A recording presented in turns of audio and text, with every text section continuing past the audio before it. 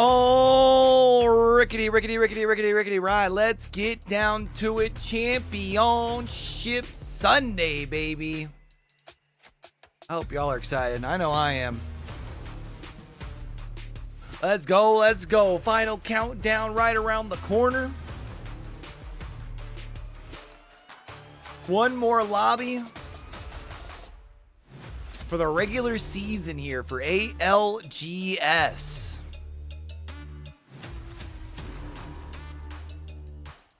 Need to make sure y'all are bringing the noise, bringing the funk today. Deutschland! Guten Tag! And to everyone else watching from around the world, welcome to the ALGS Split 2 Finals.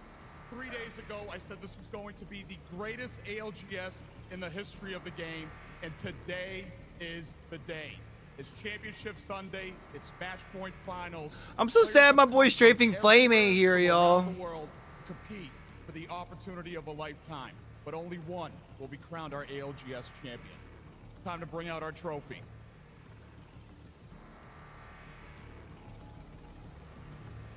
Who's bringing out the trophy?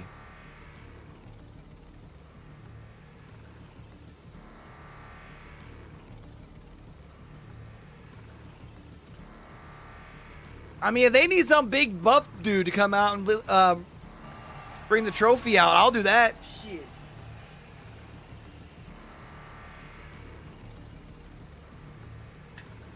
Now that we have our trophy, time to bring out our team, starting with their unstoppable. It's the boys! Let's go! Looking dominant, it's Furia!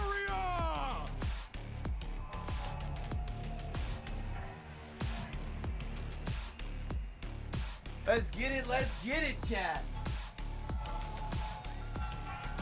Bring the hype, bring the noise, bring the funk. Gaming gladiators!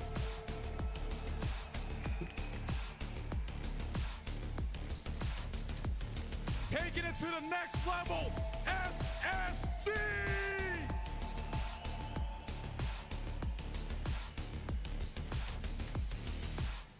Bringing the energy, it's NRG!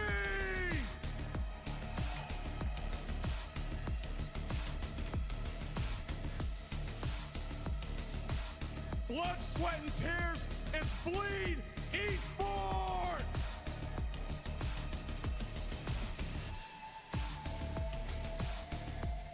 One squad, 3 world champions, it's Team Falcons! You know, once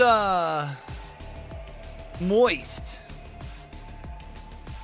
wins this one today, APAC South has more ALGS Championship IGLs than any other region. APAC South does.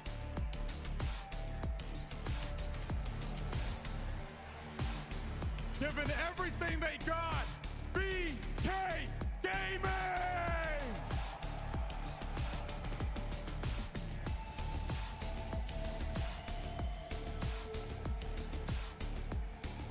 '23 World Champions, TSM!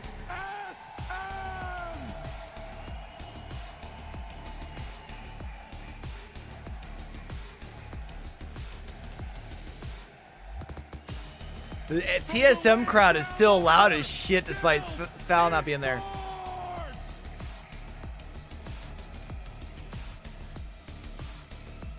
Give me Guild or Moist, bro.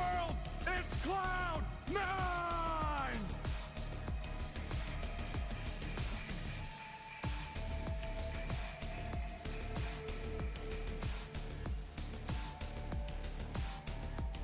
They're the Trojans! Knocked them! Scan!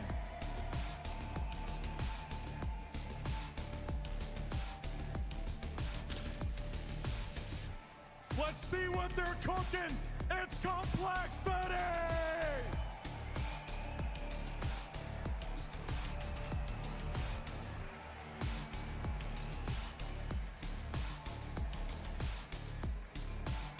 Fire in their hearts! It's Dream Fire! Crazy to think that of the APAC South teams that are all here in Grands, Legends is the one's not here. Japanese powerhouse, Fnatic!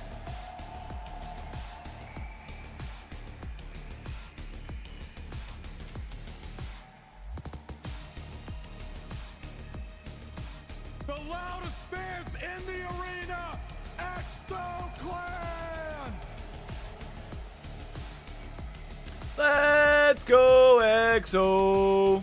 Via Mexico, Team Liquid!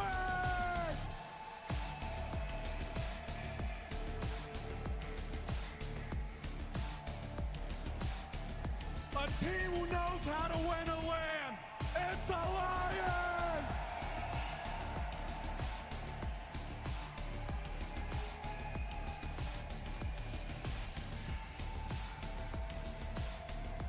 Representing Apex South, Makers! Wow, I got quiet in there. 60 players, 20 teams, but only one trophy. The crowd makes some noise Woo! because this is the ALGS. Rain Day, take it away.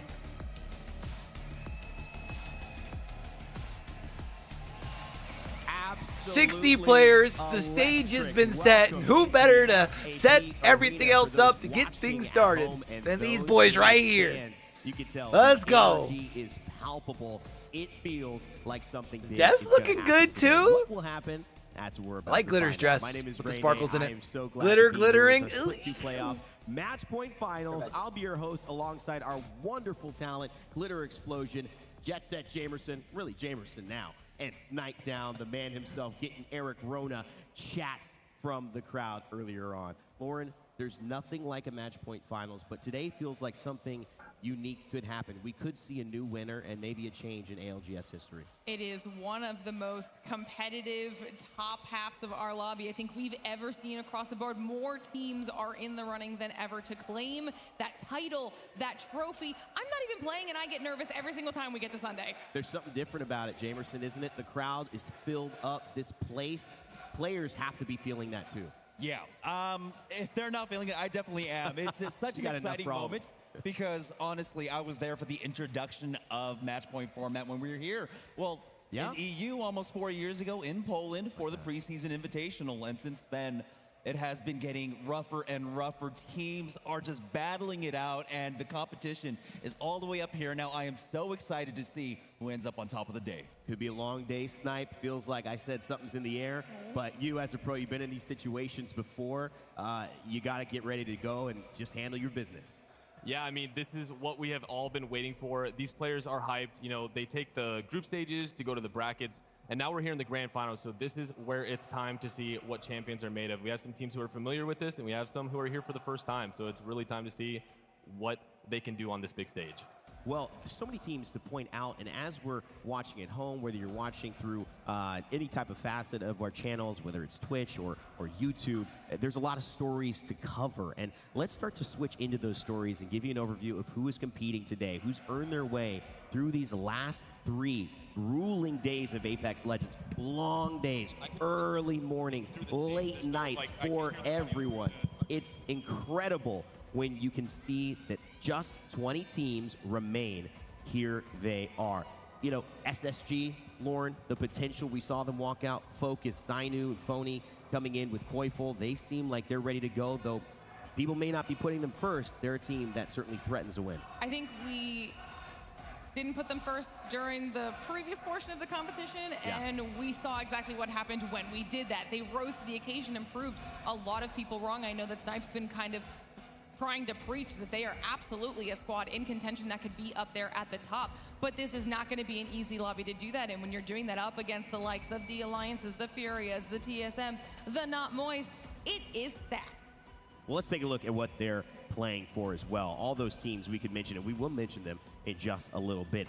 $1 million on the line this evening in Mannheim, Germany. And that is a lot of money, Jamerson. $300,000 to first place. You know, life-changing, impactful finances. while the prize is great, $1 million, I think right now with the amount of talent that we have here, with how rough the competition has been, that it's more than anything else for all of our competitors. They want to win. They want to be the champions of the Splatoon playoffs. I think that's what matters most to them. You know, I think you're right. There's a lot more at stake than just the money, though. These players, You know, you $3 look at it grand from ain't home, too of bad course for a the money weekend is of a big work, deal. you know? But at this point, there's so much history. People are fighting for supremacy in so many different ways. I think a lot of players would reduce their prize pool to hoist that trophy and finally say, I am a champion in Apex Legends. Let's start going, Lauren, into some of those teams we want to focus on. I know you've been preparing, and the big thing for me is North America is a team is kind of a region that you've got to focus on if you're coming into Apex and saying, who are some favorites? There are truly too many teams coming in from NA to list them all. But we have to talk about our two top dogs that we were talking about coming into this event. Everyone has their eyes and on Falcons. Not Moist and Team Falcons. I mean, we'll be starting with Not Moist, but their performance here at this LAN alone has made them terrifying, to say the least. Okay, now they've got their drops. No one's going after them. There's nothing for them to worry about. And when we're talking about individuals, Waltzy at the top with our kill leaderboard, as well at the top of our damage leaderboard. Right behind him, Guild. Waltzy has 59, Guild has 56. They're both Bro, up there Waltzy's in just damage. playing out Then of his you go down fucking to Timmy, mind and this regardless of the weekend. fact that he's on Crypto, It's wild. still in the top 12 at 43 kills out of literally everyone that's played, and that's including every single series of matches as well, which means they technically have some matches less than some of our other individual players. I mean, the fact that they are where they are at right now in such a confident fashion. I mean, they're making it look easy, and they've done that in some of our most difficult lobbies. They are proving time and time again why they deserve to be the powerhouse that we're all considering them to be. Not to mention you've got Waltzy leading. We even heard in the interview just how good he feels like he's gotten at IGLing now that they've really nailed down their entire strategy. I mean, there is nothing bad really to say about Not Moist. Honestly, Championship I did Sunday. have some Let's doubt going into this. fucking There's a get reason it. why I didn't pick them, you know, for predictions when it came into the group stages. I still want to see how they would be tested when it came to LAN, and honestly, they more than withstood that test. They more than withstood the fire there. And if Oh, you're gonna you know what talk I need about to any do? other team I that need to might look be able to at test against them, we the do have to CCS bring up, schedule. well, the big old bird in the room, and it's Team Falcons. Right. I mean, obviously, everyone they've got a massive fan base, right? A team that is no stranger to match point format. Arguably the match point professionals, if we would call them that here. They are now the super team. We've been hyping them up for such a long time, and now they might have had a little bit of a slower start than what people would have expected out of them, but this is something that they do. They thrive under pressure. We've seen them even in individual series, Eric, do nothing in the first three and then blow people out of the water in the last three and have better scores than anyone would have had in six. Oh, a lot of these We've don't have absolutely game seen like that out of time set Falcons, yet. But I think this is the first time that we've seen them a little bit uncomfortable. This team is usually on characters that are very aggressive. They're slaying out the lobbies, and they're putting up those big kill games, and they really haven't been able to establish that kind of dominance throughout the group stages and even in the winners bracket finals. So it's really going to be one of those, did they find those characters to be comfortable on? Hal's on something like Newcastle, Jem Burton's on a Crypto, and it just feels like this meta is something that they haven't adjusted to as fast as we might have expected. Well, you're saying that they might be a little bit uncomfortable. We had a tweet from Hal, We okay, have. and I want to pull this up because he is pointing out that he is now the only player in Apex history to make every single LAN finals from the beginning, which he's right. That is a pretty insane achievement. He has been here from the very start of this competitive entity that is Apex Legends Esports. But to counteract that, Waltzy I has guess he's- literally never dropped down into an elimination bracket for any LAN he's ever attended and has always made it to grand finals.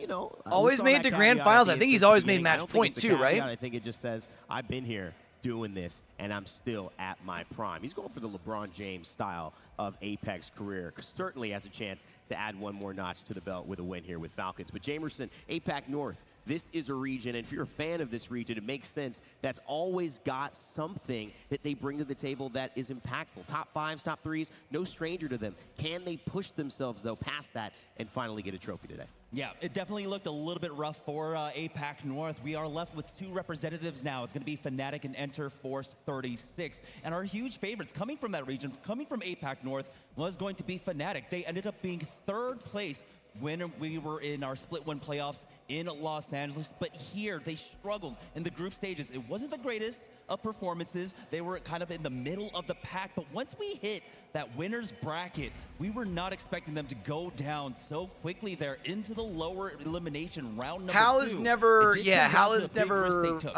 missed the grand finals. Alliance there on Storm Waltzy, Point to the detriment of both teams, but moving into is the our one that finals they're day, talking about our has never gone down to the lower match play bracket. Finals, they decided to play a lot more safer. We're not taking the same kind of risk, and they're going to be able to play a little bit more of their game. They were extremely dominant throughout their split two. They had some of their best performances over and over again. They were so consecutive in their performance, and now we want to see if they have what it takes to bring it home for us. But, of course, speaking of our other representatives from APAC North, we've also got Enter Force 36, and of course a special place in my heart because I do hail, my family does at the very least, from Korea, and I love that we still have Korean representatives here, especially with Reject Winity. Did they announce the location yet, or are they going to do that during Grands? They probably announced it during Grands that we're going to Japan, right? That's right. What a moment to have that for APAC North, and then to feel like it kind of crumbled midway throughout the split. This is a chance at redemption. Yeah, and it's a massive one. Waltzy has also never missed an ALGS finals that he has played,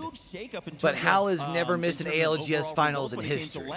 It was our first time that, well, we got an APAC North team because getting a win there. Because he was a day one Reject Winity competitor. did it in great fashion. And then when it came to split two, they kind of just disappeared. The meta got away from them. And then now, before we got here, a huge meta shift came in itself. And Enter Force 36, it looks like they have found great adjustments for it. But right now, they are a little bit in the middle of the pack. We saw some great aggression out of them when it came to our winner's bracket final. And I want to see that kind of same fire coming out from them. Somebody's got to steal this. I always say that about match point. It is not given. You have to take it. That is how it goes in Apex. Don't leak that. Yeah, I know, right? Especially if APAC North come in with that mentality, they should be okay. All right, let's talk a little bit about some of the regions. Speaking of APAC, APAC South that have some representatives. Again, not too many, but two teams that we've got to highlight as well. That's VK Gaming coming in, and I think this is a squad that has a little bit of potential. When you consider that they have landed themselves in winners coming into this, it is a great showcase for them. Now, APAC South has kind of had the traditional worry of, you know, losing all of their best teams to North America. I mean, we've seen it with Dark Zero. We've seen, I mean, it's not a lie there. We've seen it with Dark Zero. We've obviously seen it with Not Moist as well. But VK Gaming has an opportunity to do something landing in winners. Third place, that was phenomenal from them. But when you look at a team that maybe is catching a lot of people's eyes, oh, there it is. Okay. Somebody tell me what that means. Means the lobby's easy. Let me just pull up my Translate app. No, it's not picking it up. I have no idea. Yeah, I know. Get your Google Translate out as well. VK, so excited to be here. You could tell they're cool, calm, and collected. And I think coming third in Pro League and having an opportunity for them to play, it's been a good showcase. They're running that crypto, the Newcastle and the Watson, and this is the type of more consistent composition that we've seen across this meta. Teams who were struggling are teams that were thriving in that Bloodhound Bangalore meta, and teams that maybe weren't getting seen there weren't comfortable with the aggression. But now we've got a lot of players who are feeling like this suits me, and you can see playing nearly most of the controller type legends, Crypto, and then obviously Watson adding in the Newcastle for support. I still think the Watson Newcastle should be played more in combo. Like, I know people don't like how it synergizes like in the current meta, but I think it makes so much sense. To me, Guild guys, that's a squad that we have to talk about. MT comes to mind as the story, right? Going away as the IGL from Not Moist, taking a break, and now joining Guild and qualifying here through Elimination Bracket 2. It makes you wonder why Not Moist is doing so well. Well, don't wonder anymore. MT was IGLing. Waltzy learned from him. Waltzy's now got that skill of IGLing. MT just bringing it to another team. Guild has looked a pretty dominant force, but coming in 6th, you would have thought, out of Pro League, maybe this isn't the team that we should expect from. But 3 weeks later, they go to EWC, they place 9th in that tournament with a pretty massive prize pool. That gets their engines revving. They come into this now with the ability, in my eyes, to capitalize on that and push it even further. If Guild were to win, this would be the beginning of the MT story in a massive way. A star in the making, and APAC South certainly has. But why is he a star in the making? People have known about MT since Moist. Now, Eric, We save this one for last because we are in this region. It's the first time in 5 years we've been to this mainland Europe region. It's, of course, EMEA, and there are teams who can do it. Yeah, and this crowd has absolutely been letting us know how important it is for their region. It would be amazing to see a European team come out and win a tournament. And I'm going to have the luck to talk about this Alliance roster. There is so much. This team has been all over the place this tournament. It's been nonstop when it comes to their ups and downs. They start off group stages really strong, then they have a struggle, then they do strong, and then they struggle. So for them, it needs to be known that they are coming off a very recent tournament win, but at the same time, this is not the same roster that we're used to seeing. We have Tyler FBS, who is taking the place of Effect, who is unable to make it. For anyone at home who wasn't aware of that, and they have still been able to put up the points, make their way back into this grand finals. And we get to look at this team right here. They're hyped. Hawkus is a great IGL. This man has such a lucrative background. I was talking to him backstage, and man, are they confident. They were able to go from the losers bracket, or the winners bracket finals, where they got 2 points. They ended up in 20th place to go right into the elimination finals to make it to the grand finals, where they're able to get top 4. They looked great, and a big reason for this is their POI drafts. So one thing that's been interesting is they've been favoring the Trident pick on Stormpoint, and a lot of times, if you get that, you scare off teams from taking Northpad. And for them, when they did have that unlucky elimination bracket, or losers bracket, they had Fnatic right next to them. So they were unable to get those rotations that they wanted, and now they get Northpad and Trident together, and as well as they get Overlook and no one's in the East Fragment side. So they're going to have very favorable rotations, as well as being able to pick up all those Evo shields along the way. The next team that we get to talk about is Gaming Gladiators. This team has, if you're not familiar with them, you're going to be. Just realized I've been quiet. My bad, Chad. I was no way. This trying to finish up on the side at this here. Tournament. It's all when done though. you talk about success of these teams, this team has been by far the second most consistent. By the way, this team week we outside may be of picking up Mountain some West collegiate in the group Rocket stages. League They got a games and second casting place, up a over third on our place, and a fourth Twitch. place, We which might is a multi great stream them. We'll confidence see. going into this grand finals, as well as a 4th place in the winners bracket finals to bring them here. So when you have that type of success, you get to pick the POIs that you want, as well as we've had some amazing pieces by Blast. We got to see how important it is to have his family here. We know that gave him some extra confidence leading into this. We heard it in the past. And with them in this crowd to support them, we've seen with the likes of, the Verhulst family, and we've seen the Jem Burton family, and all these people that have come to support, just their family members in general. And I'm excited to see this team, and it would be incredible to watch them come out. Honestly, it'd be a great story if Gaming Gladiators walked out on top. Family, the stories that we get to tell. We do usually talk about the Verhulst Strafing family, Flame which is actually here, made a post dancing about right Light, next to our desk as well, talking about how more people should be Verhulst's parents giving him here. his It's just a flowers, great which is thing really to cool. Look at and see as these stories become. We get more opportunities, I'll say, to tell them. It's not like they're becoming anything new. We're just shining a light on them in a bit of a different way.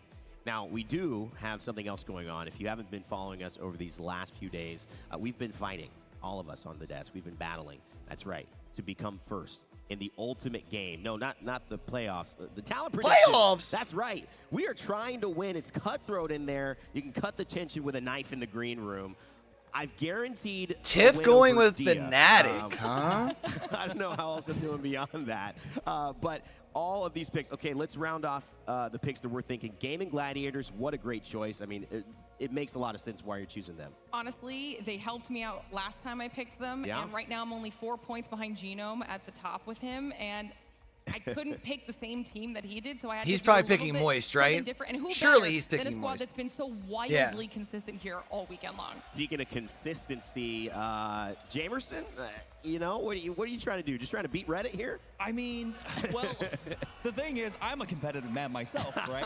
So we do have Genome on there with a 502 rocking the Moist as well, but I am sold. It took me a little while. I needed to see what they've got, right? Especially when it came to the winners bracket. That was what confirmed it for me. Bro, they are Group stages, such an anything amazing goes, fighting but team. when I there's can't wait so to do much VOD on the review line, on Moist when this you week. don't want to get knocked down into losers, teams start playing differently, and Moist, they weren't fussed whatsoever. They didn't change anything about the way they played. They kept playing their own game. They were fragging out in one of the hardest lobbies in Apex Legends and made it look easy. So the choice was easy. The choice was easy. Not Moist is clear a favorite, not just for us and in the talent room and you probably at home or on Reddit, but in the stands. There's an incredible amount of Moist jerseys in this building right now. Gaming Gladiators, speaking of them, just Lufka, Light, and Blast, a great trio. They kind of did pop out of you know, quotation marks, nowhere, but not really. It's more like they're making their presence known.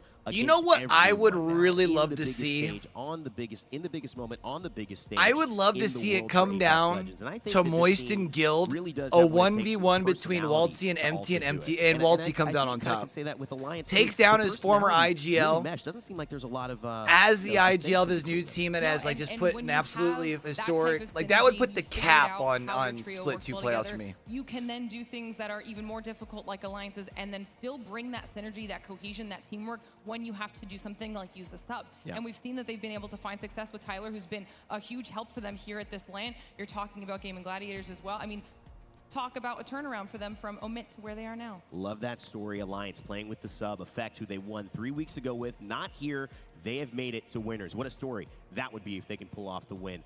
SSG, Koiful, on your screen. What's Snipe, Guild's- Has your opinion changed since day one when we talked about them? Yeah, Twitter. I got to talk about them at the start of this weekend on Thursday, and I get to start today talking about them Guild again. I Esports. think that this team has all the pieces that they possibly need to win tournaments. They really had a lackluster group stages. I picked them to win actually in a couple different group stages, and it all comes down to how quickly they can gain momentum.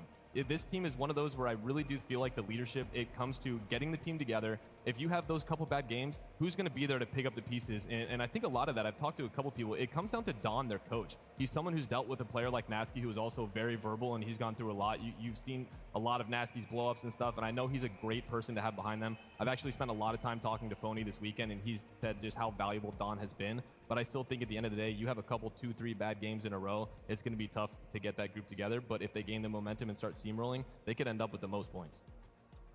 The big question is who will win today.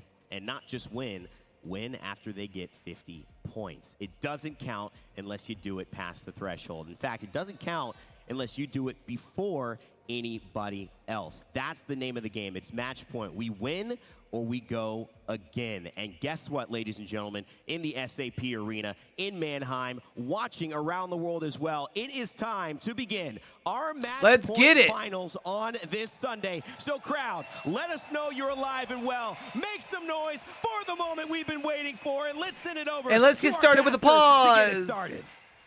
Thank you so much, Rain Day. It is finally time for the ALGS Split 2 Playoffs Match Point Finals in a sold-out arena, SAP Arena. Make some noise!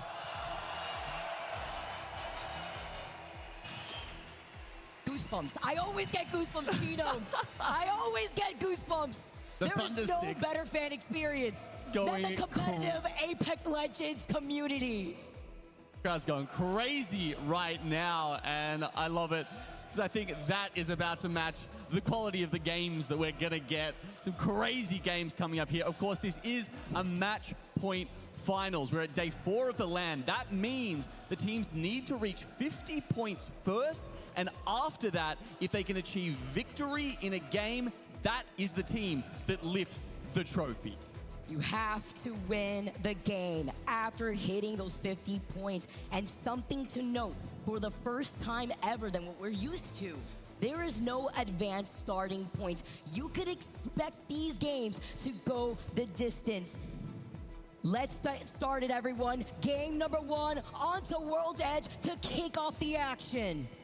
Of course, you can see on your screen here the POI draft. This is the first ALGS LAN that we have seen with this system in place. As you said, instead of starting off Let's with go, advanced baby. standing points, It's match point format they time. pick their POIs, and we drop in for the first game on World's Edge. The ships have left the building. In this case, they've left. No, World's they Edge, have and to they've left start our the teams game at on their 50 POI. points.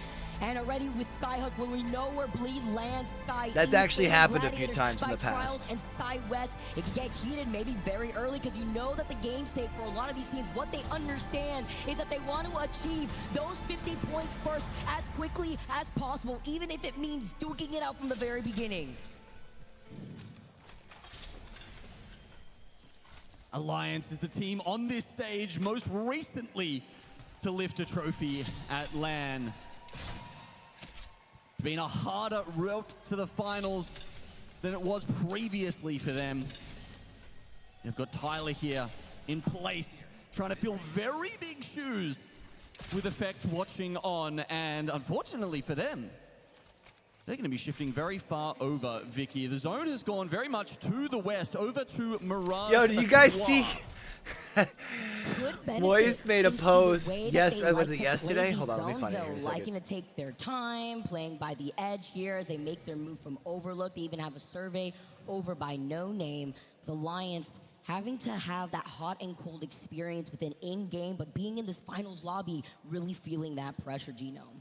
Well, Complexity starting off from staging with the ring console. They're moving in quickly, and as you can see on your map here, TSM have been afforded a boon in this finals. Yes. They get both Lava Fissure and Mirage Etoile. No one picked Mirage, and that means they can actually loot both POIs. His teammates do come down and join him, so luckily it looks like Complexity won't be getting a first pick early there onto TSM. That would have been disastrous considering the zone is Exo Clan's right on pulling top of in their head. early. And we know that Bro, with the zone everyone's like going to this too, rotate early. Furia You got all VK as Gaming well and to Guilds come fighting out on up top towards of that choke north of Survey. Thermal, where there's an Evil Harvester on their pathing, but we have early action here for Guild and VK Gaming over by Survey Camp, which could also be a very easy third-party situation for Not Moist. Yeah, Epicenter Survey Camp teams running into each other early.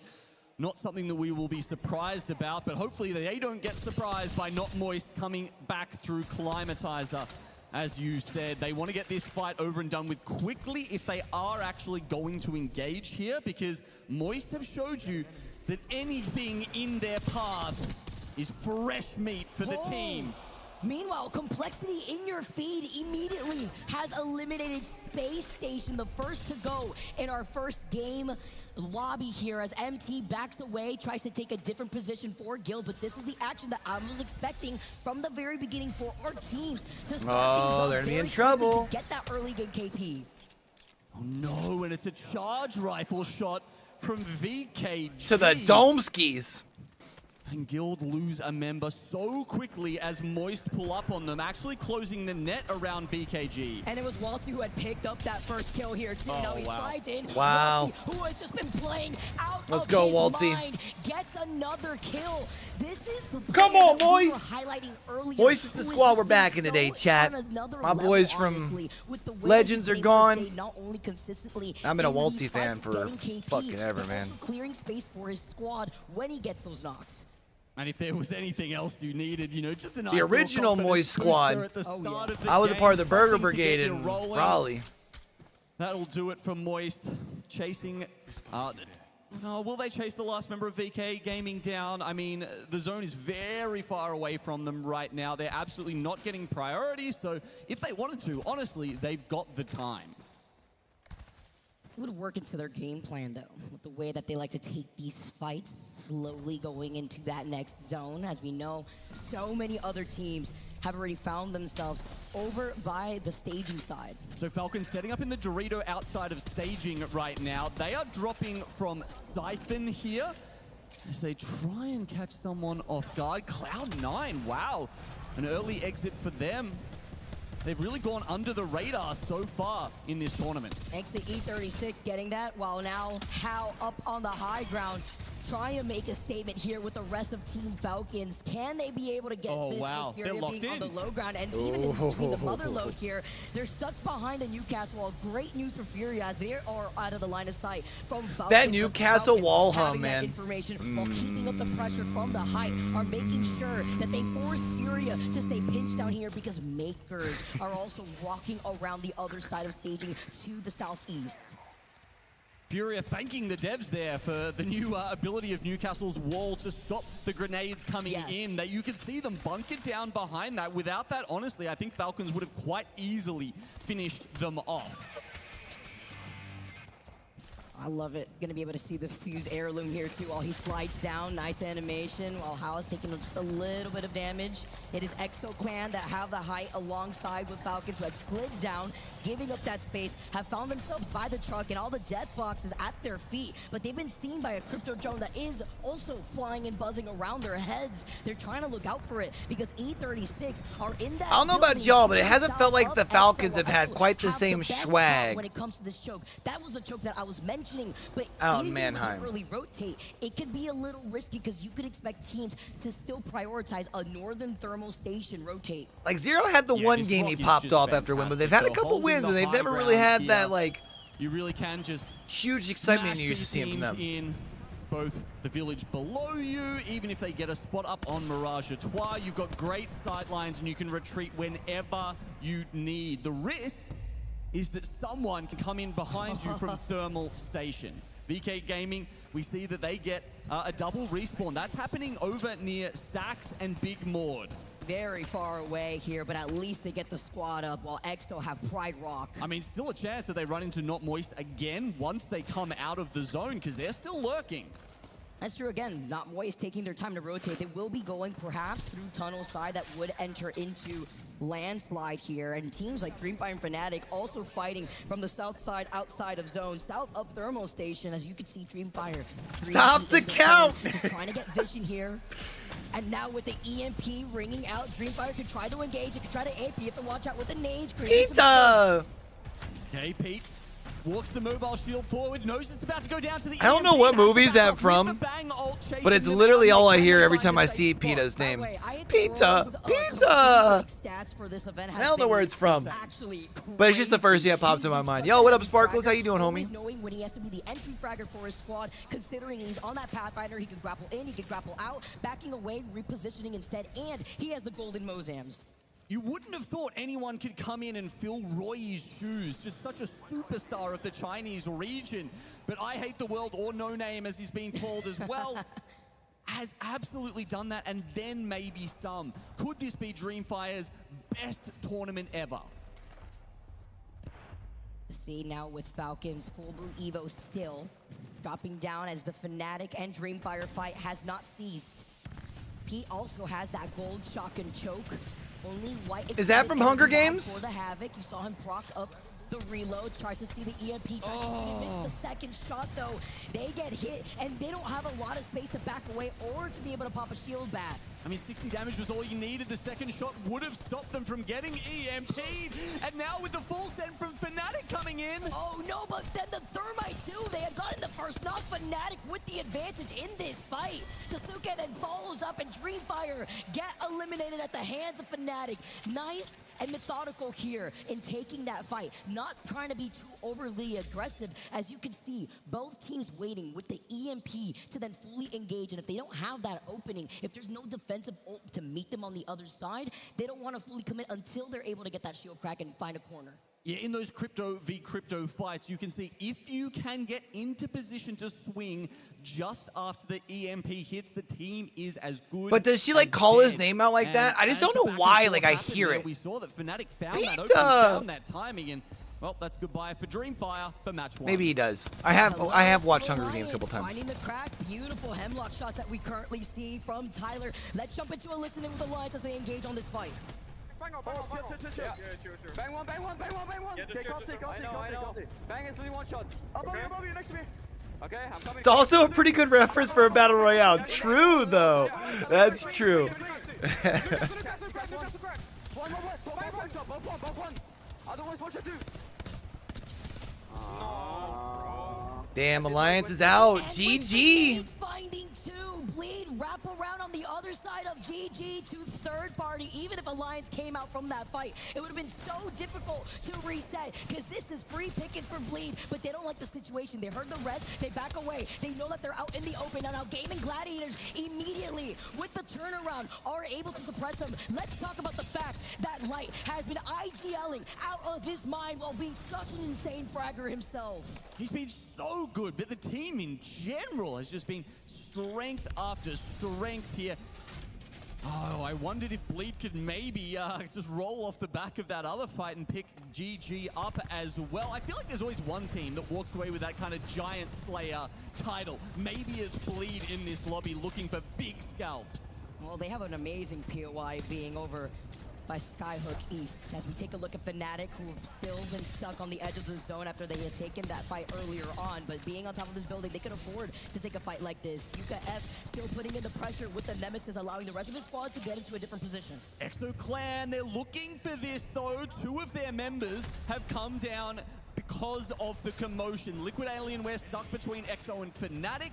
One member of EXO still holding the hill so they don't lose that fantastic position, but we are expecting EXO to maybe get involved in this and pick up some kills. And that could still be very So risky, apparently, though. according to Just X, enough where you could get or not even caught out by according to X, Fnatic. the They clip get from another Wig's crack, stream, but you gave up he was that almost in a by Vin the Diesel team. movie as a Now you're kid. forced to Crazy. back away to prevent other teams from walking in for free, from taking that from you, because it is now Liquid Alienware that was pinched between EXO and Fnatic, as Liquid Alienware are stuck between the crates. I think it's all over Red Rover for Liquid Alienware here. We'll go over to Landslide as we see closer to where the circle's actually pulling. It's gone very north, not towards Mirage Etoile, very much towards Landslide. And that's where Guild, you can see, set up on the high ground there. We're trying to deal a little bit with Not Moist. Looking back at this other fight, I think we're just waiting here. Just a matter of time until Liquid get pinched. But do you even have time? The circle is about to close in the next 3 seconds, having to maybe call an evac tower to get onto the other side, because with that, when that circle closes in, you still have to deal with EXO from the choke. Yeah, well, it's Fnatic that actually call in the evac, and but Are they up? No, they can't. Team Liquid's right there. Because Liquid is right there. What? They take too long. Fnatic gets taken out. Complexity's about to fall to TSM. One member of Liquid has slided at the foot of that evac tower to clean them up, but Liquid cannot res them. They still have to move forward. In the meantime, EXO looking to pick up the extra kills they do. They get them from Liquid, and that's important how quickly they did this, because despite us saying that they had such a fantastic position, they've now had to vacate that and move further east. And they're inside the zone. We're trying to attempt to get onto the edge of the zone. They've made it already through. We also saw on the feed, by the way, TSM finding Nox onto Complexity, and EXO Clan have the high ground here, while TSM will be exiting out of Mirage. Will also use a crypto drone to get a scan on the survey to see where all the teams are within the vicinity of the zone. EXO Clan. Yeah, they lose out on 2, and it's only up to K20, keeping the dreams alive. Damn. Makers taking out EXO. The previous EXO clan taking out the new EXO clan. Funny enough. Huge amount of time to reset here. I like that we're getting some vision of Landslide now, because this position will be important. Guild for the longest time now trying to hold out Not Moist from the height, but they're going to have to move across. The position that we saw Gaming Gladiators in before is probably the best in the lobby right now. They have the north side of the zone to themselves. They'll be able to move down from there and really start holding out some of these other teams like Guild and Moist. Can we talk about the amount of fans in the crowd for Not Moist? Hashtag let's get wet here for a team that has been performing out of their minds, but Team Falcons, a team that's really been struggling, finding themselves with 0, having to back away. It's only up to Jen Burden to close between the smokes. Falcons out in 12. Hey, could we get the spicy meatball to start the games today, huh? Struggling on World's Edge this tournament. I mean, struggling compared to what we're used to from the Vicky, which is complete and utter domination. But it won't happen here as they go out in TSM. TSM. Some help from TSM, by the way. You saw them on the other side of that fence after they now swoop up and take E36, sending them right back to the lobby. Now, Not Moist, though, Glossy losing out on his shield, understanding the situation, having to back away, sends out a Sky Nade, is able to pick up the battery. Furia get eliminated, 9 squads left, but Not Moist are still feeling peppered by the team that is right in front of them, while also getting out of line of sight of the team that may be holding the platform. They've got the Fuse, Guild have the Watson. But Guild are on the move. They can't necessarily get set up and be able to have that pylon to deal with all the ordnance coming out of Moist. But so many teams are looking at them from where they are positioned in that corner, because you know that you could see them also when you're on the high ground of the bridge. If you are Bleed Esports, that had a fantastic rotate into that southern side of the zone. You can see it was a desperate pylon attempt. It lasts for a little bit, but the top of it was just poking out over that box, so the other teams from afar are the ones to destroy it. Now with the EMP, they have to try and retreat behind this smoke. They've done it. Moist don't see them as they actually make it under the bridge. Welcome to the crypto meta. When you see the EMP and you get caught in it, you're going to be forced to back away if you don't have a defensive EMP yourself. Noctem have been able to reset here, but they were able to get a knock onto Legacy. Empty finished off, Legacy down. I don't think Guild are going to be walking away with this one. Not Moist. They made the move first from Landslide, and despite attracting a little bit too much attention, they win out in the end. So listen to the EMP onto Nox. He's lost out on his shield, but he'll have enough time to pop that shield back. Maybe even go for a swap. There was a box right there because it was Makers who were trying to contest them up on the TSM's high about ground. to roll up and third party that. Beacons that are right below the feet of Noctum. They could use that as some cover. Gil too, but not Moist aside to engage on them. And Gil get eliminated. Noctum with the Kraber. Let's just talk about the fact that Atnam has been on another level with that Kraber. And now Noctum finish off Bleed Esports. The crowd definitely getting behind Noctum's scan. A little bit of a surprise package for us here in Mannheim. Gaming Gladiators now taking survey of the land in front of them. As we mentioned, they've got the north to themselves. The zone is to their back. Everyone else is going to be running into each other right now, and GG are just going to look on with glee. Oh, Rex, he tried to start blasting, but he gets taken out, and Zap is going to meet his demise right alongside him. Makers playing off the back. VKG still slightly. Come on, VKG. Get us a good start. It's solo while Noctum still as a 3-man. Look onto Gaming Gladiators, who have circle advantage.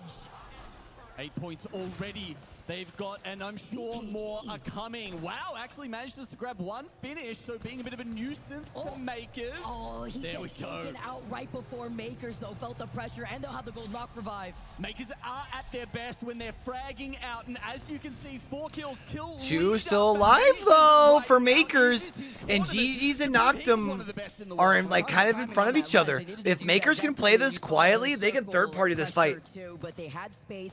They had some room to breathe. They're gonna bring in a revive. Like they're calling in They're gonna a respawn. peak, and Gaming Gladiators have No out the way. bang ult, trying to prevent that situation from happening, clearing up the space. That bang ult isn't gonna hit where the respawn there's is. respawn beacons everywhere as far as I can see. I think too many of them are in the zone, unfortunately, but there we go. Can he find his way back to a death box and help Noctum his and team Noctum and out? Gaming Gladiators are about to fight one another. Struggling, might be able to get medkit off behind that smoke, but the circle. Makers are a full 3 again. Soon, Vicky. Probably having a gen right there too, after getting that res, knowing that you have little cover to play off of between the crates and Because they can force this fight between the two, especially if they wrap to their right a little bit. Sticky being back. This would be an insanely clutch play for Makers, who have held this high ground. Remember, we saw Bleed here originally. Yes, there is that gen. I did see the passive shield regenerate. Yeah, if they wrap to the right and force Noctum over into Gaming Gladiators, they can at least guarantee themselves second. But for now, they have to start getting involved. You can see them taking up space here. The Newcastle castle wall is down. They've got a couple of rocks to play behind. But how long will this last for? Catwall as well. Exactly. I was just about to say, with the catwall being available for them, they could slowly inch forward out of the cover that they have already built up for themselves. But you have to be careful with Atnam and this Kraber. He misses it this time, but he has been... I'm really surprised they haven't tried taking that Kraber left. Landing those shots. I mean, oh, that's going to be a big EMP. Surely is coming out soon. You can't lose the drone now. That would be such an ugly spot, but they don't. The EMP goes off. Noctum knows exactly where they need to wrap. See, this is what Makers needed to do, which was force the fight earlier. After the EMP to initiate the engagement, Makers get eliminated, and now this is Gaming Gladiators, who may be taking a little slow of their time. As soon as they dropped off low ground, they needed to full send that fight. To take the first dub of this match point finals for Gaming Gladiators. It ended up being 2 cleaner fights than I thought that was going to be. I thought that was going to turn into one little clusterfuck. But Gaming Gladiators does a good job of waiting until it's over. Vicky, as if it was expected, as if this game went exactly as Gaming Gladiators planned. 6 kills, 18 points. That's a solid start on their way to 50 points and achieving match point eligibility. Let's not forget when they had engaged on fighting Alliance and Bleed tried to third party them, didn't like the timing to that. Not only did they reset off of Alliance's death boxes, but they still maintained control over that side of the zone. They had priority after coming out from Sky West, from Trials side, and they still were able TSM does a good job getting 11 points though. So many teams, even TSM, remember, no one got had collapsed. placement points based off their performance because it's all based off of the POI draft now. That's the advantage you get in uppers. could they have ended up with the 18 if they'd pushed forward and been able to win out in that fight? If Makers pushes forward sooner, Makers has a 20-point game. Knock them with 8 KP, still set them only one. Because even if they finish in second, they get their 3 from KP and their 2 from placement. Placement points though, not them had been able to get a few extra kills to put them right next to Gaming Gladiators. Pretty even there between our top 2 teams, and wow, okay, after Alliance walk away with a LAN win, all of a sudden there's a lot of EMEA teams up the top of our leaderboard right now. It's almost like, you know, we're in Germany or something, and it's great to have the home crowd here to give these European I mean, teams EMEA their support. performed well at It's been great EWC, thus so we far can't for be that too first surprised. game. Still sticking the world's edge, but don't go anywhere, because we got some more Apex Legends finals on the other side of this break.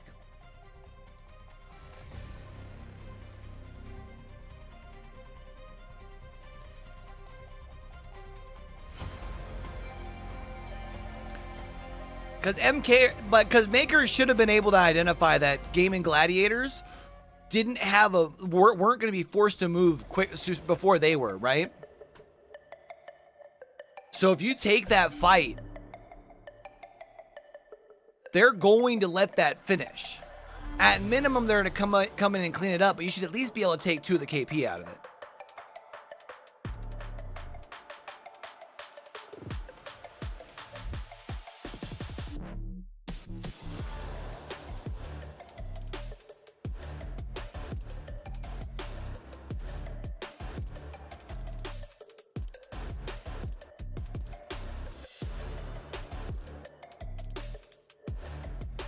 I'll go pee while we have a break, chat.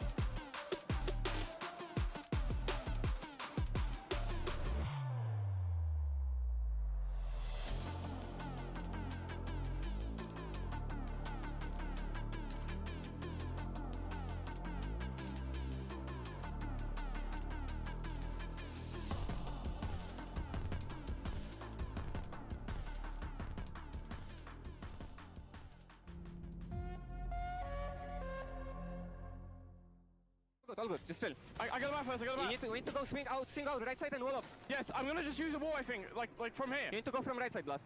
Yeah, I see that, but I can't really get there. I smoked. I'm gonna wood it, I think. Do it. I wood it. Yes, all good. You're safe on the Play wall. right side. Yeah, play right side. I'm gonna wood shit, I'm gonna wood shit. Anything. Go down.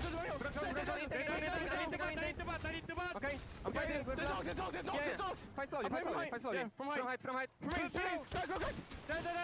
Let's go. We're so good, boys. We're so fucking good, bro. Welcome back to Mannheim, Germany, everybody, and welcome back to Match Point Finals Day. It is a special time whenever we get to find ourselves on a Sunday, find ourselves here in Match Point Finals, and it's Onset and Gaskin to talk you through our next game. Before we get there, though, we're going to talk to you about some of these beautiful things you can see on your screen, and that is, of course, these Battle Beaver controllers. They are the official controller partner of the Apex Legends Global Series. Use code ALGS on their site, battlebeavercustoms.com, for 20% off during the Split 2 playoffs weekend. You can go directly to battlebeaver.gg/ALGS to automatically apply the 20% off code. Now, Dan, we've just got here into the Casters booth. We've just watched GG in front of a European crowd here win game number 1, and now we are set up beautifully for match number 2. Absolutely perfect so far from Gaming Gladiators. Would they be able to be good enough to match up with some of the biggest and some of the best? Well, so far this tournament they've been good, and now here in Match Point Finals they have demonstrated they are the team to now chase after the first matchup, but can they carry on with this momentum? Interesting to see on these leaderboards as well. It's not just Europe on top, it was a Europe 1-2 as well, as Noctum were just in behind them as well. And I just need to give a shout out to the crowd. It's only game 2 here, and you guys have been absolutely electric. It has been brilliant to be inside of this building, and we're looking forward to that noise going up and up and up as we get through these games. But let's take a look at these competitors. This is the lobby. These are the players. These are the teams who will be following here as we head into World's Edge. The Gaming Gladiators, they were in my top 5 teams of this tournament for World's Edge in particular, and that has carried on here into Match Point Finals. The other teams up there, Not Moist, Alliance, Guild, and Exoclan, they're the other squads that should be putting points on the boards when we're on World's Edge. Because when we move over to Storm Point, as I always say, the better teams, they transition. We get to see other squads that actually favor a different map. Well, let's look at TSM then. They had some really good moments, got towards that end game, but just couldn't win that final fight that they were involved in to push themselves into that top 3 or 4, which of course they would have loved to be in. But one team, I mean, we were having some conversations, and you might see that I'm missing from the predictions graphic, and it's for good reason, cannot be trusted. But GG, I've been talking to you all morning. Everyone who's asked me, everyone who came and say hello a little bit earlier, I was like, who do you think is going to win? And I'm on the GG train, man. I think they are. I think Eric put it so well on the desk snipe down. He was like, they have become undeniable, right? In their performances, not just here, but in recent tournaments as well. And they are looking like a powerhouse of a team now to try and take down in the lobby. I mean, worth looking at Gaming Gladiators, right? They're playing from Skyhook West, which is a very desirable POI. It's in the top 5 POI win percentages so far this tournament, and they've just put another win on the board. That is their 4th World's Edge victory so far this tournament, more than anyone else on this map. So as we get further, as we get deeper into Match Point, if they find themselves on World's Edge, once they've reached that threshold, they may be the team to lift that trophy. A long way to go, of course, before we do get there. First of all, it's all about hitting Match Point, crossing that threshold, and the best way to do that is get these points on board as quickly as possible. Placement kills, a good combination of the both, and you are going to get a step closer to being able to close this thing out. We're heading into match 2, everybody. Damn, Match point two finals. fucking bots? What's going on? Yo, y'all The fucking big teams I want ruthless. to look at this game, the likes of SSG, Literally stepped the likes down of to Guild, the rotate likes of laundry, man. C9. They are playing from POIs that have yet to find a victory so far this tournament. Landslide, Survey, Tree have not seen a team win from there yet, so you have to try and beat those records, beat those zeros, if you want to be able to put big points on the board here. Interesting to see what that zone actually pulled in the previous game as well. It felt like a lot of the teams, based off of First Beacon information, were playing for the Mirage side, playing for the western side of World's Edge, and the shift back that kind of gave a little bit of, I would say, assistance to the teams who had to travel the furthest, because that was the least busy side of that zone, and that's where GG really came to the fore, having the opportunity to wrap around that side from the north and clean up those kills in those final moments. But speaking of zone down, this is where we're going. Talk us through it. Yeah, and there was a few murmurs in the crowd. I think there was some cheers in the crowd as well. Maybe for VK Gaming, they're up there towards Epicenter. They will have a brilliant path towards where this zone's going to be going, but it's going to be Not Moist. They're who are switching arguably one of the casters best every positions here. They game, have a huh? console to work with at Climatizer. Climatizer has also been one of the best POIs on World's Edge to find victories from. And then, of course, you have to talk about Alliance at Overlook. Also have a Ring console.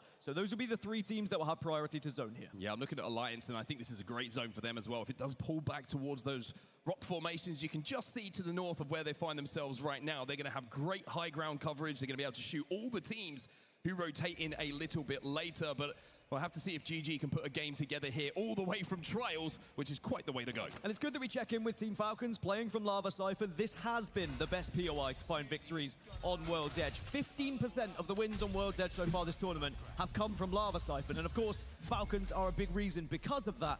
But can they put one on the board here in match 2 to try and find themselves a little bit further up the leaderboards? Because down in 16th right now, of course, they'll want to be getting to match point threshold first so that they can have that first chance of lifting the trophy. I think that a lot of the teams who are in this lobby and who have been in this tournament so far have started to just realize that although Falcons have a huge amount of credentials, they have tournaments wins that stack up above They're anyone just else. gamers, bro. Just 3 humans playing the game at the end of the day, and they haven't been afraid to take the fight when they have had to.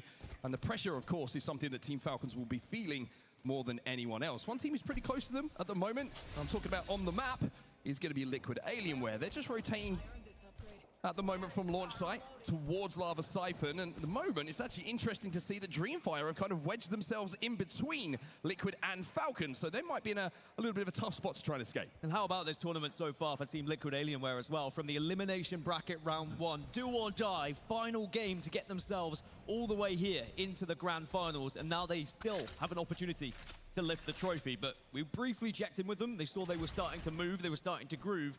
But I wonder whether Dreamfire are going to have a look at taking this fight against Falcons here, or whether Falcons are just going to say, look, we need to get on a hurry and let's start moving as well. Yeah, it looks like Falcons have decided the best thing to do here is continue our rotation. Looks like Dreamfire weren't poking, they weren't prodding, they weren't trying to get damage down, which means that they're just looking for Falcons to leave so they can hit that ring console that is left behind. Falcons going to now go over towards Geyser, and it looks like they're going to wrap for the tunnel, as they sometimes like to do, or maybe it's going to be a play towards the choke. It does look like they're actually going to go for the tunnel, so Old Trusty on the rotation towards the north from Falcons. So we've already got about 10 teams that are within Zone 2 here, and are pretty much settled for a good time, and hopefully a long time alongside it. But there are going to be about 6 teams now approaching this northeast area, and Guild Esports is going to be one of them. Oh, and actually they've been able to get a quick, cheeky knock here onto Zainu, and SSG look like they're in tatters. SSG were being pressured there by NRG, and a combination of Not Moist and Gilda just overextending. They hear the fight going down, they see the opportunity. That's just going to be free for them. SSG will be eliminated, so your stats starting to stack up here on World's Edge even after a couple of games. Yeah, they are at a POI that typically struggles in World's Edge, and maybe Storm Point could be a better home for them as we switch over to that for match 3. As remember, in the match point finals, we switch every 2 maps rather than every 3 that you might have traditionally saw in the tournament so far. So taking a look at now with Not Moist, Walty's going to be brought back to his feet. We mentioned how they were in a little bit of a scuffle with the combination of NRG, Guild, Bleed Esports are also approaching as well. And it's interesting to see what Not Moist actually try and do from this position. Like you mentioned, they did have ring console. You can see that on the top left-hand side of your screen through Guild's minimap. And are they just going to try and play Climatizer for the long game here, or are they going to try and force their way up a little bit further north? We do have a pause coming in right now. Esports, baby! But just look at our map overhead right now, Dan, as we have this pause, it feels like it's a lot of teams already inside of that zone. Yeah, most people moved very early as soon as it does shift to one of these corners of World's Edge. It's a bit more predictable, but I think this Zone 3 shift is going to be the biggest case of did we do the right thing? Because you mentioned it, down over towards Overlook, we had Alliance. They started to move a little bit north, but they didn't overcommit. They didn't go all the way up to Climatizer. They are expecting it to pull a little bit further south, and that would really benefit them. The likes of ExoClan joined them there as well, so a few teams that we're hoping for it. If it were to go a little bit further north, then there would be a real struggle to try and get into that zone for some of the teams on the southern side. Yeah, it's also, there's just not a huge amount of playable space between the inside of Epicenter Esports, and Overlook. Esports. It's just kind of open ground. We know that that train cart that we saw Not Moist in is going to be one place that, of course, is going to be played towards the end game, but very difficult to hold for the long game. Once again, we get crowd cam, though. This is a great opportunity for us to read some of these signs, Dan. I mean, Papa Jen's surrounded by Moist fans there as well. I just want to make sure he's going to be okay, depending on what happens in this series. But certainly the crowd has been amazing so far today, and I think it's just going to get louder and louder as the games go on. Because Match Point Final, as we know, is one of the most, if not the most, incredible way to watch a final in esports. How many games are we going to go? That's the real question. That's how many did you say? You were asked earlier. How many did you say? I think that we could go as far as 10 games. Of course, the biggest difference in this LAN compared to previous LANs is we don't have starting points. The yeah. threshold is going to be 50, so it should, in theory, take a little bit longer for some of these teams to reach that. I said 12. 12? 12 games. That's what I believe is going to happen today. I think we are going to have one of the craziest finals. And the reason I say that, everyone I spoke to this morning when we were meeting some of the awesome people who are out in this crowd right now, is I got different answers from everyone. There was TSM, there was EXO, there was Alliance, there was Bleed, excuse me, there was GG from me, Falcons. I mean, literally anyone in this lobby you look at the moment, and you could make an argument that they will be the players who will walk up and grab that trophy, lift it above their heads when we do get to the end of this finals. It is, in my personal opinion, the most stacked lobby I feel we've had in the Apex Legends Global Series so far. And I think sometimes we'll get to match point finals. I reckon Wig regrets that picture so much. Wig definitely regrets that. When we get to match point finals, we sometimes see that teams picture's who hilarious to me. have not been able to find a victory, right? And sometimes we'll have a final lobby where maybe 9 or 10 teams haven't actually found a victory, and they've just got through on points throughout. But the majority of this lobby has at least found one win, if not 2, some even upward of 3 to 6 victories. And that's why it is so difficult to predict, because it's all well and good getting over that threshold, but can you get the victory? It just feels like 8-9 was usually kind of like the typical point before when we didn't have starting points. Granted, we normally don't see teams just barely get past the 50 mark and then win, right? Like, but for the effort that you guys and girls have been putting in throughout the tournament, they were here at 9 a.m. on the first day. They couldn't wait to get in. They haven't stopped. Well, can ExoClan give them a reason to cheer? They are in my top 5 World's Edge teams with points scored throughout this tournament, 112. But they are very much a World's Edge team. It is a little bit worse when you look over to Storm Point. They only found around 50 points. It's fine. So they need something, and certainly with the way the circle's going and where ExoClan currently find themselves, there maybe could be a chance here. Well, a little bit of silence falls upon the arena just for a second as we get to look in on how Nessie's getting on. Feels like Nessie's like a really good luck charm for a lot of these teams. It's like a comforting moment amongst the carnage that we do see. I think at this point, Nessie is comforting for everyone involved. While the players are getting ready, you can see Unlucky, a little wave to the camera as he locks in now. And everyone will be re-entering World's Edge very shortly, ladies and gents. So thanks so much for your patience during that pause. Of course, have to make sure everything is set up and correct for every single player on this stage. As there's that beautiful countdown timer, everyone. 3, 2, 1. Let's get back. Let's get down and do what it do. Map number 2, baby. Let's get it. So we rejoin the POV of Bleed Esports. Arguably one of our best Storm Point teams in the tournament. But can they find the same success here on World's Edge to give them the best opportunity when we do shift over to maybe take a lead at the top of that leaderboard? You can see E36 have taken a lot of damage here. It's going to be C9 on the other side of this fight. Yeah, you saw drops. Probably thought he could get invested in one of those kills, but it was going to be Sorcerer who managed to get the final bullets in, having done the majority of the damage, which is going to credit, of course, C9 with that point. C9, again, another sleeper team that made a great run, almost made the miracle play in the winners finals as well to qualify automatically through to today. Just came up a little bit short, but then fought their way back extremely strongly in that elimination bracket final to join us here today on Championship Sunday. And they're going to have a point on the board already. Now, ExoClan, you mentioned them within Overlook at the moment and in a very, very healthy looking spot. Much to the crowd's joy, we have ExoClan on our screens, but it's just to check in because they're going to be fine. They're going to be dandy. They don't really need to worry about too much at the moment. What they need to be considering is getting Swinny in the drone. There you go, he's invisible. And making sure that he keeps the lookout just in case anyone does try and arrive a little bit late. Dive on in and take this position away from them. But they should be able to hold that pretty strong. The Watson, of course, is going to help them fortify this building. But it's going to be about this Zone 3 shift here. This is going to be a big one. If we go up north towards Climatizer, it's going to be great news. But if it continues to trend a little bit further east, then that is it's going to be a good start for Not Moist. Look at Not Moist. They have the whole control of that top portion of the zone if they want. Still. ExoClan, Complexity Guild, NRG, Bleed, Esports, all safe. But it now means that Not Moist will have to move a little bit further from their POI over at Climatizer towards where this end game is going to be taking place. NForce 36 managed to get a respawn while we were checking in with ExoClan, so they'll be up to a full 3. The teams at the moment who are furthest away, TSM, Dreamfire. TSM you can see rotating on the left-hand side of your screen now, all the way to the west of World's Edge, and they're going to be probably thinking their next stop is going to be somewhere around Fragment. And TSM very happy with their POIs, especially here on World's Edge, because they were able to get the ability to have 2 POIs, essentially. Over from Lava Fissure, there's always that worry that Mirage Etoile is going to be taken by someone else, and then you really are just trapped when you drop.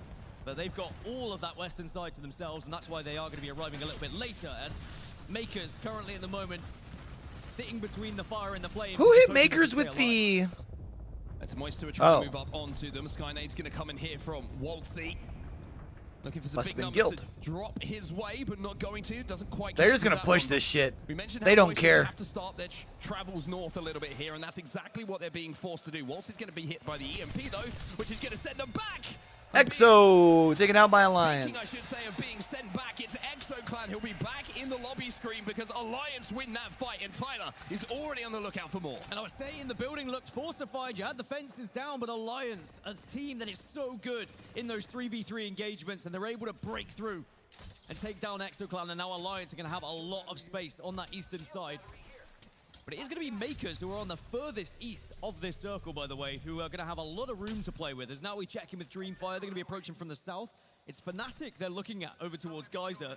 But of course, Dreamfire can head up these rocks. They don't really have to take this fight. Yes, interesting to see, actually. Fnatic kind of feinted to go the Vault Tunnel way, so Dreamfire have decided they wanted to go the other way. But Fnatic have actually turned around and might be looking to mirror them. Now over into Fragment.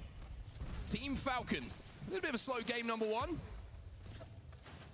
As now they move their way in towards train station. Now Furia were to their east. You can see them on your screen right now on third person, and this is what I was talking about with Dreamfire. Dreamfire and Fnatic fighting, trying huh? to catch them off guard with the mirror, but it looks like Dreamfire were watching their back, and it's one of those things that's very easy to forget sometimes in the pressure of the match point finals. Yeah, Fnatic were able to get a lot of damage. Elsewhere in the kill feed, Moist have just taken down Makers. I was saying how Makers had a lot of room on the eastern side. Poor Makers.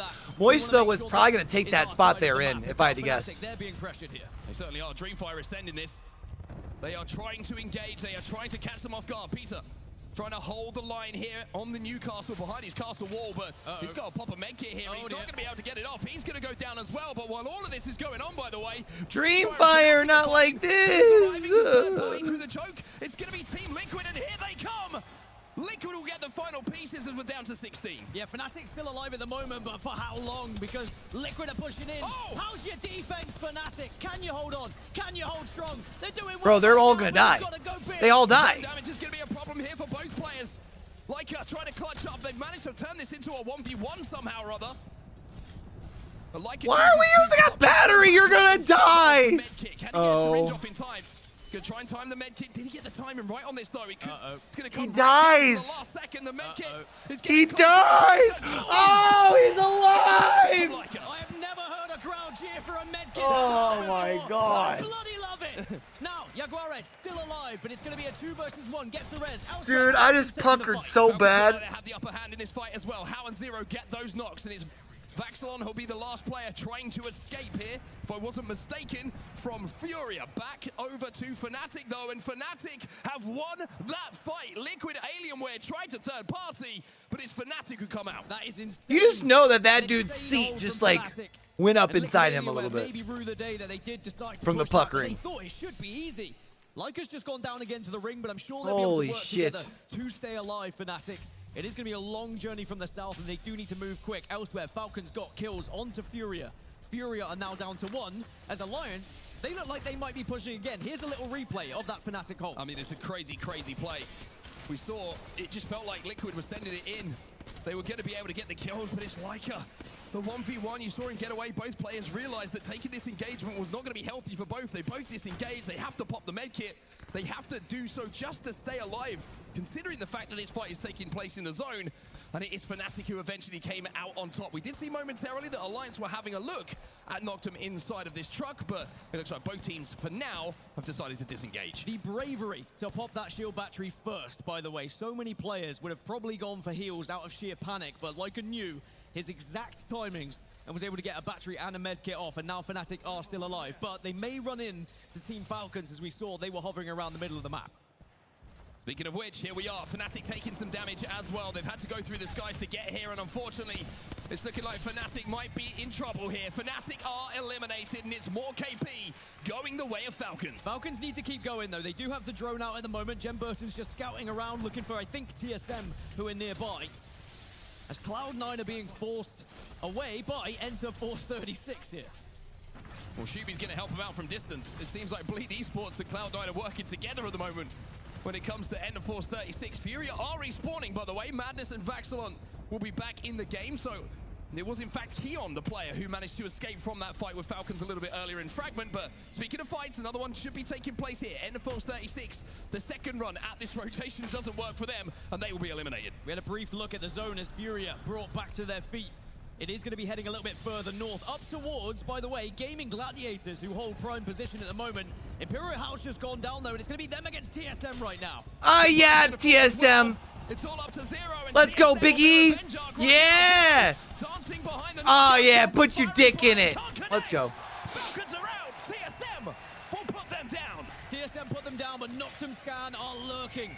There's a mountain in the middle of that cushion, though, for real. Any scraps, but it looks like TSM have been able to get back on board. They should be safe. I think Noctum don't want to drop from the position on height that they do have over in Overlook. C9, though, done some good damage as Guild will take out NRG, who tried to make a play for the truck that they currently hold.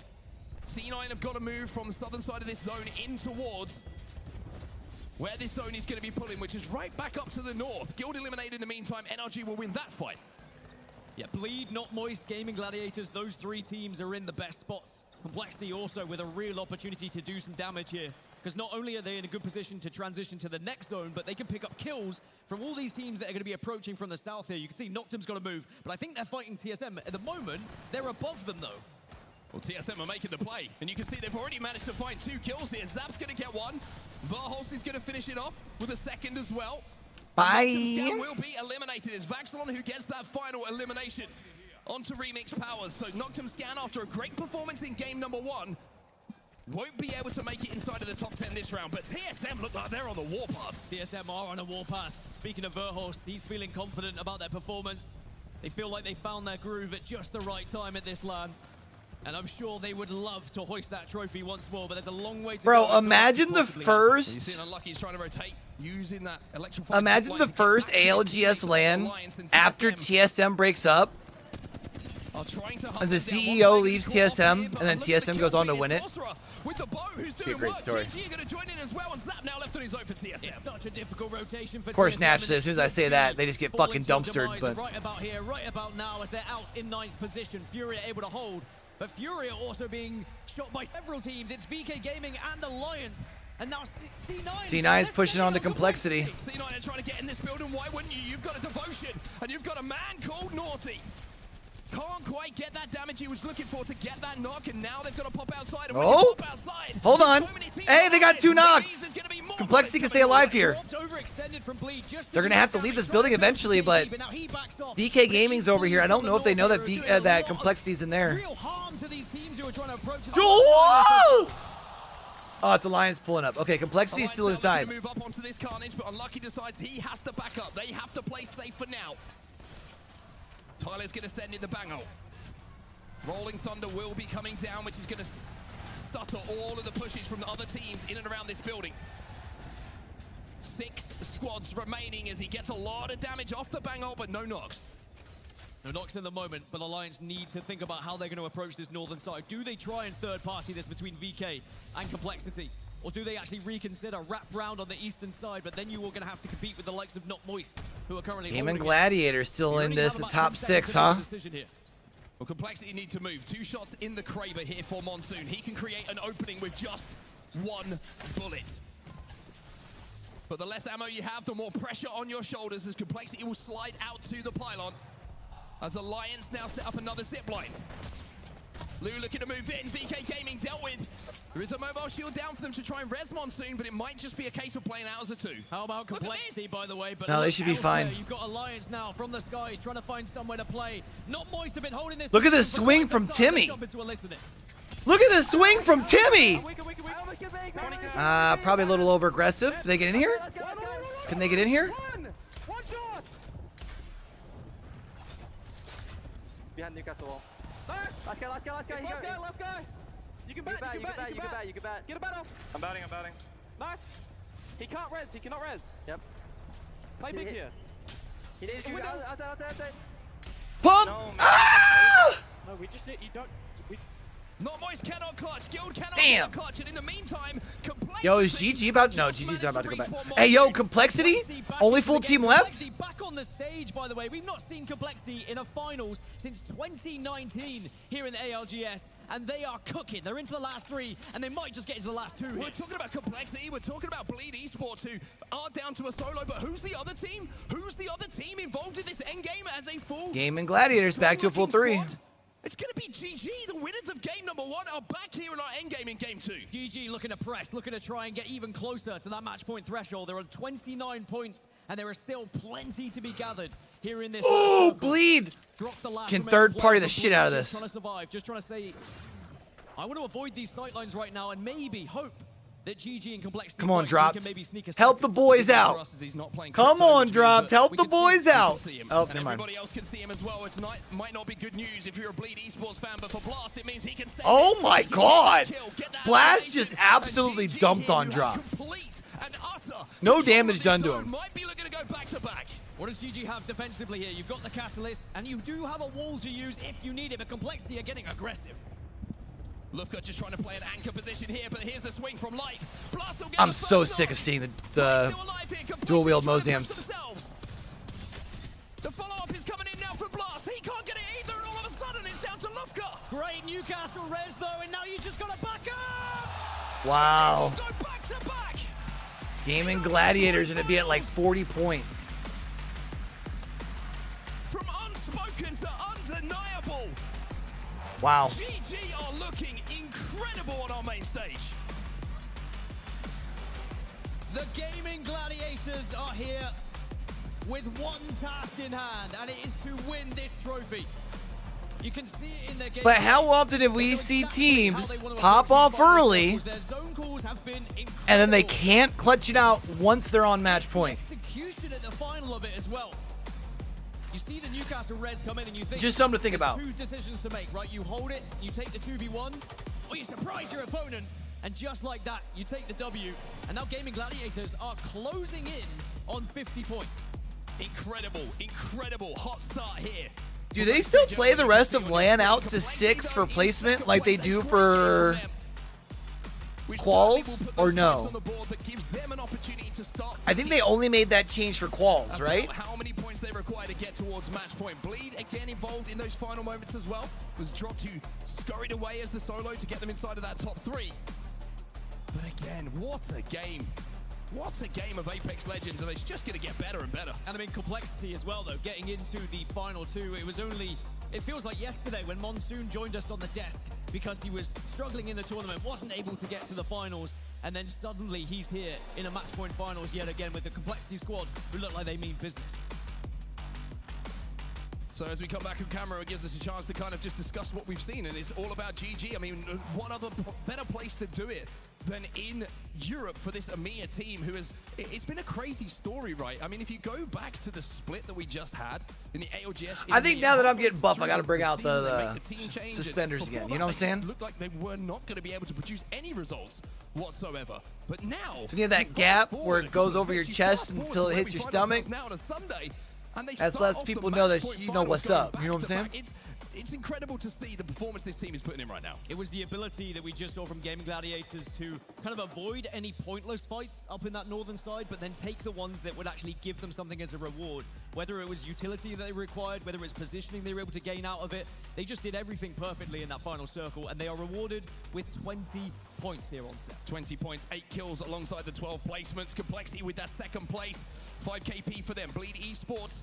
6 KP is going to help them to 13 as well. And looking at elsewhere, when you're looking at KP, Fnatic with those 5, even though they finished down in 15th, means that they will get some more points on the board as well. TSM, we saw them go on a little bit of a run on that southern side as they approached that zone as well. But unfortunately for them, just too many teams in front of them to go through, and that zone really started to become a problem for them. And now it means we will be moving over to Storm Point, right? And I mentioned the teams that were having success on World's Edge, but now for Bleed, a team who just got a top 3, they are our best Storm Point team in the tournament when it comes to victories, when it comes to points being scored so far.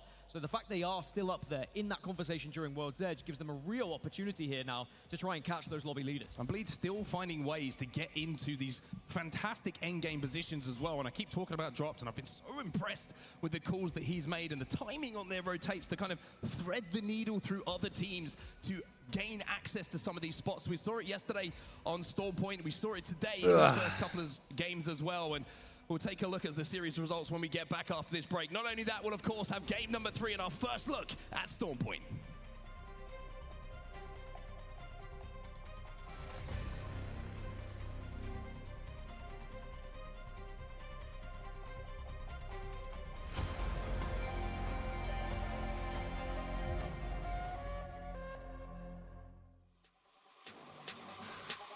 All right, chat. Y'all know what that means. I'm gonna use restroom. Bear back.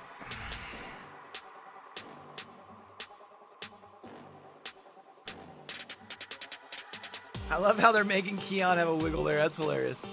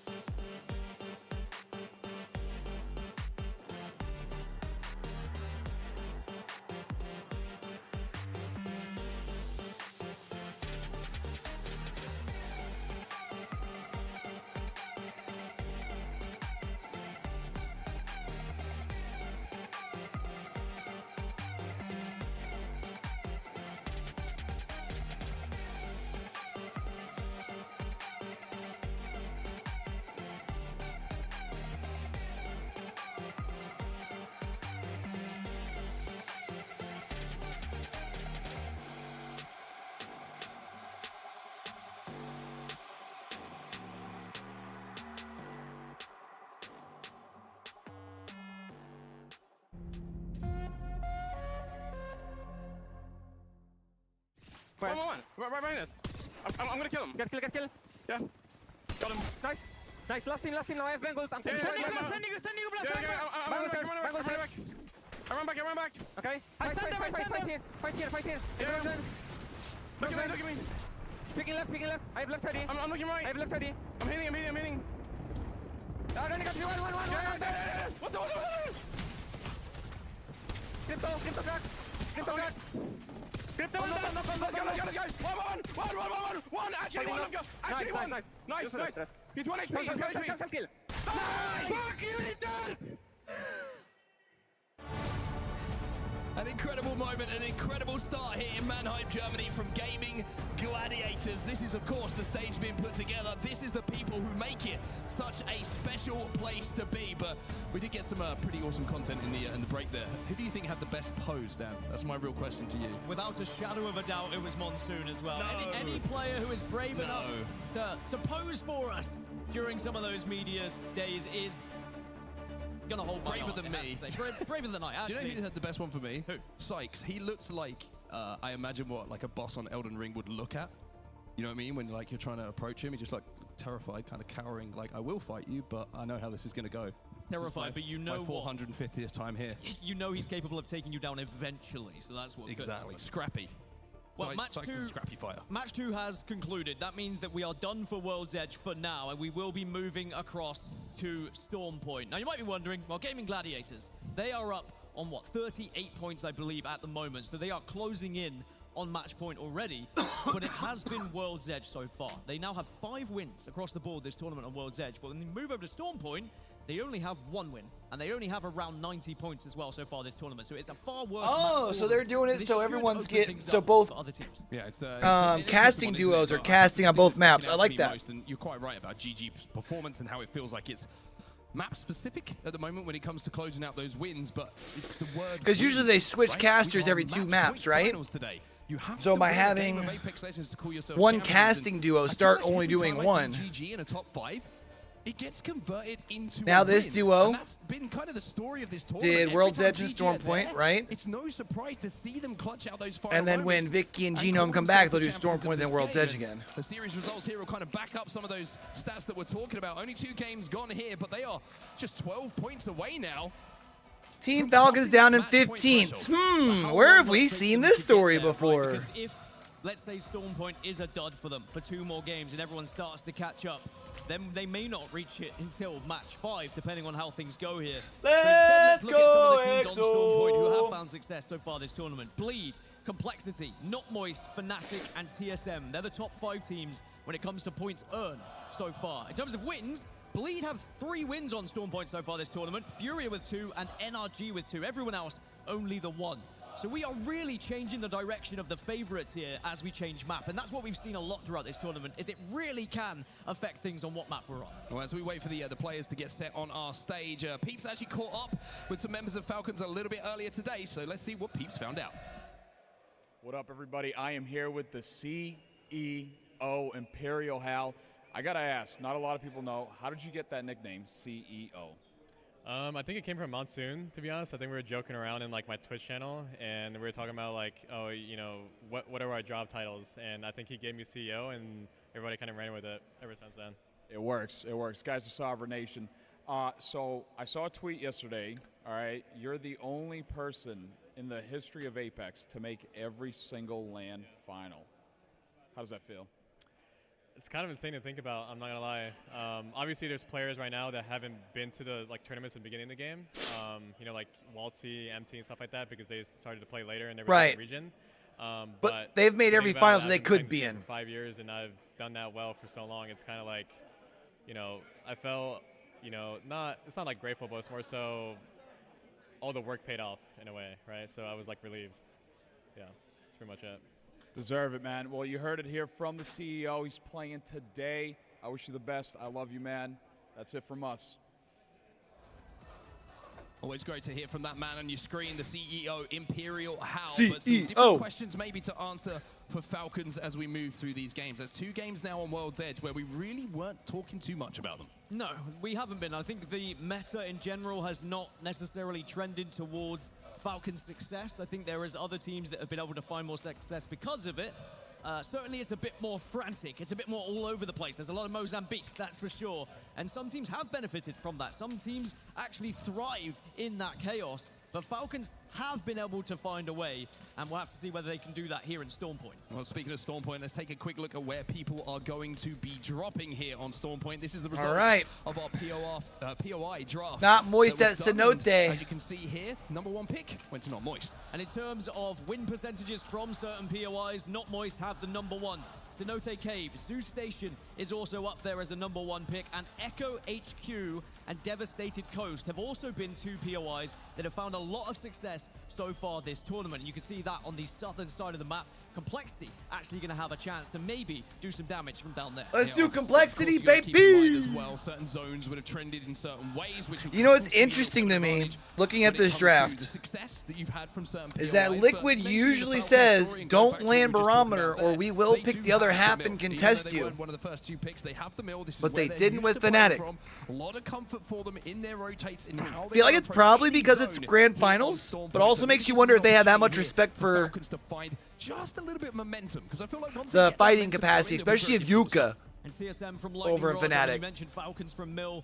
Fantastic POIs that they're going to be able to work with, and Alliance will have the freedom of dropping over towards Ferrari and having Northpad to themselves. So I think that's going to be good for them, because we have seen them griefed a little bit in the past. It was Fnatic actually who were the ones who took it away from them. And interestingly, in this POI draft, we saw it last night.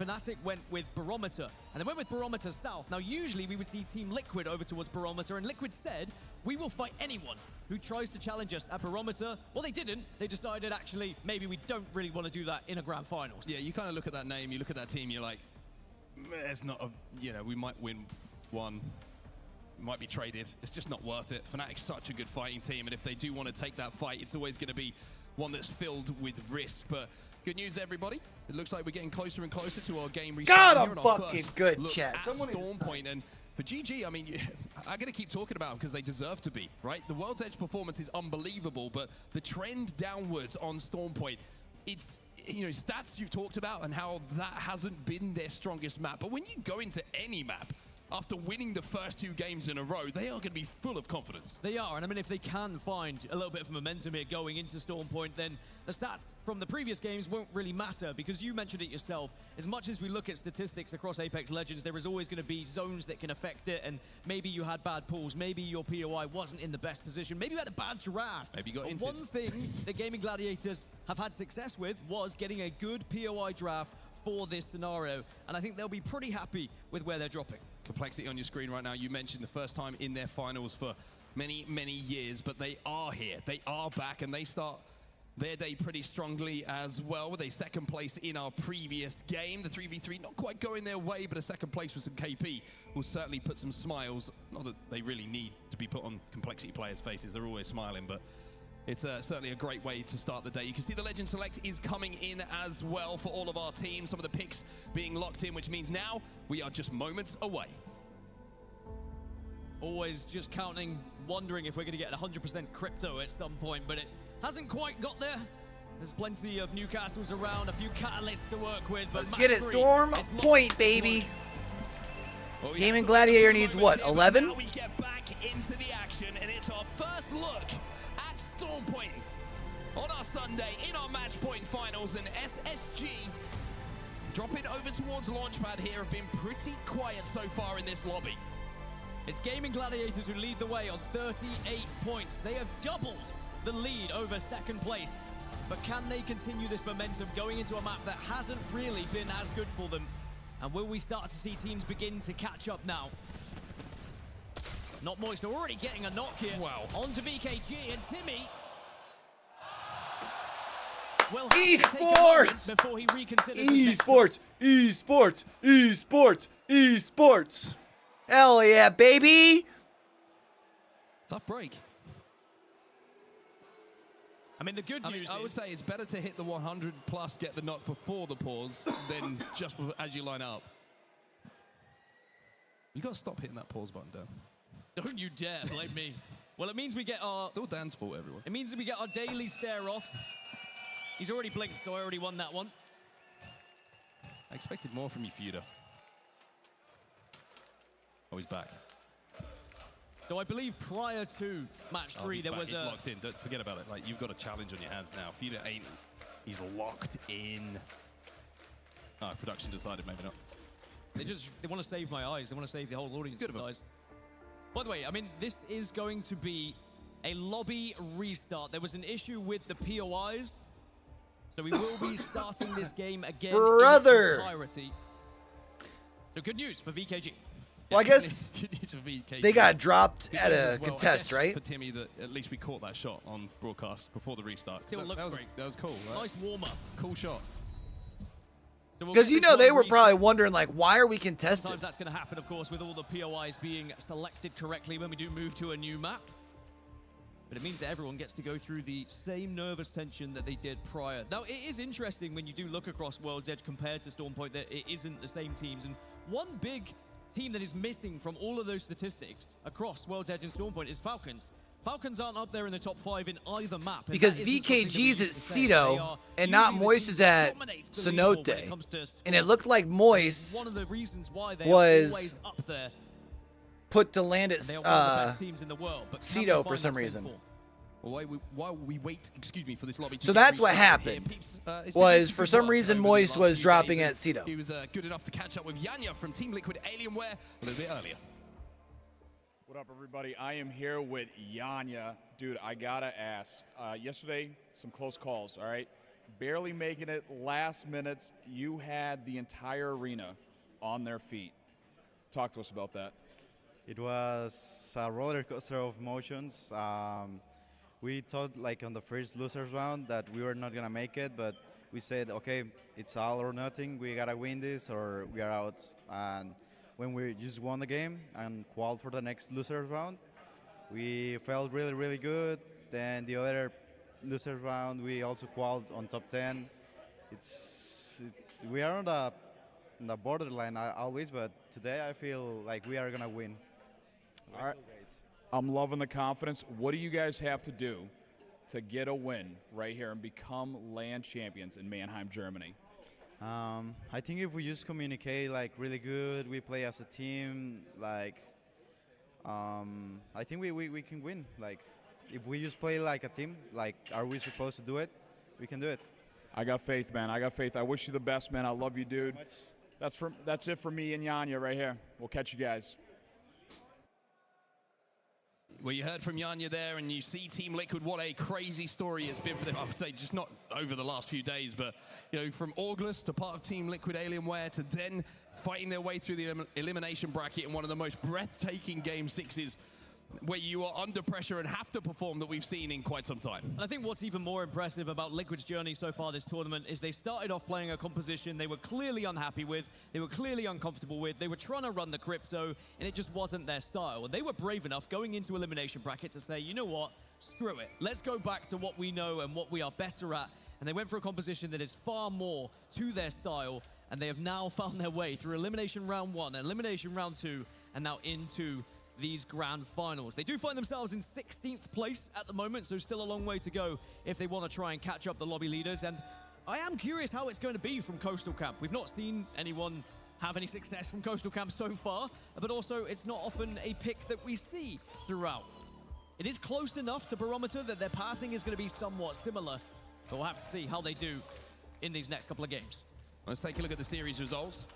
And this is how it stands so far as we get ready to eventually get into Storm Point. This could be GG up at the top.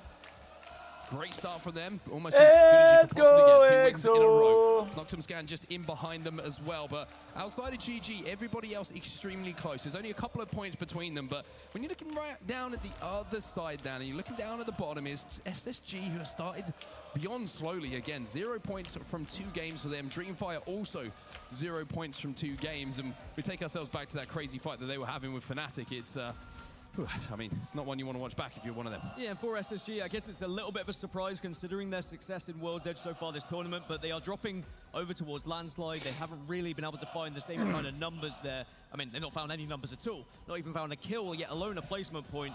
So they really do need to shift their energy, shift their playstyle a little bit going into matches 3 and 4 here, because it can very Because, like, for real, if we had not had so many pauses already this weekend, this pause here due to the fact that Moist was put in Cito instead of Cenote on the drop ships, like, it wouldn't be seen as big of a deal. It'd be like, oh, well, I mean, shoot. Hey, we haven't had the, issue thus far this week, and at least it's the first time, right? But instead, because of the amount of pauses we've had, like, we're just sitting here, we're like, bro, we just need to get in the fucking game. You know what I mean? I think just one of the most commendable things. It's unfortunate. You can do it. Should get a lot more credit than it does just to get to finals. But now they find themselves up at the top of the leaderboard, second place in the overalls. Only 2 games gone, but it's, again, a confident start that just makes you believe you deserve to be in this lobby, alongside some of the names that you probably looked up to when you've been on your journey. Yeah, there's a lot of teams that can let the occasion just get a better of them, to be honest, and it's good that Noctum have not felt that yet. Now, I don't know how much you can hear the crowd at home, but certainly the Exo Clan fans are very loud here, as that is Mozambique here. I love it. You need another one now. You can't just have one. Yeah, this is a few seasons ago. We'll get him a second. I say we. It's not going to be me. Maybe Mark can He says, I say we. He's got Kimbo. I mean, it has been an insane tournament, by the way. Mozambique's, this is the most kills we've ever seen from a single gun in a tournament. Like, Mozambique's have really just blown away the statistics. Around 1,000 kills is, like, unbelievable. What's the highest kill count in a LAN before? Isn't it only like 600? Especially in the green room, our predictions, Dan. Now, I am going to bring up a graphic. I'm not going to do that, by the way. I'm going to ask for it to be brought up. Let's talk. Why are you laughing? How are you feeling? Why are you laughing? No, I'm not. What? Why are you laughing? That's a very respectable score. 371 points, Mark. Yeah, just sure. Everyone else has more. Just 100 shy of glitter. That's okay. I went quite brave with some predictions, and I'm also known to be a curse. Now that's bad news for everyone who is a fan of Team Falcons, because everyone I've predicted so far have very much struggled. Even like after Na'Vi had the amazing game, I predicted them and then they suddenly fell off. It's just been one of those situations, but across the board, Graceful at least. Hey, we can thank Gaskin then if Falcons don't win. There was an interesting conversation between Genome and Snipedown as well, because I think Genome was ahead, and Snipedown realized that Genome was constantly waiting for Snipedown to pick, so then he would pick the same team knowing that that gap could not be closed. But he called him out on it, and sneaky play from Genome, but Snipe's too experienced, too much of a competitor. He was also asking for bonus points to be brought in at one point, I think, in the green room today, because he just wants to win. By the way, just quickly, I know I said around 1,000 kills for Mozambique so far this tournament. I can confirm we have surpassed 1,000 kills for Mozambique in this tournament. 1,008 is now where we are here in the grand final. So congratulations to the Akimbo Mozambique for being insane. It almost feels like the Mozambique was so far down the leaderboards that now it's kind of catching up for lost time, right? It's trying to get as many kills as it possibly can, just to feel like it was part of the arsenal the whole time. You want to know how many EMPs we've seen this tournament, by the way? Please tell me. 1,000. Wait. Okay, I was going to ask the crowd. 200. Okay, 1,200. And 23 EMPs so far this tournament, which again just shows. Oh my God! Oh Jesus! Well. How many Mirage ults have we seen? None. None. It's a shame. A couple of wrecking balls. We did see a little bit of Mad Maggie. We saw a Horizon on a contest as well.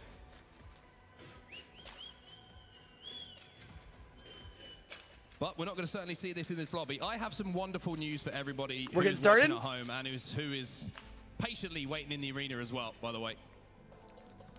Does that mean he doesn't have good news for people that are impatiently waiting?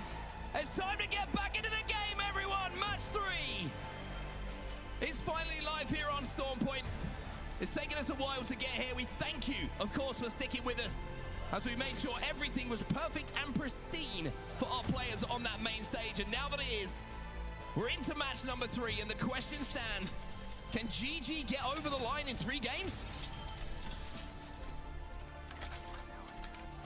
Only they can truly tell that story now. Storm Point has not been their home, but they only need 10 points. I will say, I was a bit confused last game when we had a contest, because it just shouldn't happen. True. VK Gaming now will be back at their actual drop location, as will Not Moist. So Not Moist down at Cenote and VK at Cito. No, that's where they were, though, was it Cito? We're going to be heading up north. The fuck? So this is a good opportunity, again, for Alliance, who are going to be near where this zone is landing, but another team who is up north, Gaming Gladiators, dropping up towards the wall. Yeah, this is a really, really good zone for GG as well. It's looking like it might be going towards the Trident spawn, maybe pulling out towards the the rock formations, we do see that zone that kind of gets a little bit funky, to be honest, and kind of just essentially ends in the open in the sea, but would be somewhat of a surprise to see that. Cascade is going to be left here by Guild, which gives the indication with the ring console they're hitting that they're going to be heading towards the north, and they don't think it's going that way. Fury also have ring console over at checkpoint, so they're going to have a good prio to this zone. Looking elsewhere over at Down Beast and at Force 36, Team Falcons are going to be able to get there pretty quickly as well if they hit the trident that will be in their possession. I haven't eaten breakfast yet since I got home, have I, champ? Again, I mean, you mentioned it, Dan. Not the greatest of I need to grab stories for yogurt. them Should when I it go comes do to that now? score I should point, probably go do but that now, two since wins there's no contest or back to nothing. back and then getting a zone like They're this. back. 2 wins back to Who back. knows? Takes the pressure off a little bit as well, or some would argue adds extra pressure depending on which way you look at it. And now they have ring console, and now they can move from the wall to this northern side of the circle. Now the only team they really need to be concerned about is Bleed. Up towards Zeus, they also have a ring console, so they're going to be moving fast. But if there is a possibility for Bleed to get past Gaming Gladiators, they'll probably take it. There's also a chance that maybe GG hold up Bleed here and take the fight. Quite interested to see where GG choose to play here, actually. They're going to drop down and do a little bit of scouting, understandably so. Are they going to play the egg buildings in front of you? Are they going to look to see if the armory is open, which is always a little bit of a risky hold? Or do they think they've got the timing to get one of the more established buildings where actually they're going to find out that Furia will be inside of? VK Gaming also flying in as well, and you can see that it is probably going to be a case of them playing those egg buildings towards the back as the one thing that is available for them. NRG, though, having a little bit of a conversation, shall we say, on their way towards zone at the moment. It's Complexity who will be on the other side of this. It's not a one-on-one conversation either. There is someone eavesdropping, and it's SSG. As NRG run from Complexity, they will be running past SSG as well. But of course, the Dark Veil is going to help give at least a minimal amount of cover from that one side. And now they just need to keep going, and I think they should have got past SSG here as Reptar just about survives. Now you know it's Complexity. The charge rifle. Always a good indication that Monsoon isn't too far away. Zainu's going to find out the Complexity here as well, as a nice shot is going to be stinging but not tearing away at the flesh of the fuse. And SSG now deciding that they're going to continue on their rotate towards the north instead. So NRG safe for now. Everybody has escaped the clutches of Complexity. As we now head towards a couple of teams who are a little bit closer together. It's going to be Exo Clan and Noctum. And speaking of Noctum, it's going to be Fuda who gets the knock on them. Fuda knocks him, but now, does take a lot of damage. Just needs a little Fuda got caught in the middle of the open. Just in the middle of nowhere. He needed to hit that smoke sooner. Swinny's going to set the EMP in, but now it becomes a 2v2. If I had to guess, it was calmed that that stick this res in time. EMP was coming out sooner. Players trying to take the high ground, but they do manage to stick that res. But so all of a sudden, after getting the first knock, Fuda went in a little bit too aggressively there. Swinny's going to even it up once more from a distance. And it looks like they will be able to get the banner and get away. And now Noctum are going to find the VKG behind them. Remix Powers. Unfortunately, he's going to have a lot of time here to think about what went wrong in that fight. So Noctum, who were in second place, who are in second place, may just be about to be eliminated as they will go down in last place here on Storm Point. And that will open up the leaderboard yet again as VK Gaming arrive from behind here. But that will and should allow Exo Clan to get back up to a full 3. Let's just talk about it. Slayers takes the height just to make sure that his teammate can crawl back so they can get that revive a little bit later. E36 Still confused by the ult there. It's going to be Team Falcons who are controlling the building. I guess maybe he was worried about Skynades to help prevent the Phoenix kit. To help aid the respawn, or not respawn. Shields and some the pickup, which they were doing, or he thought they were doing. Way to get that back for them. 14th overall at the moment, although only 2 games gone, a long way to go, of course. Falcons looking to maybe hit a survey beacon that is available here at Northpad, but instead haven't hit it, haven't got some ring console information as well over at the mill. They're going to be on their way a little bit closer to the zone. Yeah, what have they got to work with? They've got a few rocks that they can play on the northern side. Alliance will be aware of them thanks to their crypto drone, but now we're getting a little bit congested up here at the northern side. Gaming Gladiators will be at the very tip. They didn't get pushed by Bleed. Just by the way, tip, Bleed though. ended up going Just a little the bit tip. further south and then put themselves dead center of this current area.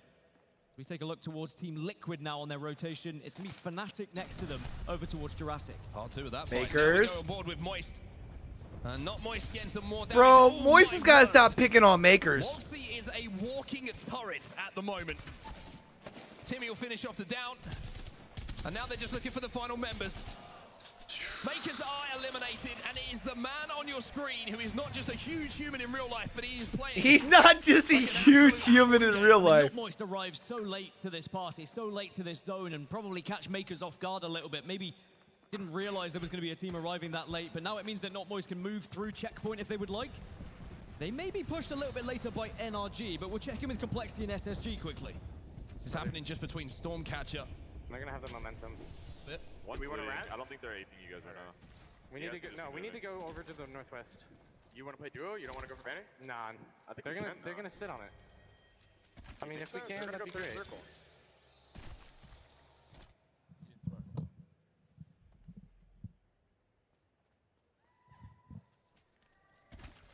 That sucks, man. You don't have your crypto, so you can't hide away and use your crypto to get that banner. Kimchi has been taken down, and they don't have the banner for now either. So Complexity have kind of been shadowing the rotations of SSG.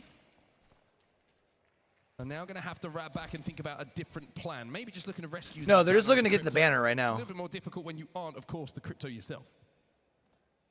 So the zone's going to continue to pull north as expected. It's not going to be any sort of dodgy shift.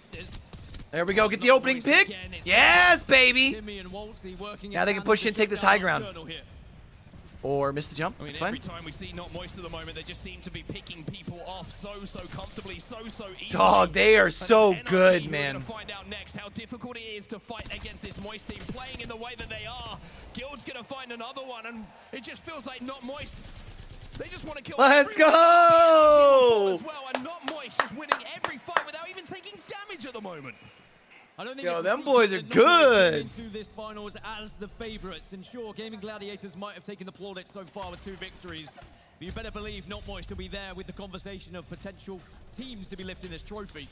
Well, Oxy, I think I've got some bad news about Complexity, boss. Survive here. He's going to have to go all the way far east. But sadly, I think SSG are on the chase. Yeah, SSG are already ballooning on him, and Monsoon might try to play this one slowly. Don't want to give this away too much, but it looks like he might have just evaded the attentions of SSG. Monsoon, you sneaky beaver. The old dipsy doodle from Monsoon. Hit him with the dip, duck, the dick. Ooh.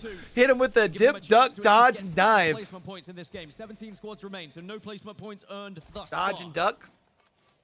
What a slippery pickle. Going to get that banner. He's going to have an opportunity now to get Lou back into the game. So that's one of those plays that... Oh, he's found himself a Sentinel as well. My God. And we give Mon a gold. Oh, man.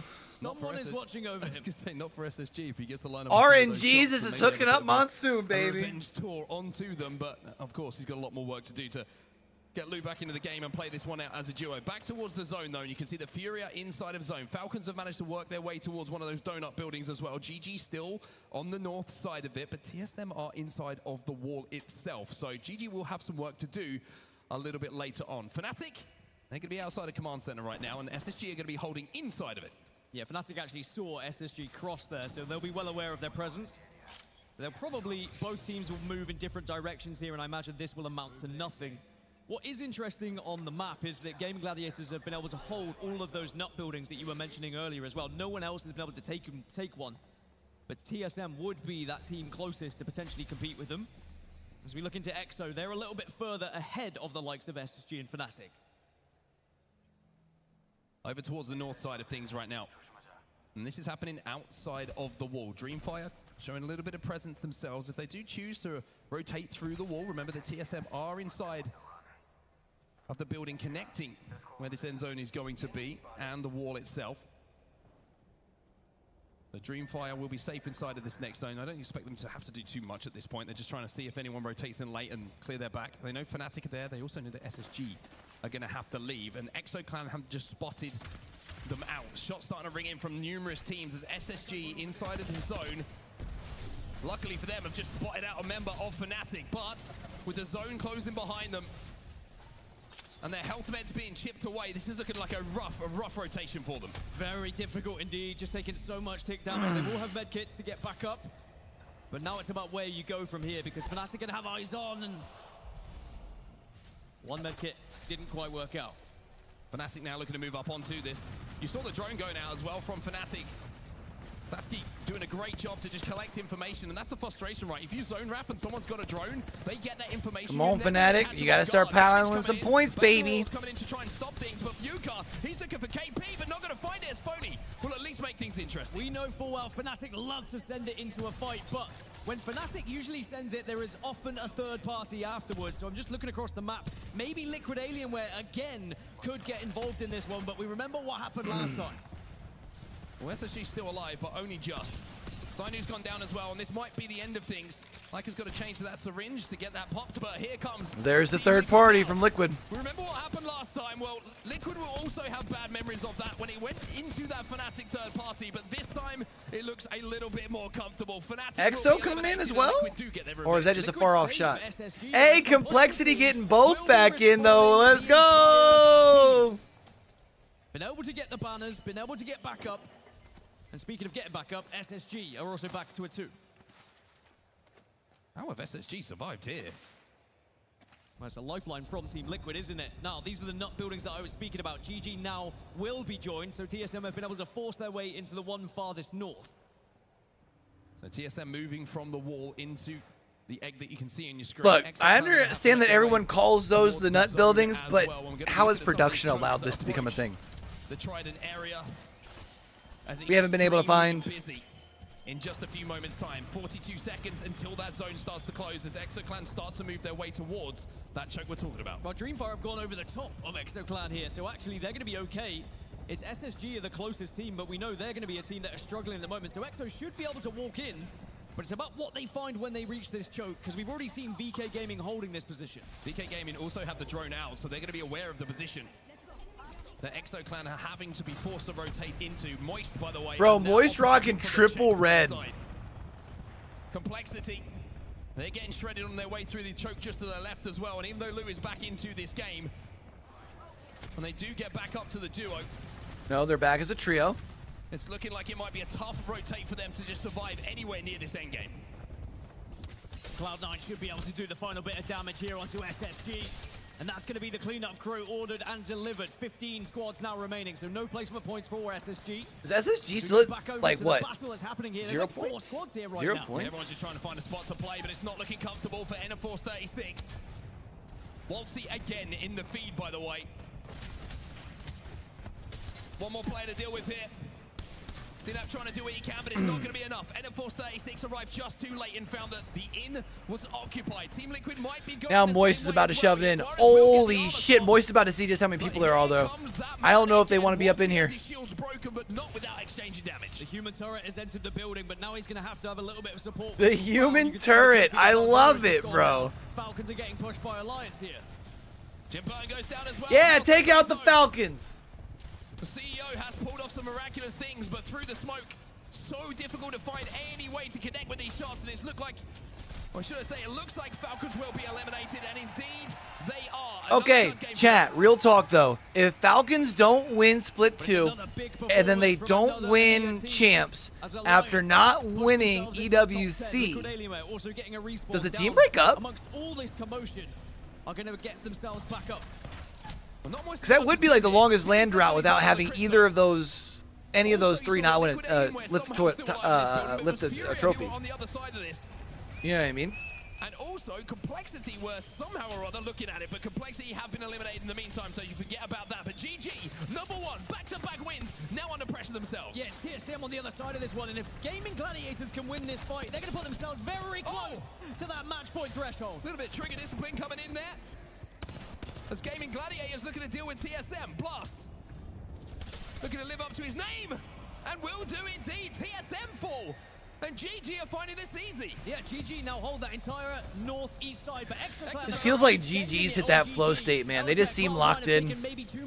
Like they're not overreacting. There's no pop-offs, you know what I mean? Sorcerer's gone down. It's going to be Bleed who are on the other side of this. Naughty's trying to go crazy. Newcastle Shield being a problem for him, and unfortunately not going to happen for him. C9 will be eliminated as Furia join them. Bleed Esports looking to get that rest. Here comes Team Liquid. This is carnage, because Guild are also here as well. Liquid. Is Timmy the last one alive for Moist? Bleed get eliminated in 8th position. But Liquid are still a 2 here. He is. They can still fight back-to-back if they would like. Maybe they'll even have a chance to get back up to a full 3. That's Niesel doing his job as the Newcastle. There's the res coming in. No gold knock, but it's good enough. There should be some shield swaps around to get back up to full health, or at least be able to fight. Guild up on that high ground. Alliance firing in on this fight between Guild and Team Liquid. Timmy has the ability to revive if they can find a mobile. GG who take down Slayers, take down Fuda, take them all down. ExoClan eliminated and GG can't be stopped. Gaming Gladiators are only 3 points away from breaking that match point threshold after 3 matches. That's crazy. They just need to win one more team fight. Just a few more placement points and they'd be up there. And they hold the entire Northeast. Their main problem is going to be Dreamfire, who can watch them from the northern side of the water. But it seems like at the moment, Gaming Gladiators don't care who challenges them. One thing to note, by the way, where all of the fighting was happening on the south side, you might have just caught it. Timmy hit a balloon, he hit an evac and managed to overtake all the teams while the attention was taken away. And that's got Moist into a position to not No. He is right behind Alliance Invis, dog. There is no way. Coming in from Unlucky, now he grapples up into the height. It's Team Liquid pushing, but it's Tyler who's shutting it down alongside Unlucky. Good use of the shield though from Unlucky. Maybe needs to go for a shield battery whilst the remaining 2 push. GG are approaching. GG are close to match point, but will they get there here? Blast, looking to do what he can. Mobile shield goes down as well. They only need a few points here. Light has decided this is not my time to fight. He's going to try and get there through placement. Yeah, he wants to get up into that top 5, maybe even a little bit further. It is still doable via placement points here. Bangalore has the smoke. Bro, Timmy is still Invis in the middle of all of this. Light could find KP He's looking for the KP. He's firing in on this fight. Nades are going to go. Sends one up towards the skies. It's big damage. It's been knocked. What the What? Onto match point. Wow. Gladiators will be the first to cross that line. And maybe Light still has a reason to do some damage here in this lobby for the remaining 3 squads. Bro, he's gonna third party this and win. They're trying to hunt No, he's him not. down here. Light, you've done your job, but can you do something miraculous? It doesn't matter. GG eliminated as Dreamfire look to put their first win on the board. Guild have got a good position though. I like this from Guild, and they have utility and potential. I really thought that Guild was going to take this fight with Dreamfire here, and he was going to be able to third party like the remaining pieces, but MT's got one as well. We've seen 360 no scopes. MT? The drone is good practice, but now it's time to take it. Come on, MT. We've seen it before. To the live environment. Legacy looking to move up here. He's got the turbo on that Havoc as well. Can't quite get some damage. As the shield will be good enough on the Newcastle to stop it. Good EMPs, and actually the Kraber shot onto that drone might have been a shot that was very important to hit as well. It didn't allow them to push up on what could have been potential damage from an EMP. Well, like I mentioned, MT, he can hit this when he's spinning in circles. Uh-oh. Legacy looking for the off angle. He almost had it. If a Pathfinder had hair, it would have been removed. I mean, trying to hide from 2 angles, from 2 Krabers is not going to be an enjoyable experience. Another EMP. Wow, it's a big EMP. And they stopped the EMP coming in from the opposite side as well. Guild better win this. Wait, hold on. But also finds the Mastiff is good enough to No get way. that first knock. Guild Esports cannot hold. Dreamfire will close it out. Wow. And Dreamfire step up here in Germany to win the game on Stormpoint.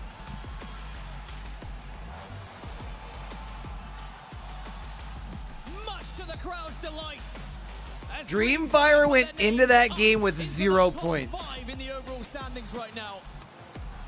And look what it means to them. This place is rocking.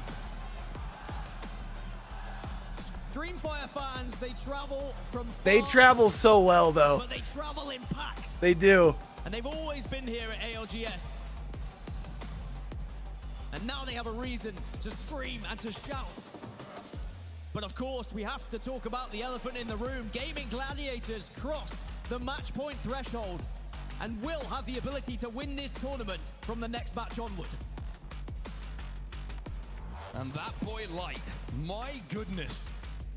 The cojones on that man, right? He sees the opportunity, and sometimes Apex Legends is about sensing opportunity and taking it. A lot of people would have put themselves in that position and thought, Bro, the next closest team is 21 points away from match point. While everyone else fights, but Light Gaming Gladiators very well probably has 2 or 3 bites at this before we get our next match point team.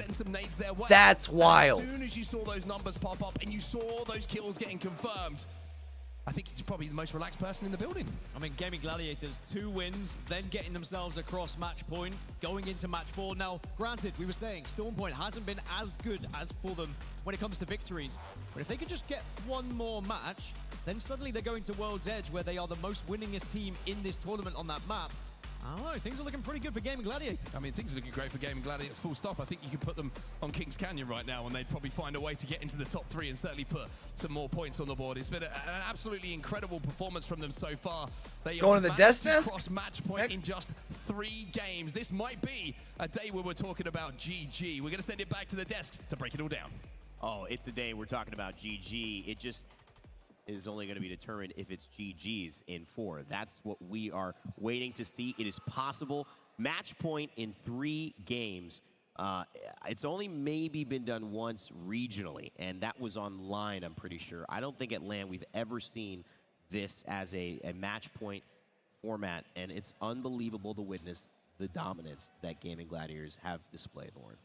I mean, we talked about their consistency heading into the series, knowing that they were definitely a contender to be at the top. Didn't she pick Gaming Gladiators too? Consistent in this level of a lobby on the global stage right now is absolutely unprecedented. They look untouchable right now. Hitting match point in 3, they can kind of do whatever they want. Wait for that perfect time now. Yeah, Jamerson, it's not always what you expect when you go to match point, and some teams handle it differently, especially in this crowd dynamic, but GG have risen to the occasion. It's probably helped that they were in the similar situation 3 weeks ago as well. Yeah, I mean, you also have to say that at this point for GG, in this tournament in particular, here for ALGS playoffs for split number 2, that a large majority of this tournament, it was Moist that was shining. It was. GG, though, that entire time was continuing to chug along and perform. If you think about it, GG basically is reject from split 1. Completely flipped as we see our match 3 results. A big notable performance from Dreamfire at the end. Without talking about Light's heroics earlier on to get to match point from GG, it was Guild and Dreamfire who made some huge movement into the final series results that I think Guild might be top 3, top 4. Dreamfire may be top 5 after that, a 21-point game. Biggest thing, too, was their fans celebrating with them as well. Liquid Alienware finally getting into the mix. Snipe down on the other side of this, though. You know, some teams not doing too well.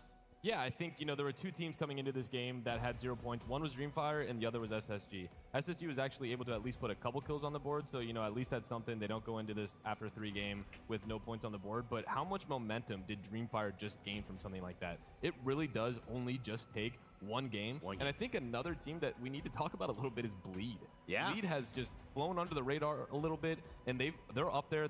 Hey, if you need them top 5, they'll finish 5th, as they say over on the Apex, the podcast. And it's exciting for me to see them because I did get a chance to play with that team a little bit before Noct came back. Yeah. And it's a great team. Dropped has shown a lot of just overall how talented he is and how much experience that he has. And it's exciting to see them do so well. 3rd place overall. Chuby is a shooter, man. Combining that with Noct and Drops IGLing, it's so good to see a team like Bleed shine. But the thing is, you're right, they are a little bit under the radar. And will we see some stories like that keep occurring? I have a feeling that's been, for me, a big part of what this tournament is. We're paying attention to the big dogs. We're looking at this major pop-off. But then these teams are sneaking into the conversation, Lauren. And it's showing you that anybody can actually win. That's the whole point of match point. You can actually be 3 games out, but then obviously have that final moment. Let's take a look at these final circles, Lauren. Let's start talking about game number 1.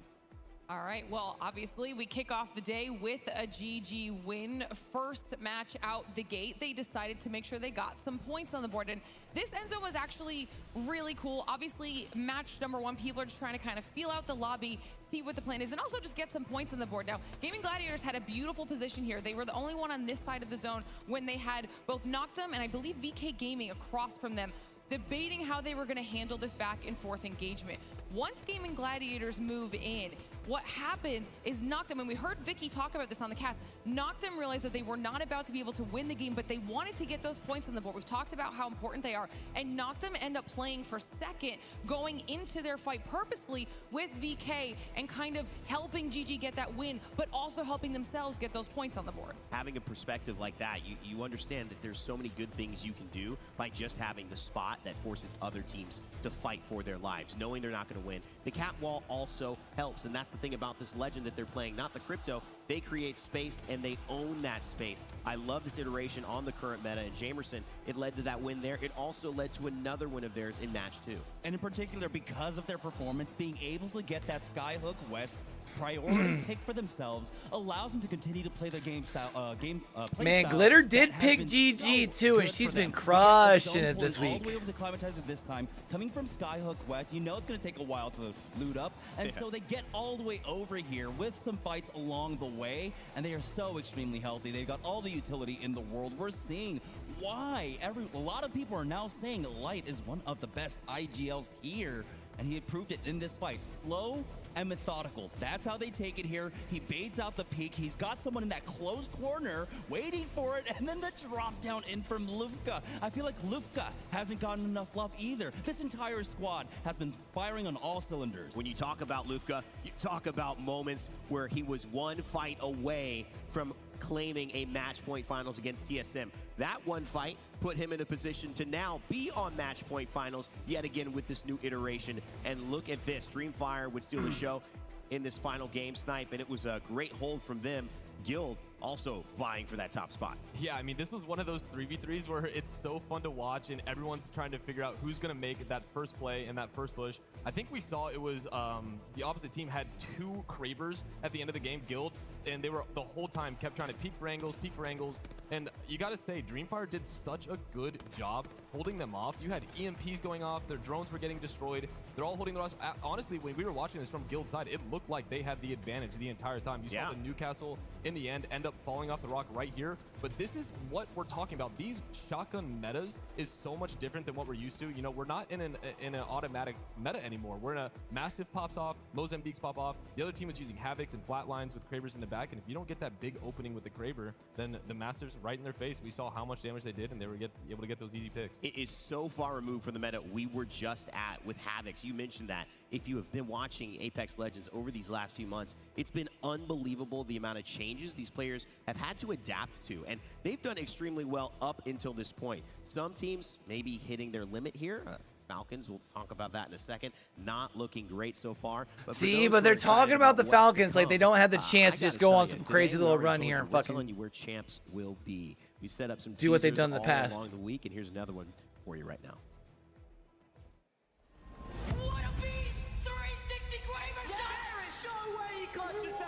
They should just tell us it's in Japan already.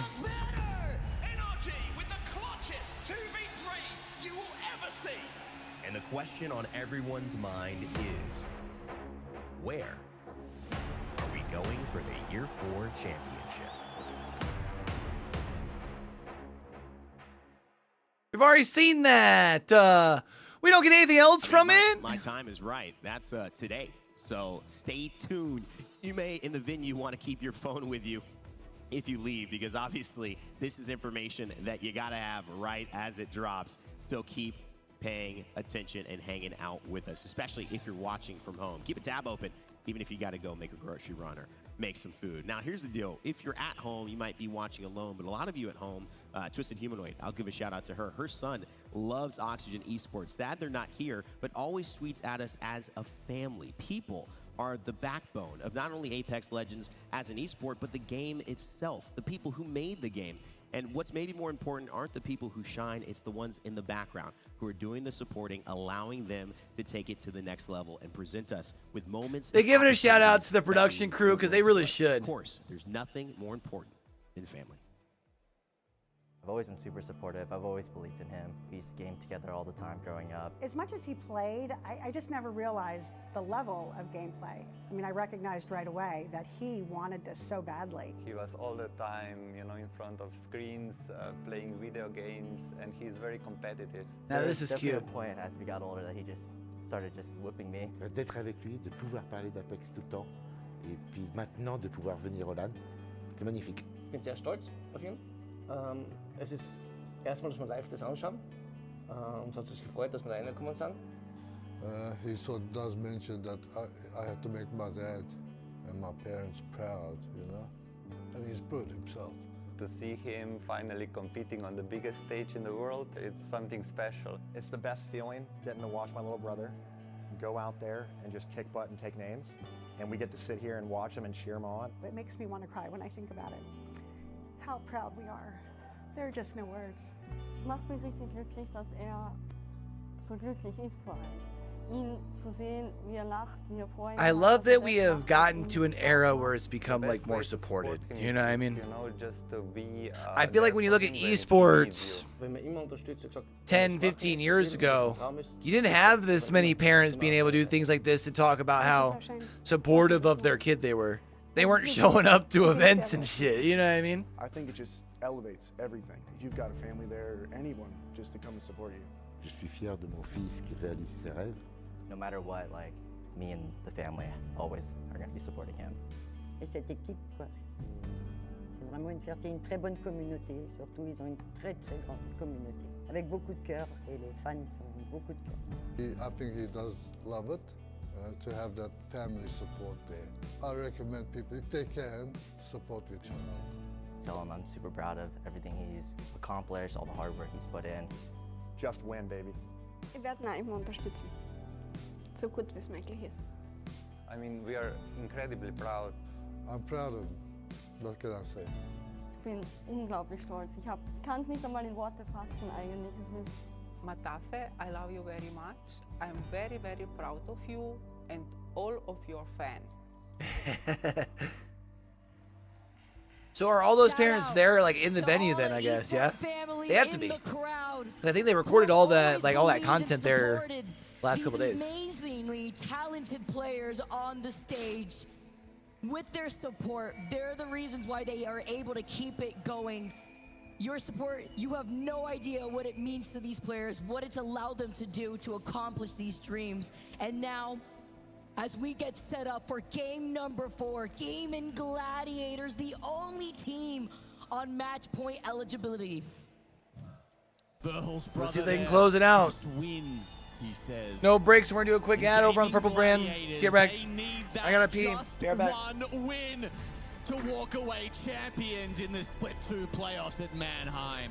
I was looking at the player chat, and Blast said, I'm having a lot of fun, as he should, right? When he's got like 10 KP, evenly spread out damage amongst his team. It's like a 20 or so difference between themselves and Not Moist, who have 29 points. But Gaming Gladiators, they woke up this morning and they meant business. Love being able to highlight what Light has done as the IGL for this team, how he's been able to coordinate this insane squad.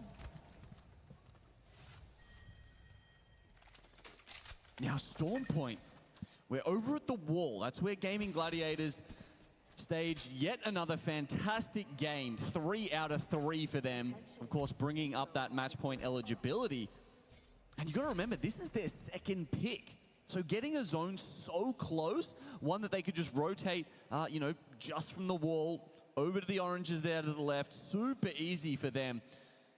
Is something that they're going to be happy about, but Vicky, they still nice zone for gaming. There's one thing I am superstitious about in Apex. It's like, don't use your wins up too early in a match. Back, so same. I 100% agree.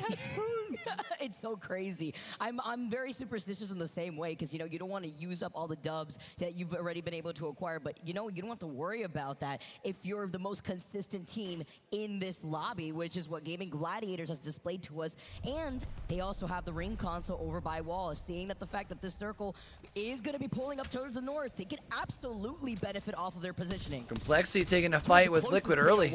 At the start in Storm Point. Of course, Complexity landed at Echo. Camp. Often they're fighting over the Trident. It spawns over at Coastal Camp. There's one to the right of Echo as well, I suppose. But either way, it's Liquid Alienware and Complexity right now. If you could clean up some KP very early on here between both of these squads, you absolutely also want to be able to capitalize off of a counter rotate into being able to suppress T-Law, since they are going to go for a slower rotate in comparison to Complexity. That's something we've seen from Complexity before, right? We know that they like to take these fights versus neighboring teams, while we look at Gaming Gladiators flying up from above, who've already made that rotate from wall, who found that building here closer, or rather closer to the hilltop, outside of the command center building. They're looking at the teams that will be over by Cascade Falls, who we know by this hilltop, if a circle does end up pulling more so towards the north side of Cascade, this is a better rotate for Gaming Gladiators in the end game. You just have to worry about your backs for any teams that come out of Command Center. And we previously talked about that in the tournament and how it interacts with the current meta that we have here. Newcastle makes this spot even more playable than it was before. Because previously, you were really just playing around these blue boxes a lot, having to use them for cover. But with all the time that they're going to have to both set up their castle wall and then also regen that ultimate, Gaming Gladiators hopefully will be set up there for quite a while, if that is indeed where the ring continues to pull. Because it's centralized on Cascade Falls right now, and it feels like there are still some options on where that could swing. Hey, true here. As we take a look at Falcons, out with that ring console scan on the fuse. Some of these teams still utilizing the crypto, even if they aren't the most experienced genome. What do you think about the squads that may not be able to find their footing on the crypto, but still force it anyways? Yeah, well, look, I was having a chat on Twitter with Tech, one of the best cryptos in the world, or at least someone who's been a long-suffering crypto player, someone who's really admired and tried to pioneer that play style. And some of the things that he noted was that people were getting their drones broken too often, too early. But I think what the point I really liked was that the EMP pushes, they're very hard to coordinate. And sometimes, you know, you're looking for that, as we It's another one of those days where I'm like, I'm looking at the time. It's only 12:30, which is crazy because like I actually woke up in my normal like weekend time today. Before the EMP goes in, because all of a sudden, then you're just trading a bat for bat, and no one's really any better off. You need to be lurking nearby and push so that you get in both with the damage and the stun. Yeah, but why pop the EMP if your teammates have already taken damage before the fight has even begun and you're forced to actually back away and now you've already used up that EMP? Something to note when it comes to some of these engagements. That well, because sometimes you can use the EMP to push them back. Moist, who are also going to be coming so they can't push you. From Mill's side, they had that ring console survey beacon to their north, so that way they could get some extra Evo shield charge. And they even got that trident, so that way they can go for a quick rotate, perhaps even through checkpoint, where we just saw Alliance earlier. Since this circle is going through Cascade, there's those limited building space that you could share, as you see some teams already trying to see if they can take height, or are they going to be forced to play off that low ground. Dreamfire. A bit of miscommunication here. Granted out to get that free knock. And that's so rough because it's their Newcastle player as well. If the Newcastle player was still up, they might be able to drag the teammate to safety with that retrieve the wounded passive. But it's not, and so Pete actually goes down. A nice pickup for Falcons. You know who's giving him a haircut? That charge rifle in the distance. I always assume it's going to be Complexity, who are probably to their south. But they still were able to get that early KP. Very necessary with Dreamfire Force to play this out as a duo inside this building here, too. Well, the fighting has not stopped. All the way over to the south side of Storm Point. On the edge of the zone is this fight happening by Echo HQ. It's like Liquid can't catch a break. If it wasn't Complexity, now it is Fnatic, who had rotated all the way around through here, too. Yeah, Complexity have made their way well inside the ring, but Fnatic popping over from Barometer have decided to compound Liquid's woes over here at Echo HQ. They're trying to get away. Fnatic are on the chase, just like Falcons are with the rest of the Dreamfire squad. I like the call to overextend and actually find the duel that was left for Dreamfire here, because they knew that there was that Moby that's over by that top of the hilltop that they could have utilized even if they felt the pressure from Complexity. All right, Falcons have had a slow first 3 games. Maybe starting to piece things together a little bit. Need to start racking up start moving forward. Yeah, I do wonder if they were trying to go down to the respawn beacon and Falcons chased them out. But here we go, the EMP engage that we talked about, plus the Mozams means this is very much going Fnatic's way. My goodness, Yuka is dancing like he's in the Matrix. He takes out Liquid Alienware. Nice display of movement from Yuka. Also the way he was able to pace out those shots in between, even with the Mozam and before swapping over to the Nemesis. But that is Fnatic, who has been trying to take that fight, now completing it, and still being very slow on that rotate from the south side. Maybe they need those points just to tick them up a few points on the leaderboard here, Vicky, because look at where Gaming Gladiators are, the team that we will continue to keep our eyes on, the one team on match point currently And they've got a nice little spot up that hill. Still sitting at the spiders where we saw, but as we mentioned earlier, the question really was, where is the ring going? And as it shifts up the hill, it gets better and better for GG. They have to worry about their back with Bleed Esports, but that's a little further down not the Complexity and Moist. Look at that team and continuously keep track of where they stand. Sorry, in the Oxy. next go, while not Moist forced their way over from the south side after taking that fight versus Complexity. They've taken out Monsoon and Walty again on another level, while TSM see the mother load by the spiders, and they've pressured out Alliance, leaving only Unlucky alive. Huge nade earlier from Verholst to start that engagement. Has to pull all the way out into the zone. Says, hey, you're gonna have to waste some meds if you want to chase me. I'll try and get through the other choke back through checkpoint. Gonna have to hope he's got empty space on this side of the map. Some of those kills as we saw before. Which I don't think he does. Mentioning how good they were at their EMP pushes, actually, when I was chatting to Verhulst on the way in today, he said, No, Go Next is already out. Finding these little assassin positions where he lies in wait, the other team doesn't know he's there, and he will immediately swing upon Timmy popping that EMP. It's great communication, too, from Walty. It's about leading not only with that info from Timmy, but also the space that he's built whenever he gets those initial knocks, being that entry fragger for the rest of his team. So you see Verholst getting that finishing blow onto Hawkins in the ring, while still that one member of Alliance is alive as he's forced to wrap around. TSM, we're looking for him. As Complexity back to a 3, though. It's not just Makers, by the way, that are inside of this. It's going to be Bleed Esports waiting on the outskirts of Command Center, Space Station, a team that had started off struggling with double bagel points on that south side of Command Center. So we're able to now pick up a little bit of points this time around, but they could keep squads that do opt to rotate from the south side of Command Center. Because there's a couple inside right now, you know, Bleed, Makers, SSG. And depending on how they decide to work through Command Center, do they want to go south or do they want to go out west towards Gaming Gladiators? There's a couple of options, and they probably won't have all of the ring information they would like to have right now in order to do that. Alliance get the double respawn back in, just like Kimchi did for Complexity not too long ago down near Cedo Station.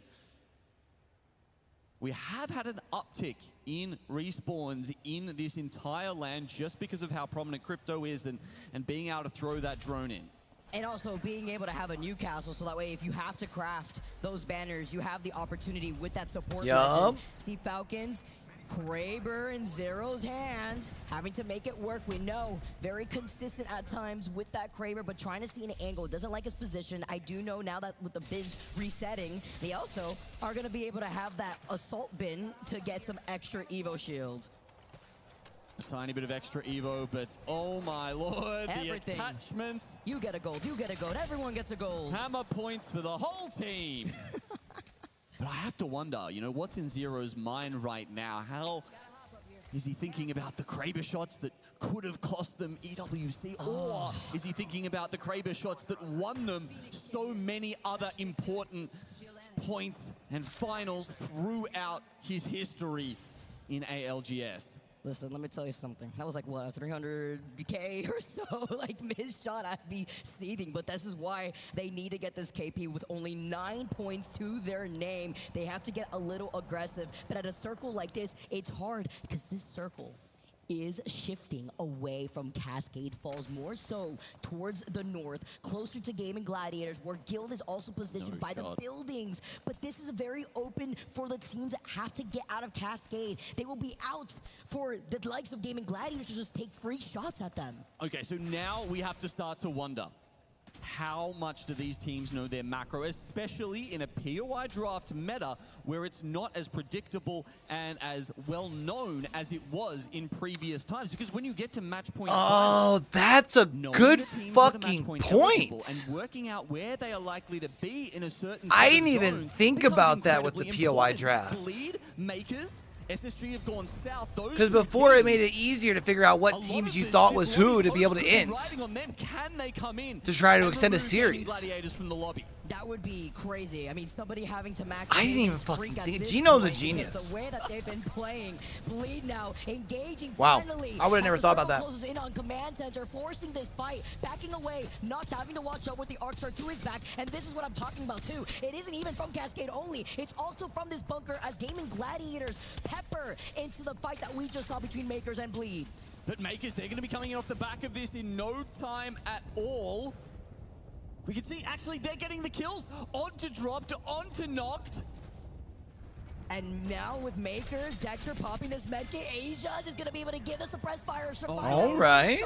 He gets the shield swap, and Gaimin don't want to overextend still, though. They're still looking for an opportunity, and too much time has passed. They've backed away. But do they realize it's only a duo on their back right now? Because Makers can get the respawn in here. They are a threat to GG. If they're not... I mean, the fact that they don't have a crypto is the reason why they couldn't overextend. They didn't have the information that it is just a duel because they don't have the crypto in that legend composition of theirs. Looking forward, looking back, the zone has shifted away from GG slightly. They'll probably have to go up and fight a team like Guild at some point, but I do think there's rocks and spots that they can play up the north where no one can really contest them unless we see some evacs over the top. By the way, non-stop fighting in Cascade. I just saw Falcons get a knock onto what looked like Timmy. Yes, it was How in the feed, and Space Station on the north side on top of the waterfall is going to be able to feel some pressure with the knuckle cluster. Zainu's got the bow check. Okay, they're coming on from around near the waterfall, and they're on triple reds. The one thing that GG do not have going for them right now is that they're on blues. They rotated quickly and don't have much of a chance to upgrade their armor. If SSG can get down there, a team that has, what, 150 more shields than them, that could be a big deal. Baker's getting in the respawn. At least from this fight, they could get to purples, but that would mean having to get and GG doesn't want to overextend to get farther away from the zone to push this respawn. Let's jump into a listen in with Gaming Gladiators. Which is honestly the right move. My wall's game winning, so... People game is busy as fuck. I'm low. I smoked you. The behind is low. Kind of nading. Look at that. I use the tool. I need tools. Okay, I'm bungled in. Okay. Looking back a bit. They can peek you. Look over me. I'm dodging inside the crate. All you, blast all you. Oh, bro. If Asia's is able to get the opening pick there, that's over.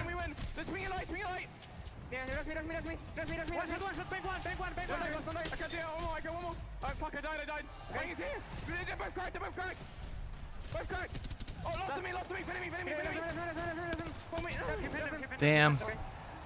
Trying to go for a shield swap, and you can understand why. But it does mean that Gaming Gladiators now is going to have to fight their way into the zone. Lufka's going to go down, which is even tougher because that's your Newcastle. Yeah, get one more game. Let's go. Complexity out in 8th. Why are they fucking pushing us? Hello? We got some more Apex Legends. All right, we're at least guaranteed 5, chat. In the split 2 playoff finals, Gaming Gladiators get taken out in a very intense fight. Even though they came out on top, they were worried to their backs. They got poked out from afar. It was almost like an infinite respawn glitch there with the Newcastle staying alive and just continuously rezzing the teammates back to half health with that gold knock. With all the bins, with all that extra loot that you get at the moment, that's one of the reasons why Newcastle is just so good in this meta. You know, Captain America coming to save the day here when it comes to that Newcastle. I know we've all been in that position where we get frantic seeing an enemy Newcastle just res before your eyes. It's almost like a taunt. But Zero goes down to the storm. Oh, brother. It's fine. They're under all right, they got a gold revive here. Bombarded by nades. It's not like they have a Watson or a Jen. They will be able to get the res. I mean, they have a Jen Burton. Even quicker. And this is BKG that are looking at them as the zone closes. They only have to take a few steps back, and they're safe. But Falcons are coming towards them, and one Kraber shot could even things up. But it's a knock. Not with Jen going down so early. The Devo pays dividends for QQ. I mean, moving in the line of sight of VKG with no smoke nade to help you in the process. right there in front of VKG now as they're playing around the Newcastle wall, but they were also pinched here. If you try to move from that position, not only are VKG looking at you, but you have to worry about TSM, who are also playing on the southwest side. TSM, clean up what is left.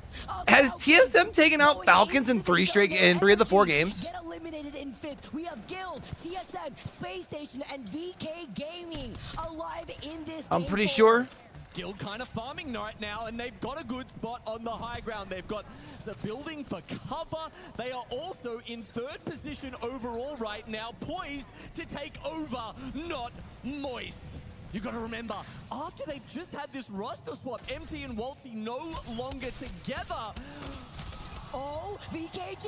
Space Station get eliminated. They're still playing nicely off of this Newcastle wall. The Thermite pressures them out just a little bit, but no one is going to push out of their position. Our last 3 squads now. TSM just behind them. None of these squads anywhere near making match point. Gaming Gladiators still very much firmly in the lead, but Guild and TSM starting to do some work to catch up. The crowd chanting. You figure if you're Guild or TSM, if you walk home with the dub here, you're 10 points out. You're 1 game away. Looking to see what plays can be done. Remember, TSM do not have a Watson, and you still have to worry about at least 1 other Bangalore from Guild. I mean, this final circle. So that means Moist must be on 32. It finishes just below the high ground that they control. Everyone has to walk up to them.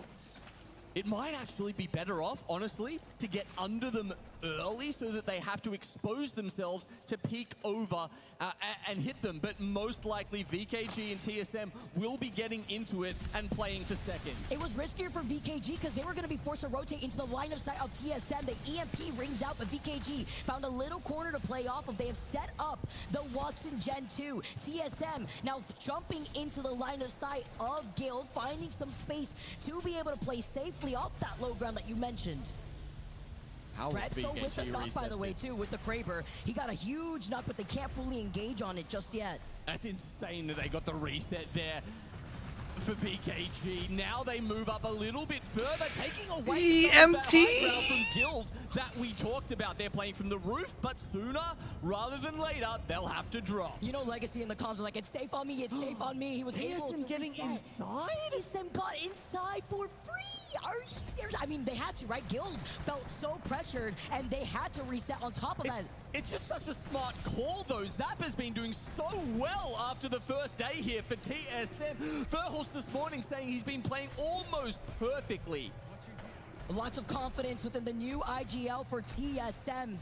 The props for Verhulst with the circle. They're hoping to force the fight between these two, because they're not going to be able to get out. I mean, they are, but it's going to be... certainly going to fall into their web as you come off the high ground. MT tries to pop the EMP. No way! The EMP timing slowed down TSM so much. It took a lot of circle damage, but it's fine. They still have a sliver of this corner to play off of, but I don't believe they're going to be able to fully reset. But for Guild now, jump down, and they're able. TSM runs, though! Oh my god! That Kraber shot was huge, but Guild cannot clutch it. VK Gaming!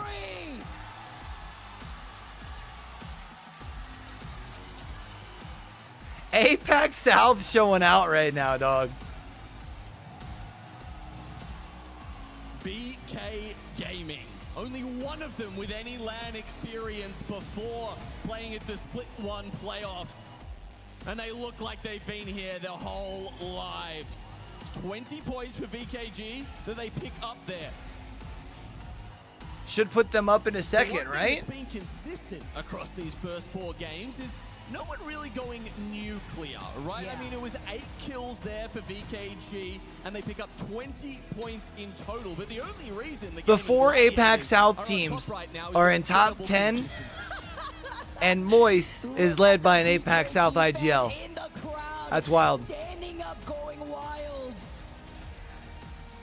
And that's off of their rotate from Cedo. So they were honestly right behind Guild when it came to going into that next zone. We saw them holding that slight hilltop, looking at the teams that had to come out of Cascade Falls right behind that Newcastle wall all set up. But honestly, a little thank you to Guild. After they dropped down, they were forced to engage with TSM that were in that corner. Reps looked like he got a hip fire shot on the Kraber. We weren't watching his point of view, but you saw it in the feed. And then after that, we already knew that TSM was so in low So VKG just had to walk up and clean up whatever was left from that fight. It seemed like TSM were done for. I mean, they That's got wild. Double EMP. You saw VKG pop theirs first. MT, his drone's going to get destroyed, so he has to use his immediately. The drone dies, sure, but the EMP still goes off. That means minus 100 shields for everyone on TSM. But the VKG fans, we just saw them pop off. I mean, we've been talking about Exos fans, Navi's fans, everyone else throughout this weekend, but there's been a little sleeper cell over here just waiting for their team to give them something to cheer about, and they've done just that, moving up into second place overall as well. And off of that last game of Storm Point 2, because we are going to make that transition onto World's Edge, where we saw Gaming Gladiators pop off and go nuclear. With that game done and dusted, though, we are going to be heading over to a... They're off center as fuck. Why?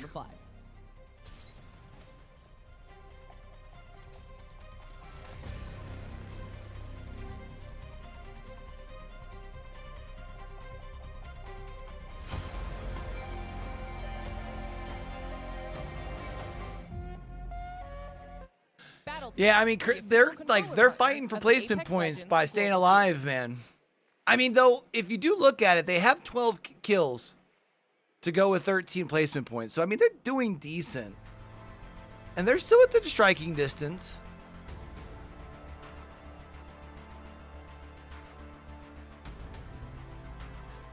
But that's the thing, though. They're in distance, and they have been having to, like, scratch and claw their way there. You wonder if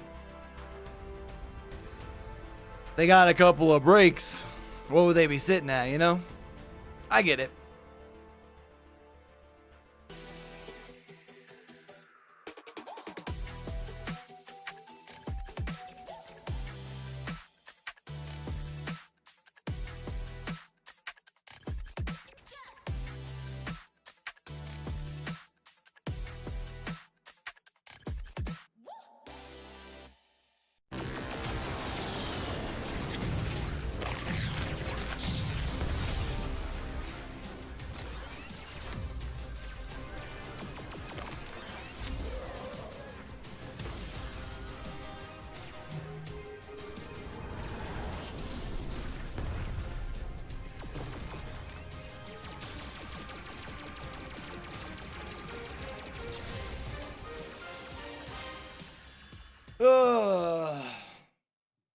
Alienware, official PC and monitor of the Apex Legends Global Series.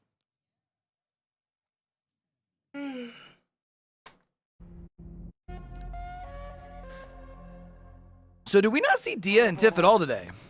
我拿网了 ，OK OK。我这可能也得空一点，我这可能也得空一个，他们可能滑着，你懂吗？好。我炸了，我的炸。好炸，好炸，好炸，好炸。好好好。他无人机炸不出来，他无人机炸不出来。他炸出来了，没事。先补，不急不急。我没他跳的，他跳的。别露给他们看啊！我们尽量保护，可以吗？跳了。保护。我俩导语。往上走，别打！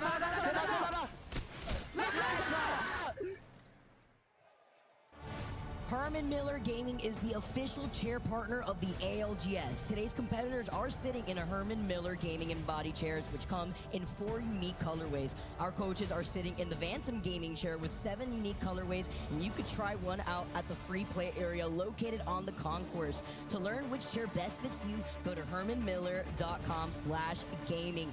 I wish they had let me try one out. But with TSM fighting to get second place there, they knew with their positioning, and even after that EMP, there was not much that they could do. But with that was fantastic in the sense of they not only got second place, what they were vying for, but Guild getting third place, even when they had to jump off of that high ground on top of that building here. As we see match 4 results, VK Gaming, they win with 8 KP. Space Station going a little crazy silently after they were trying to gatekeep the teams that had to come out of the command center southern side.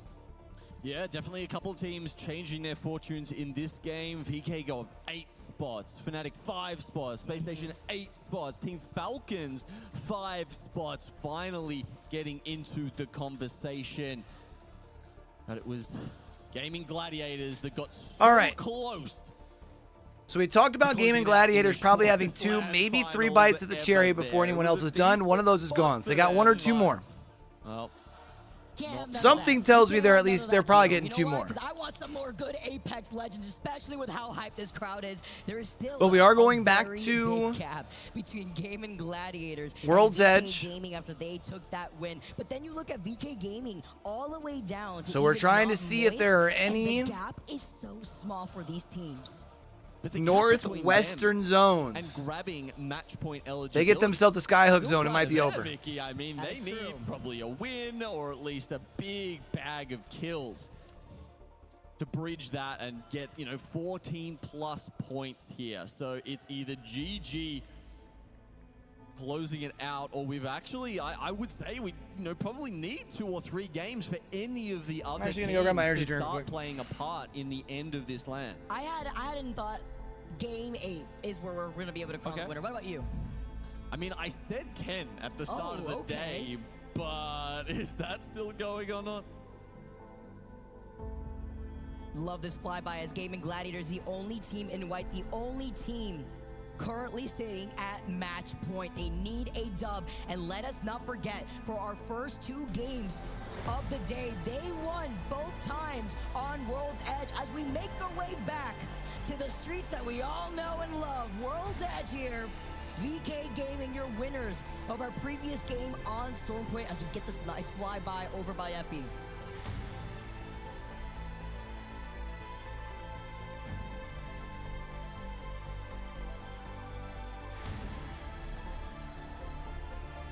Look, I know over on the Apex South broadcast, we definitely highlighted VK Gaming a few times throughout our regular split and throughout this year, Vicky, but to be this much of a threat, I don't think there were many people counting on that. But VK, they're out here to show everyone there's something special. There's something different. And after winning that last game, propelling themselves into the 2nd spot, they now have to make their way to the west side of the map. All of a sudden, a circle that looks eerily familiar. It does, and a familiar zone that we know and highlighted before when we saw it for game number 1. Not too far from Gaming Gladiators. Hey, just remind me, if it is the same circle as last time, who won this one, Vicky? Gaming Gladiators. Oh, okay. Which land over by SkyWest / Trials. They're going to probably go for a similar rotate. Yeah, but something tells me Bleed or Enter Force is for sure going to be looking for them coming out of Skyhook. This circle could shift slightly over to the south side. We're going to have to wait and see because TSM splitting that loot over by Mirage and Lava Fisher. They'll get information at the ring console over by Mirage. Again, it's getting a little hint of deja vu because Complexity, instead of wrapping though around but to the south side of that big rock, exiting out of staging, they're actually opting to go from the north side. Like if I'm Bleed, I'm push. I think I'm trying to like loot up real quick. A couple of these what-if moments last and time see if I can catch Gladiators before the have 3rd joins in. You know what I mean? From the vault. Not the vault. Gladiators. Bleed Trials. was one of them. The other team landing in Skyhook. And you have to wonder whether teams will look for Gaming Gladiators if they try to hold up a similar position around the bin south of Countdown. A lot of open cover, but you also at least still have the rocks. Depending if you want to hold that high ground when you exit out of Landslide, where Space Station are going to thrive. Seeing that they have also a beacon that they take their time to scan while everyone still is in the process of rotating, making their own moves. But we've already seen Furia holding on that south side of staging, exiting out of Thermal Station because they have a ring console there, so they went for a quick rotate. Gaming Gladiators, all the focus on this team as they're going to be able to get looted up before rotating through Countdown side where there's another ring console waiting for them. Yeah, because they didn't get the ring console in Skyhook this time. They don't need it. GG They'll be fine. Wanted to make the fast rotate, which seems like that would suit their plan as the only team on match point. They couldn't quite do it. They have to look for another one. Oh, Guild's in trouble here with SSG. Countdown is the closest one means, that's got to be the path. They don't go through Lava Fissure. They do have to go there to get that info.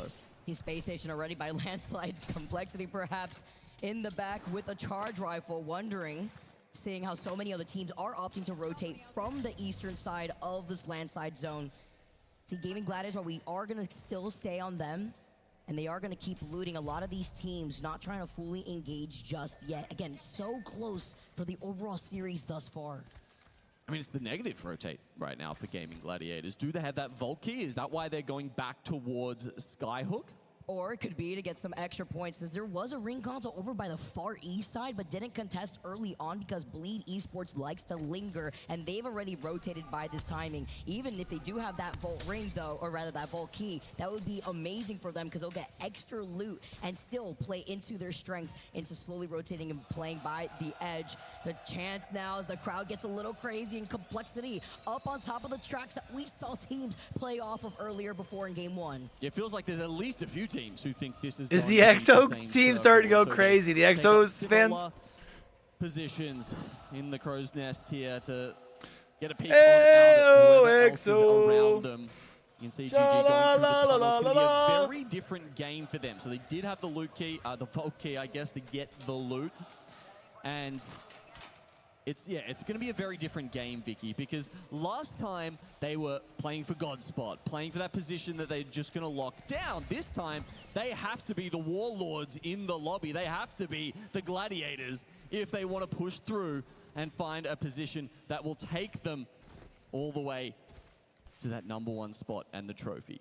Living up to their name, and look who's right behind them. It is not Moist. Again, maybe try to prioritize this rotate, since you can see in the mini-map there is also a server beacon right there getting information while trailing right behind Gaming Gladiators, who may be coming up in a sandwich situation, because guess who's waiting for them up this hill in Countdown? It is Bleed, and Lefka knows he takes some shots with the Nemesis, but they still have to keep their wits about at their six, knowing that not Moist were trailing right behind. Did they know that Moist was trailing behind, though? Like a shark in the water here. Not Moist said they're not scared of a single other team in this lobby, and they've proved it throughout the entire LAN. Doesn't matter how good GG are playing, I bet you Not Moist will back themselves against his team in a 3v3. But will it be an isolated fight? You've got NRG over to the right of your screen. You've got Bleed as well. A couple of teams thinking, hey, is this a countdown circle? Or are they all just waiting to try and get access to that ring console? Have they been, maybe debated into thinking it was a countdown zone because there's so many teams in the area? It's one of those weird situations sometimes where you get false information and you make inferences that are incorrect by seeing too many DK Gaming also rotating out towards Skyhook to get beacon. Look at where it's pulling. It looks identical, actually, to that first game. But being able to see that there's way more teams waiting for push their ass, Moist! Not Moist knew that was gaming, and that's why they were chasing behind him, knowing that they take a slower rotate right through Skyhook too, chasing right behind them, forcing out the Newcastle wall. You saw Blast had already put up the cat wall earlier, the EMP to slow him down, but they still get a little bit of safety. Moist want to keep this going. They want to get aggressive, but after that Newcastle wall was put up, there's another team taking shots at them. We know that NRG did have height on the southern building of Countdown. They were the ones that I think with the triple take were shooting at Gaimin earlier. It was a life-saving Dark Veil by Blast there that gets them back up into the safety of this room where their Catalyst can reinforce the doors. You saw Moist throwing out the EMP to try and grab them. The rest of the lobby would have cheered. Maybe even our crowd would have cheered, knowing that that would. It's about to get super spicy. Game of match point. A spicy meatball. Too wily, too wary of that attack. And Not Moist now have wrapped around from the north side of Countdown after everybody saw that this circle was continuously shifting over to the south side. Bleed have given up that northern building in Countdown, so this allows Not Moist to wrap around, take this spot for free, and we're also able to still put some shots onto GG, but still no opening available for them to engage on. Even with the crypto and them having the EMP, waiting to see if they'll have another opportunity, as everyone will be forced to move soon in the next 20 seconds. NRG won't be forced to move, and they're the team ahead of both Gaming Gladiators and Not Moist. They're not ahead of anybody on the scoreboard, unfortunately. Dead last, the 20th spot at the moment, which is a shame because they really did well in the POI draft, in my opinion. Been a difficult time here for NRG. and Bleed also haven't moved away from Countdown. Even when they had that ring console in front of them, it's definitely very difficult to even try to take that when you have NRG looking Gaming at Gladiators going to chase VKG back towards Skyhook? Looking at VK Gaming, who wanted to see if they can move into Countdown themselves, but still having to be careful of not Moist. Again, they're mirroring them constantly. If not Moist have worked out that this is Gaming Gladiators, then yeah, I agree. The mirroring is exceptional, and they really are doing the rest of the lobby a service here. As you said, it's a roundabout rotation though for GG. So will they go all the way around to Lava Fissure and then continue to go south from there? Too many teams in Countdown, a little too hard to push through without, you know, taking a big risk, and risks are not what Gaming Gladiators want right now. At least they'll have a survey beacon here that they could scan at the very least with Lava Fissure and this rotate. They'll be able to note where other teams are within the vicinity, waiting for them on their approach, while seeing the teams waiting by landslide. It is Space Station looking at Makers, who are so low. Huge nade inside the truck. They can't fully engage though. Alliance are waiting on the other side, and they'll easily third party this, but they're not the only ones, because then behind Alliance, the fourth party waits. It is also not Moist, who are looking at VK Gaming, coming out of the tunnel side, exiting out of Skyhook. Still Moist lurking around, just waiting to be a part of something. We saw Gildan Moist get into this situation over at Landslide in the last game, or sorry, the last time we had this circle in game 1. And similarly, we've got another couple of teams locked in with it here. And it's really tough, because you can play on that platform and it's great, but as soon as you want to leave, all of those other teams are going to take that opportunity. Was that the zipline put down by Alliance, actually right behind Moist, so that way they can get closer and now completely suppress them? They have the advantage. Wow. They've also committed here. What a push. Just going straight for this. Makers get it taken out in the meantime, and Alliance have not taken much damage at all on the entry here. You let it blast between the zipline, the Damn. ELG, Alliance take out Not Moist. Not Moist out. In 19.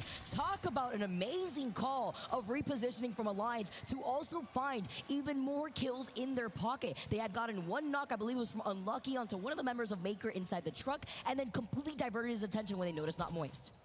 Now we have to get a look at the circle at some point here, Vicky, because it's very different. We do not have the same one as last time. Guild are set up where GG were, but they'll be a little bit sad to find out it actually goes down towards Mirage Voyage.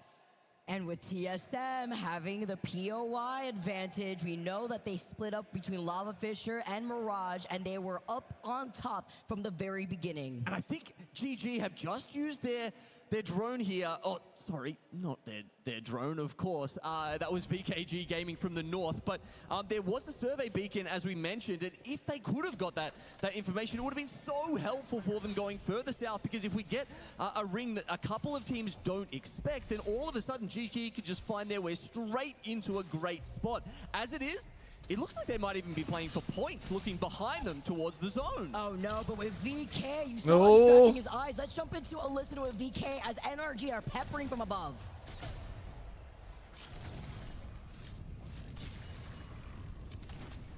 拉放拉放拉血拉血，准备拉血准备拉血，活着拉血拉血，他们没圈到。OK OK， 血要够吗？血要够吗？来我血要呗。血要不够，血要不够，血要不够。操他妈好烦。我身上有10个小血包，我身上有10个小血包。没用没用没用。你操，真进不了了。sorry， 走哪都不行，不行。啊，没3塔，有个3塔好了。你升个你升。哎。 Very, very tough for VK Gaming there. Unfortunately, they'll go down in 18th, which doesn't help their chances. Still in second spot at the moment. Let's see if any of the other teams just below them, Guild, TSM, can get above. Not Moist, of course, also out on 32. See Unlucky trying to give surprise fire, even though he's hitting that Newcastle barrier, just in case to prevent them from trying to overextend, because Alliance don't have that Newcastle. They don't have that makeshift knockdown shield barrier. GG staying alive pretty good. They got a long way to go here, though. From Blast allows them to get on top of this building, but they will have to start moving close to less than a minute. It was E36 who are on the south side of Lava Fissure, but they're not the only ones here too. There is 4 to 5 other teams that will be rotating from the north side. Blast does pick up the Dark Veil again and again, saving his team from almost certain doom. And you can see how much they're investing into that ultimate right now, popping multiple ult excels to try and enable their next rotation south. So many teams. There's teams on top of Mirage Voyage. There's teams underneath it. And Enterforce 36 are also waiting in the building ahead of them. So GG have got a very tough path here to make this next zone. I don't know if they can do it. I'm getting deja vu seeing Bleed in this fight out here too. Bleed and Guild, huh? Also recreating a bit of a memory here from game number 1. Bleed get eliminated in 17th. The Space Station had sandwiched them from the other side, and Guild recognizing that, back away. Back towards the rocks where NRG were playing from the north side of that building area.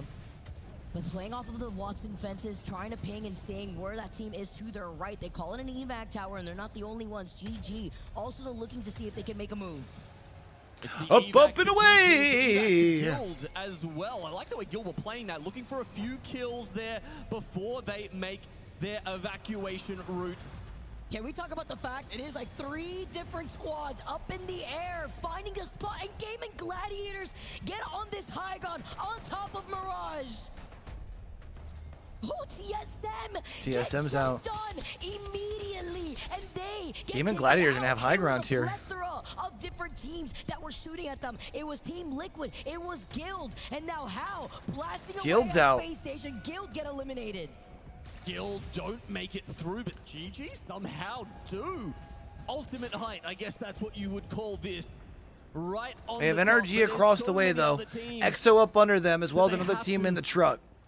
unfortunately, be part of this party with NRG, one of the ones up the top. It's the fact that NRG and GG, who had came up from the evac tower to find the high ground on top of Mirage, late now into this rotate. Dreamfire get eliminated. All the action happening. Team below Falcons their out feet. early again. This could be an amazing opportunity for GG. They And Gaming Gladiators just bullied these boys off the high ground. Holy, is Gaming Gladiators about to win in 5? Yeah, I'm coming. Coming, chill. I have the butt. Coming. Deep behind, below me. Right. I see you. I think someone just climbed on me. Ult duck nades on me, I'm popping. Yeah, take nades. 3 flags. I need heavy. Just loot. I'm looking for kills, someone's dying. Below me. Yeah, I'm looking for... Got almost. Yeah, me. Yeah. Back in the open. One. Nice. Complexity out in 7th. GG's in top 6 again, bro. No. Okay, never mind. I need heavy. I really need heavy. Okay, loot plus. Yeah, but like, I couldn't find any. I might have to swap guns. I'm checking. Yes, time to loot. Yeah, doing. Look here, 3 kills. My ping is 3 kills. Okay. It's literally 3. Solid.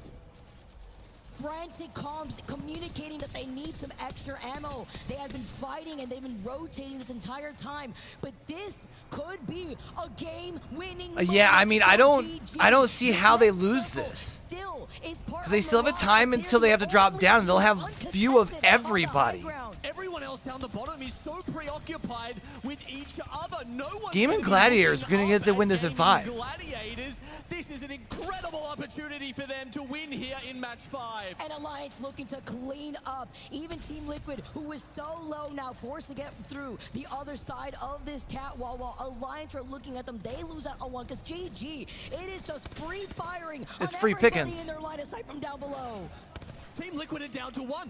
NRG is the only other full team. Who they evicted are playing underneath them right now and probably have the best chance to make this go another. Could this be it? Did somebody tell Gaming Gladiators that this was a speed run? Because right now, they are looking to be your winners. They still have height. This is game. They are going to have to drop in front of NRG at some point. That they're sitting in right now. There is only 3 squads left, and NRG, by the way, Alliance back up to 3.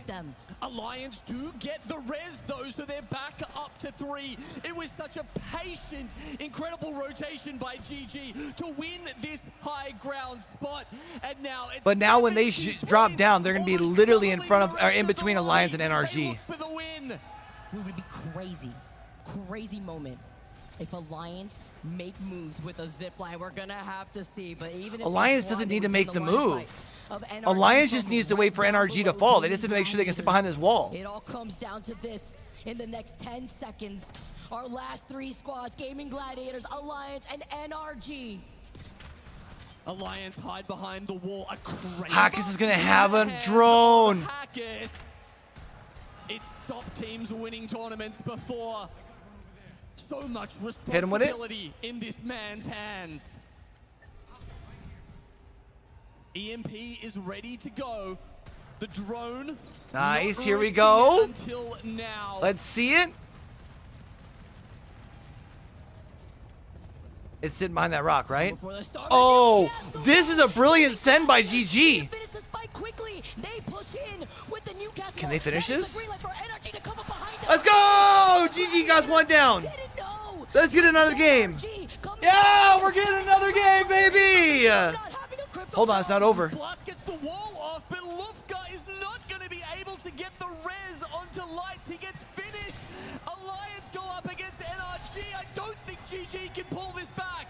They didn't have to jump that early. Now that is Alliance who have Hold taken on. the height. GG's a duo. Hold on. Stuck in between both squads. Are you kidding me? Game and Gladiators, they originally have height, and now GG's back on height with 2. Blast, Lufka, only up to Lufka. Lufka still has, it's still Lufka up. Okay. One more game, baby. One more game. One more game. One more game. I don't think that's enough to put Alliance up on match point, though. Right? Like, they're still going to be short.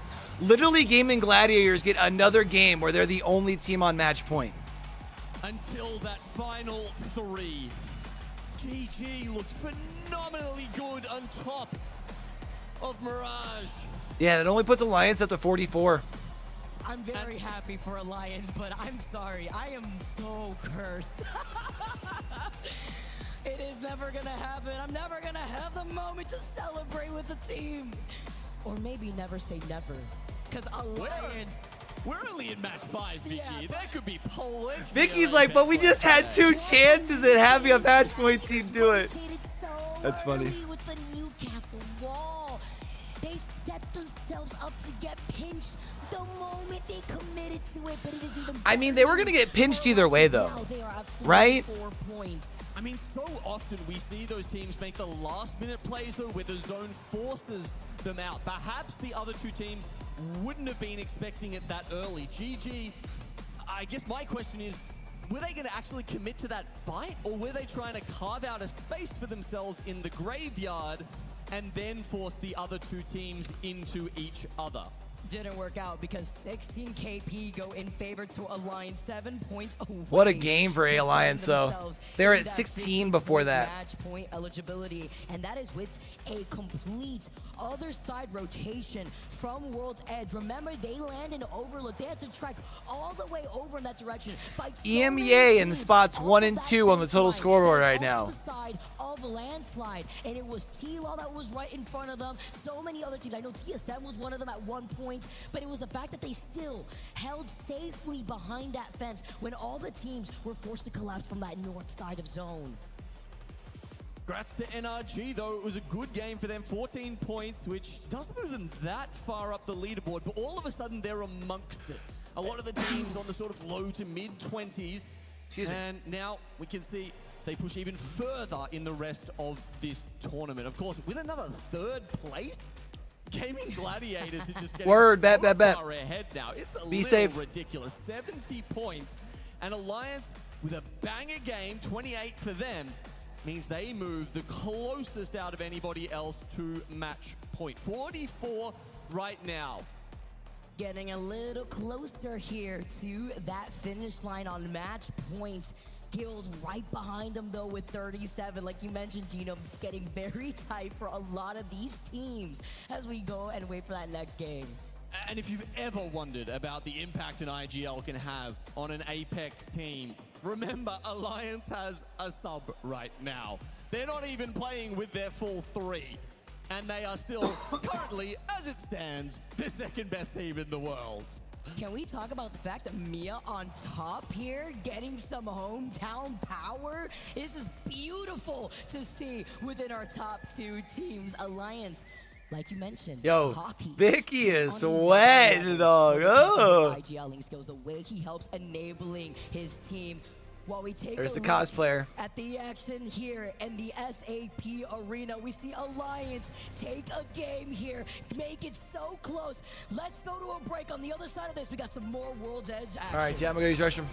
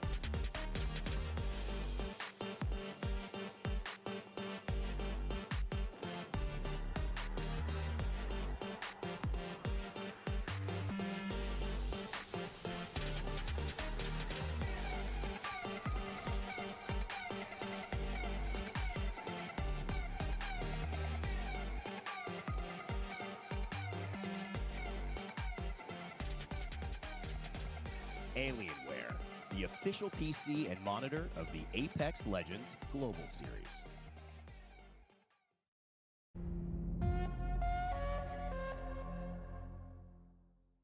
I'm with you, I'm coming, I'm with you. Okay. Watch out the other team. Yeah, kill the other team. Go Yeah. first. He dropped. Hold on. I got 7 bullets. Get his pick. Hold on here. Back. Bang, one's dead. Last one, Anders, last guy, Anders. Yeah, commit. Kill him. I have no ammo. He's one. I need to grab ammo. You're good. On high. Okay. I'm coming up. One behind me. Almost cracked him. I only have 4 bullets. Armors up and loot. It's only one guy. Yeah, I'm dropping down. Rest me. Ready? Rest. Wait, he's behind you. You thought we were done here at Mannheim? Well, think again. We've got more games of Apex Legends to bring your way. Match point was so close. It was so near for GG in those final moments, but it's an EMEA powerhouse of their own who snatch it out of their hands and send us into another game here. Teams who are not yet on match point may begin to tremble though, because Onset has appeared. And if you've been watching match point finals for quite some time here at ALGS, it somehow always ends up with Onset being on that call. However, it is still only Gaming Gladiators on match point. They've had 2 chances, 2 very good zones to try and win this tournament. Will they be presented with another? Yeah, that's a good question, right? It was a great zone for them. They got great, control of Mirage in those final moments as well, but you just wonder, were the communications kind of coming between the 2 teams of this could be GG up on height? We need to focus them. When Lufka got that res though, I was like, wait a minute, this could happen. However, it doesn't happen, and we keep on going here. That is just history at this point, which brings us to that conversation that you kind of highlighted, is we still have only 1 team on match point. So GG are the only team in the lobby at the moment who can still get this done. Well, the good news is for Gaming Gladiators, we're still on World's Edge. It's still their best map. They still have had 5 wins across the board throughout this tournament, so I'm expecting them to have a good opportunity here of still winning it. But there is going to be plenty of teams trying to take them down. And I think it was a good point what you made, right? It is 2 teams in that final circle against them who are very good, very knowledgeable, very much aware of the kill feed, and were probably keeping tabs on who is alive. And I think they maybe had an idea of GG still being there. Yeah, they certainly were indeed. And now, we talk about this conversation, we talk about the chasing pack and who is close, who is almost over the line. Well, that's what it's all about, right? That trophy right there, to become a champion, is what everybody fights through the Pro League, fights their way through the brackets, the group stage to get to this point. And as you can see, only 1 team is going to be able to lift it. Dan, we are getting into the business end now. This is kind of what All I right, feel like chat. is the midpoint of our match Game point finals, number where teams 6. start to arrive We got and hit Onset match and point. Gasket GG on the were there desk. early. It was a record. Which means we got to be on watch for the end of the series coming. Now, there's so many teams that are within striking distance who could well join them in this next game. Let me take you back to the World Championships when Optic Gaming hit match point in just 3 matches. And where did they end up? They did not go on to win the match point finals. In fact, it's a team that you might remember quite well that went on to win it in that scenario. Will we see some of our big hitters get back into the game here in match 6, or can Gaming Gladiators close it out? World's Edge, let's get it, champ. And we're going to jump on board with Alliance on their loop path. What a performance from them. I mean, just overall has been absolutely superb. Unlucky and Hackish picking up Tyler. Effects out home, I'm sure, cheering these boys on. But now they find themselves just 6 points away from joining their fellow EMEA compatriots in GG on match point. What a story it's been for Alliance. Amazing, the trials and tribulations that Alliance have been through, and of course they're doing it for effect, but Tyler also doing it for himself. Not only would he be proving a point, but he'd also be putting himself on the map. Everyone would want to get Tyler on their team if Alliance want to do it themselves, but of course we know effect is worth keeping around. I'm sure if you could have 4 of them, they definitely would. That's very, very true. Let's take a look at the zone then. Let's look where we are going. My.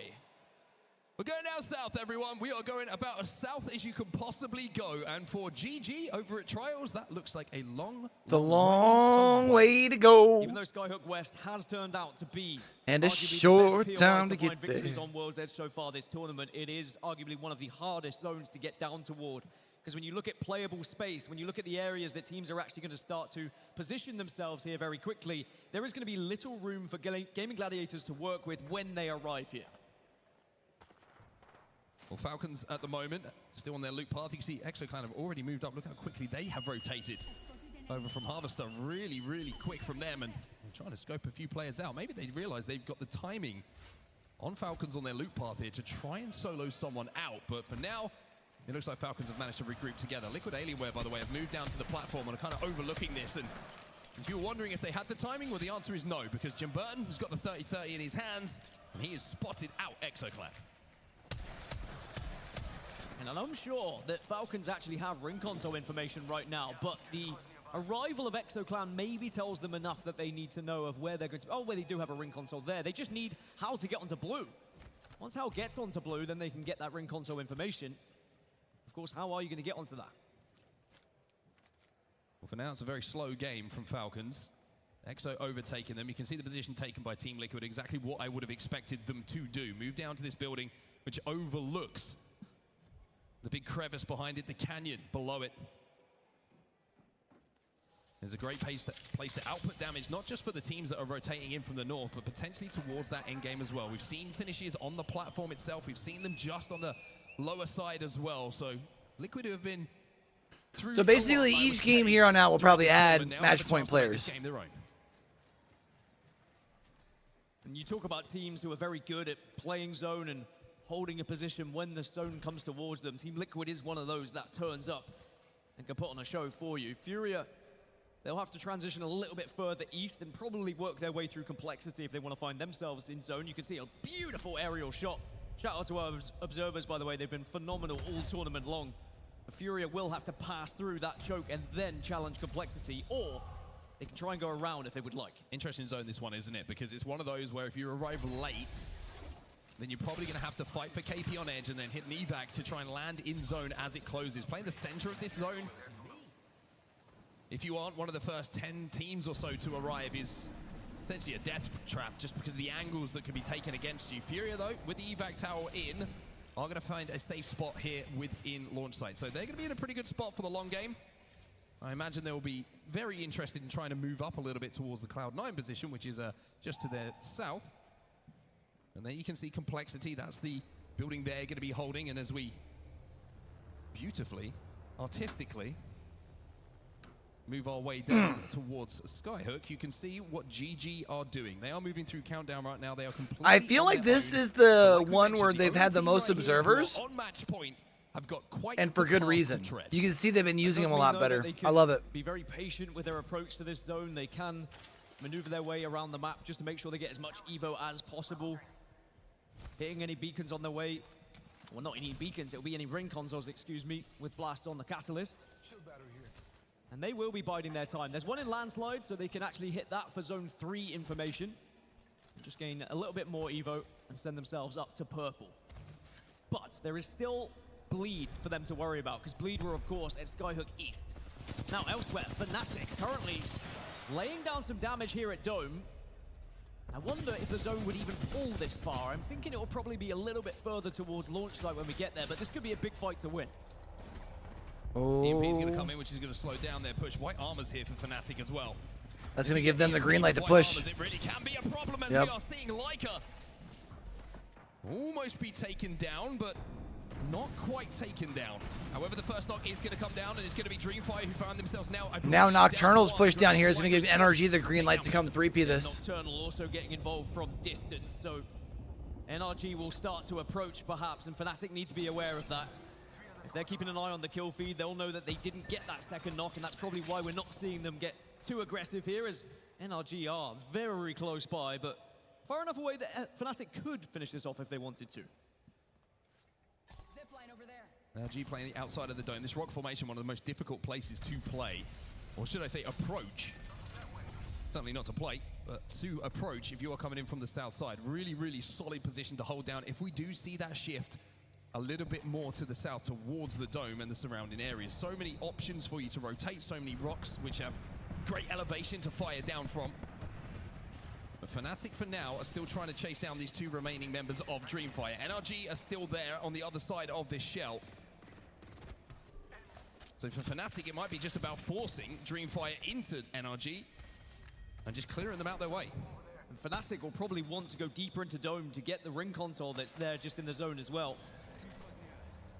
But because of Dreamfire being around, they were probably reluctant to actually press in.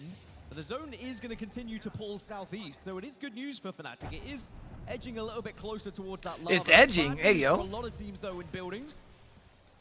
As Alliance, sounds like a fun circle. Come across Dreamfire here. As NRG also in the area, there is definitely a fight that could happen. Yeah, I mean, this is Dreamfire going to be dealt with. That's them eliminated from the lobby, and it's another point Alliance just needs 4 more points. For Alliance. That gets them even closer to match point now. Step by step, inch by inch, Alliance might be the second team to hit it, and that will be 2 EMEA teams who will find themselves on match point. One team who's chasing a few more points in this game to get to match point is TSM. Let's jump into the comms and see what their plan is on this rotate. I'm gonna hit the map room, okay? Yeah.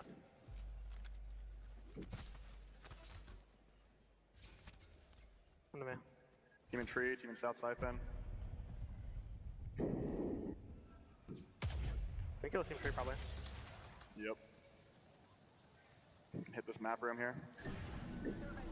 They might, if we hit that map room, they might not even see it, not know we're there. Yeah, go for map room, we're gonna hit balloons. After the street team, they're going to launch. I see them walking towards launch right now. Okay. Head this beacon, let's go. Go this up. You got the XP? Yeah, I can. So currently a little bit more of a serene trip here for TSM. However, look at that feed, it's starting to light up. Multiple fights taking place, and one of them does involve Alliance, but it will not involve Hackers anymore. He's been taken down. How frustrating could this be for Alliance within touching distance of match point? And to exit here will be so detrimental for their chances trying to catch up with the likes of Gaming Gladiators, but there's still hope. Still hope that they can at least maybe stay alive or get a couple KP, get up to 50. And they have a chance still to find those extra points. So the good thing is that Unlucky is on Pathfinder, so he can grab this banner and he can get out of there. 20 seconds till that grapple comes up again. And with the drone coming towards him as well, he's going to have to use his zipline just to create a little bit of space away. Notmost also approaching from Big Maud. So Alliance got to be careful here. They're going to try and get the respawn in the eggshell. And they will be able to. But back on board with GG. Trying to approach this fight in and around Siphon at the moment. Good shots coming in from Light here. Watson Fence is slowing him down for a second. They're not going to push this too aggressively. Because for them, it's not so much about the points. It's all about the win. But we did see last game, Gaming Gladiators are not scared of a fight. They're not going to avoid every contestant they could potentially have on this map. Instead, they try and put their best foot forward. They've got great shields to work with here. 2 of them essentially on red with Blast getting the extra from the controller. And they really want to take this fight, but there is other players maybe involved here. Last will get the wall down, which is going to allow the line of sight to be denied. He gets him away. It's beautiful use, but no! There's a flank coming in, and welcome to the party. Space station. Oh, take him out. Yeah! One more game, baby! We will have more Apex Legends coming your way. Much to the fans' delight here in Mannheim. There's nothing like match point finals. Furia eliminated as well. They won't be able to get any closer towards that threshold right now, so our eyes turn back towards the likes of Alliance. Can they reach 50 points? Because they are back up to a full 3, and they are back on the high ground. Great job from Unlucky on the Pathfinder. Use that grapple to get the banner, get out of dodge. And then the Crypto on the drone sends that banner over to the respawn beacon to welcome Hackis back into the game. The leader is here. And the situation now remains the same for Alliance. They will be safe inside of this next zone as well. But the pressure on a fight at the start of a series like this, 3v3, very different to the pressure of a fight when you only need 4 points. But Alliance would, of course, been watching that kill feed. They would have seen that Gaming Gladiators were eliminated. That does take a little bit of pressure off of not just them, but everyone in the lobby. You can now put all of your brain space towards actually trying to put points on the board here. There's how it looks in the overalls. Alliance only 4 away. Guild also only 12 away, and VK Gaming in 4th place, 13.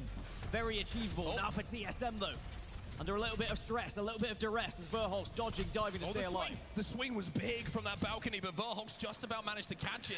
They're getting shot from across the way. Buy him the time to pop the battery. The only problem here for TSM is that End of Force 36 keep putting pressure down. Liquid Alienware are doing shots from distance as well, and here comes 36. They want a piece of TSM.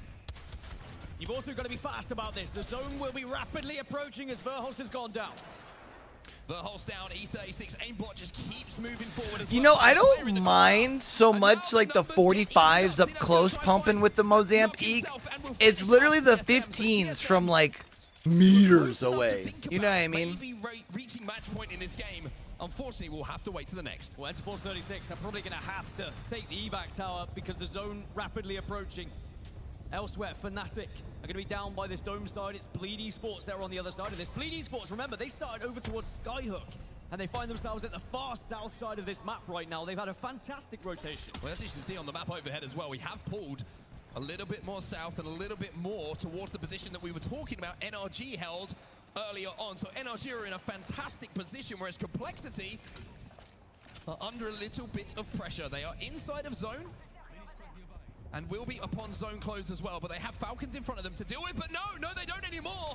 Falcons out early. It's Koifor who gets the final knock, final elimination, final kill onto Imperial Hal. Falcons eliminated on 20 points as well, still 30 off that match point threshold. Quite a way to go. But is anyone else going to cross it? 15 squads remain, so a couple of placement points for teams to use now as EXO will be eliminated. And also Guild in the kill. Hal never finished this bad with Verholz. Just arrived. Jen Burton and Zero Really washed. here is not Omega washed as Lol. well when we look at the overall zone, but before we do, we've got to turn our attention to Team Liquid, who we mentioned had the best prio to this zone, and now they are continuing to control this platform. But the thing for Team Liquid is it's now pulled away to where we mentioned the position of NRG was earlier. So Liquid tried to play for what they believed an endgame was, but the problem is the zone, it fooled them.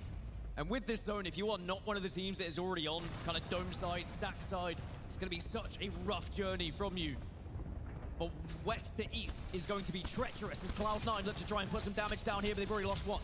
Cloud9 versus Complexity. Lou, he's going to find 2, and Lou does a huge amount of damage in that 5-4 Complexity, but even though they won that it all just opens Come on, the Makers. door here for Makers to move forward. Time to be Maker in your move. Goes down, Alive is going to be maybe here, not. but Lou finally will be eliminated. Complexity will go down. Makers should be able to get this res pretty comfortably, as Enter Force 36 will also fall in those final moments. And Makers needed that opening. They needed some way of approaching this eastern side now.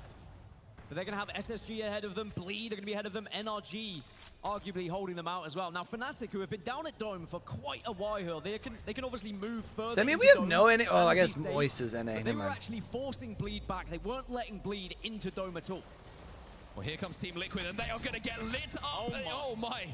I mean, you got to ask the question, did their feet even touch the ground before they were eliminated? But speaking of elimination... Yeah, come on, VKG, take Alliance out. Desperate for points. It's Alliance. They only need 2 points. Actually, let Alliance get the match point, please. Yo, hey, yo, can y'all chill? Can y'all chill? Can y'all chill? Can y'all chill? The 50's been crossed, and Alliance will be the second team to reach match point. And with Gaming Gladiators eliminated, they will have a shot at winning next. Now, Guild Esports, they're doing damage in the Vault Tunnel. Oh, Noctum Scan will be eliminated. It'll be Guild who win this fight. Guild's also getting close. Towards zone. For Jesco to be able to get a res, that's the question. One of them, the answer is no. Do they have a Moby they can use? Maybe on the outside of that tunnel. MT will be brought back to his feet as Makers will be eliminated. But the big story from the last few moments, Alliance join GG on match point to a If Moist has a good pop-off here, they can also still get up to Alliance winning the most recent match point. international LAN and then coming into the ALGS Split 2 playoffs. They have 14 points left. There's, what, 7 teams right now? When the hand was forced to make a substitution, it would be unbelievable. But they've done the first job, and that is reach match point. Cross that threshold, but now can they put a victory alongside it here? I'm renaming Unlucky to Mr. Mozambique, by the way, because he has been electric. I mean, everybody's strong with him, but he just seems to barely ever miss the speed at which he can eliminate players in team fights. Guild gonna be able to get back to a 3, maybe? For me, but SSG have a good amount of points so far. 8th in the overalls, but 34 isn't too far away from hitting that match point threshold as we see a res coming in as well. Bleed Esports eliminated as we see this res come in. And the res will mean that Guild Esports can now play as a 3. Let's jump into the games and see what the next plan is. There are 3 teams on the right side. Okay. Team behind us here, yeah? Yeah, Kills left. Yeah, we gotta kill right, and then we play for this rock. Oh, they're imping us. They're sending us. Get down. Going back. Nice. Joe got broken, we gotta focus right. Not gonna have a gen now. No gen. That's fine. Full team on the right. Full team, close right. Get Ventus down there if you can. Yeah, got it. Send us. 60, crack. One shot back. Get about. Fudge, man. They just got pinched. Ran it off. Guild eliminated. Alliance continue to win team fights, but maybe this is just one fight too many for them. Tyler, the substitute, maybe he's going to change that though. Ooh. SSG go down, Alliance will follow, but those KP, they hurt SSG more. Okay, Moist. Come on, Moist. NRG Pick up a couple KP here and get this dub. A chance to try and climb up the leaderboards a little bit more. Not Moist are 8 points off crossing that match point threshold. They get 5 points just based off of placement if they finish first. Can they be the 3rd team, or will we see a team like Fnatic, who have been down at Dome throughout the majority? They get 2 more points if they finish second, really take advantage 5 of if they position, finish first. They have to push out of this eggshell, right? And there is so much which means they need to pick up 3 KP here. Towards that direction. Not Moist have full control of zone here. You can see it's going to be pulling right towards them. So Fnatic are probably going to be the first team to be exposed. NRG have a few rocks to play behind. And you have if they finish second, they cannot. Knowing this, are they going to try and play for second here and send it on to NRG? That looks like hit match point. To line up right now. Fnatic looking towards NRG. The shield, though, it doesn't make sense because they would then need 6 KP. And if you hit 6 KP in this spot, you're going to win. So. But look at the shields on the side of Not Moist. Go, Timmy! He just got absolutely ripped by Nocturnal on that devotion. You have to wonder, though, is there an opportunity to push off of it? Nocturnal's trying to swing Nocturnal. He's going to find 2. Nocturnal! Wow. Nocturnal with 3. That is a play to remember. NRG deny Not Moist, but it will open up space for Fnatic to push out here. Damn. Fnatic now move up through the Bangalore roll. Fnatic win, they'll be up over 40. Over NRG. Yuka, Suzuki. It's 1 to go for Fnatic. I mean, Fnatic's a team that's almost always in it, so you can't be surprised there.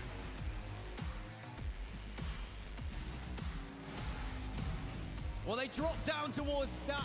They took control of Dome, and they held it for the entire game. But it was how they were able to manipulate other teams' path. They forced Bleed away. They said, no, you're not allowed into Dome. They made it a fortress. And then that one knock, that NRG push just gave Fnatic the opening that they required to get out of those eggshells, avoid those sight lines of Not Moist. And then boy, did they capitalize as they find a victory and push themselves up to 42 points. All the credit goes to Fnatic. Of course, the champions, but there's a moment in that endgame we need to highlight. Nocturnal, with that devotion, gets the first knock onto Timmy, follows it up and gets the second, and then all three, if I was not mistaken, will be credited to him. He single-handedly took Moist out of that game and denied them a match point opportunity. But of course, during that game, Alliance did cross the match point threshold, which means we have two teams. And there's a man from one of them, Gaming Gladiators. They've now had 3 opportunities to try and win this tournament. But now they are not alone. Alliance join them on match point. Only EMEA can win right now. Points are going to shoot themselves up the leaderboards, and they will put themselves maybe with another good game here as we change over to Storm Point within a chance of hitting match point themselves. We're starting to get to that stage of our match point finals. Team after team is going to be joining match point players, match point teams with an opportunity to win this tournament. But for Alliance, I mean, there's a lot to talk about how they got those points, right? I mean, the Rez that came in, Unlucky who manages to just about get the grapple in to get away with it. But there's so much to talk about. Do you know what? We're not going to do it. We're going to send it to Des to do so because you do it better than we do. No, not at all, guys. You do it fantastically. Onset Gasket with another banger of a cast, banger of a game, especially if you're an APAC North fan. I know we had some in the house as well, whether it was Dreamfire earlier on or Fnatic just now, grabbing a win as we come back after 6. Traditionally, if we were in a normal bracket of Apex, we'd be done. But this is match point, so we keep on going. Match point, 2 teams on it. Explosion. Jamerson sniped down yet again. Jamerson, just to kick things off, scintillating ending there, but this entire thing has felt tense once Gaming Gladiators got to match point so early. Yeah, game number 3, that's where they secured match point, and it was absolutely insane. It was Let me go see if there's still pizza left that I can reheat real quick, chat. Everyone became a fan of every other team at that point. As much as you want to root on GG and Gaming Gladiators for everything that they're doing so far, you still want to see some more Apex Legends because it's been high octane, incredible aggression across all stages of the game, and it's been so much fun to watch with so much drama. Blast on your screen from Gaming Gladiators there walking around. Lauren, that is kind of the truth of this. Everyone becomes a fan of anybody who can keep it going longer. Eventually you might have 10, 16 teams on match point, and so you become a fan of those other 4 teams. You might, I don't even know who's on that team, but I'm rooting for them to win. And we see it happen every single LAN. I mean, the crowd doesn't want to let Sunday end too early. No. So we want to see these games keep going, but you know that every single time that GG gets this close and then doesn't close it out, they start to stress a little bit more. I love the stories we're starting to build, though, and I'm going to send it to you now, Snipe, to walk us through these final 3, because 3 versus 6, everything was at a moment of ending when Gaming Gladiators being on match point. The first round, though, doesn't go there, where VK Gaming get things started as we go to Storm Point on game 4. Yeah, this was actually a very exciting ending. We saw GG was in a great spot, and honestly, I think if they took the initiative to take the fight on the res behind them and clear out their back, they were in a position to possibly end this tournament in 4 games, which would have been insane. But we had VK, who's holding the side of the building, and this is so good for them right here because you have a team on top and you have a team below, which was TSM. And you know that if you just hold this, the zone is going to come pull to you, and those teams, the team on top is going to have to drop into TSM.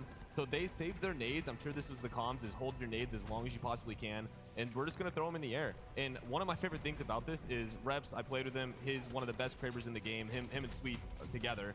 And when he dropped down, we saw him no-scope, get a kill, and then VK just cleaned up the rest. And the intensity of that moment was only surpassed by the intensity of this moment, Lauren. It felt like we had our own separate drama in here in this fight as Gaming Gladiators and Alliance down each other, get picked back up. Oh, they're still alive. Wait, they're dead. No, they're alive again. And you know, there was a lot of back and forth in the green room watching this as well. What could they have done differently? Did they Newcastle in too early on behalf of GG? From the top of Mirage was Alliance. Obviously, had they had enough time here behind this wall, they had the best safe space, energy there on the low ground, and these fights kind of got really chaotic. Reptar was actually able to stay alive for a long time for NRG, while GG was down back on the low ground trying to survive whatever they could, but Alliance just had too much positional advantage here that they were able to close this one out. And like I said, when GG gets this close to getting match point, and then the team that ends up taking them out is the next one that gets match point, they start paying attention to that stuff.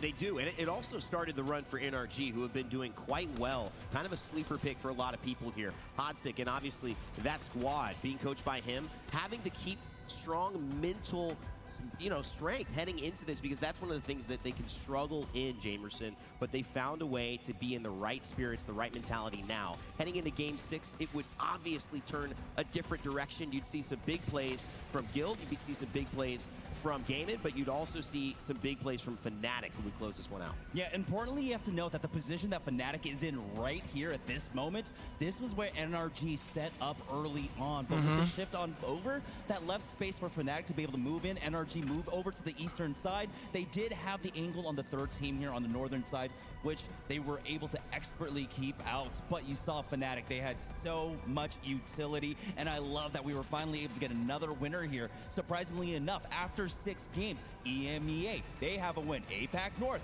they have a win, and now APAC South have a win, or excuse me, APAC South and then APAC North have a win. We're looking for North America to rise up to the occasion, but Snipe, as we kind of track over this Fnatic dub and they start jumping up, you could see that SSG, even a team that started, we had mentioned when we first got back on the desk with 2 points or so after 3, now at 36, they're like in 7th place. Yeah, Dreamfire had just got a win in that 3rd game, and SSG only had 2 points and dead last, and now we see them right there in 8th place with 37 points. It's impressive. So when I was talking about the leadership, I don't know what the comms were after those first 3 games, but they obviously got it together. I know Dawn was probably a huge, big part of that. And to see them at the top of that leaderboard, they're in a position, one more good game with the pace that they're at, they could put themselves right into that match point. That's actually what is scary about the position that Gaming Gladiators have now let themselves be in. There's been multiple opportunities to close out this match point, and every single moment that they are not winning, they're giving teams chances for these miracle runs. We even in the green room for a second, Lauren, saw Falcons hit top 5. We said, is this the beginning of that run? Still hasn't been, but here's the overall match results that we've got after our 6 games played coming at you. Lauren, Fnatic, obviously this is our Game 6 results here. We'll have series results in just a second, but Fnatic's with 17 points there. NRG right behind them. Maybe making a move. Maybe there's enough time. I mean, energy. See, now we're having where no one's really like soaking up a bunch of kills. You were just saying before, so this is an opportunity for them to really kind of grab that. Lions and SSG kind of did, but also both those teams needed it. Working right now, continue doing that. Don't back off anytime soon, because now the more teams that end up on match point, the less time you likely have. Not to mention, not Moist just going out a little bit earlier than they probably would have liked there in that final fight, because had they been able to clean up both of those teams, they would have been on that match point situation. That one has to sting a little bit too. Yep. What about VK Gaming, Jamerson? I mean, the fact that they're showing up so far, it's impressive. Yeah, VK Gaming, it's this really weird outlier when it comes to tournaments, right? You have a lot of teams going overly aggressive, and that creates a lot of openings for teams that want to play center zone. And all tournament long, whether it was in group stages or in bracket stages, VK Gaming have been able to take advantage of that extra aggression that comes out from the other teams. We heard it earlier in other interviews. I believe Matafe was like, yeah, we rotated into a spot. It was free for some reason. VK Gaming are actually the beneficiaries of that right now. You know who is also the beneficiary of some pop-off plays from Tyler FPS? That's Alliance. Guess what? They are already a team that in this month, well, actually it's September 1st, so in the last month, but about 3 weeks ago, have lifted a trophy. They earned some crazy prize pool. Are they in the position to actually have another win? That's what I'm so excited about to see, because we start telling that story. Tyler FPS, unlucky. Hockey's doing it again with a new team Snipe. That starts to me, that spells dynasty. You want to know what it reminds me of? It reminds me of Jen Burton getting COVID at one of the lands, having to pick up JMW in Sweden. Zero, carrying that team to a win, and then going to the next event, getting Jen Burton back and winning another event to get that back-to-back. I mean, Hawkes, give them an inch, they'll take a mile, and they're right there in that match point. So, Gaming Gladiators got to look out. They play a unique comp as well that's very easy to spot. They don't run the crypto. They're running the Catalyst, so other teams are obviously gunning for them. Lauren, you've picked Not Moist a lot this weekend. It's why you have so many dang points in our talent predictions, and you're beating everybody. You picked GG today, though, so you do have something going on. But with Moist's performance today, are you impressed? Are you hitting expectations with them? I think they're a little bit slower starting than I would have initially expected, but they are a team that can handle that type of maybe an underperformance mentally and be able to come back from that. No one can be perfect all the time, and they had a phenomenal group stage into their bracket run, whether that was in an individual level or a team level. So the fact that they're here right now, I don't think is necessarily any sort of indicator of them falling off in any way. And honestly, to that point, I mean, we saw through the group stages in the winners finals, right, that it seemed like Moist had a little bit of Alliance's numbers. We saw a lot of counter rotates into Alliance, and this time around, Alliance, right, dropping over at Overlook on World's Edge, are just completely avoiding Moist. You can see that Moist are trying to find timings on other teams around them, and so Alliance are just kind of avoiding the biggest threat that happened to them on World's Edge. And of course, not having Fnatic near them, which was their biggest detriment when we were over on Stormpoint. So we're going back to World's Edge, right? Times I've actually ever seen has to do with match point, because the emotions that we feel on the desk, they're huge. I remember tearing up after champs when we first got back in Raleigh, right after that Sweden land. One of the best things about it, though, is emotions are flying high everywhere, especially with people you love and care about. It's cool when they send you a FaceTime or a picture. It's even cooler when they're in the crowd saying, I love you, and they got your back. And we've got someone in the crowd with a very big TSM fan base, maybe the biggest fans in the world, standing by with Peeps. Peeps with the Verholz brothers. Thank you so much. I am here with TSM Squad and the Verholz brothers. Dude, I gotta ask, listen, you're looking at your little brother travel the world, become a world champion, living one of his dreams. How is that as an older brother? It's the best feeling in the world. I mean, he grew up watching us play at our football games and basketball games, and I feel bad for him. Because look at what I get to experience when I come and watch him. We've got the best esport in the world, the best players in the world, best casters in the world. It's an unbelievable experience, and I wish everybody could enjoy it. If you're not a fan of Apex Legends, it's because you haven't watched the Match Point finals yet. Match Point does bring it to another level. Crowd, how we feel about that? So, dude, I gotta ask, right? Gaming is something that has come up recently in the last couple decades or so. When your brother told you he wanted to be a professional gamer, how did you and the family take it? It wasn't even about when he told us. We knew it was gonna happen to him when he was way young, super little. So we knew it was coming. He didn't have to tell us anything. I mean, this is what he's done since he was like in his teens, everything. So we knew it was coming. We expected this. Just born to do it, born to do it. Some might say levels. Well, listen, we got another interview in the crowd. Tiff, take it away. Hi, thank you so much, Peeps. Here's the deal. You may have found the Verholz brothers, but I found Blast Sisters. Hear me out. We were watching from the crowd, Gaming Gladiators, the top 3, your face, I saw the emotions. How hard is it for you to be here and watch them be so close to cinching their dreams?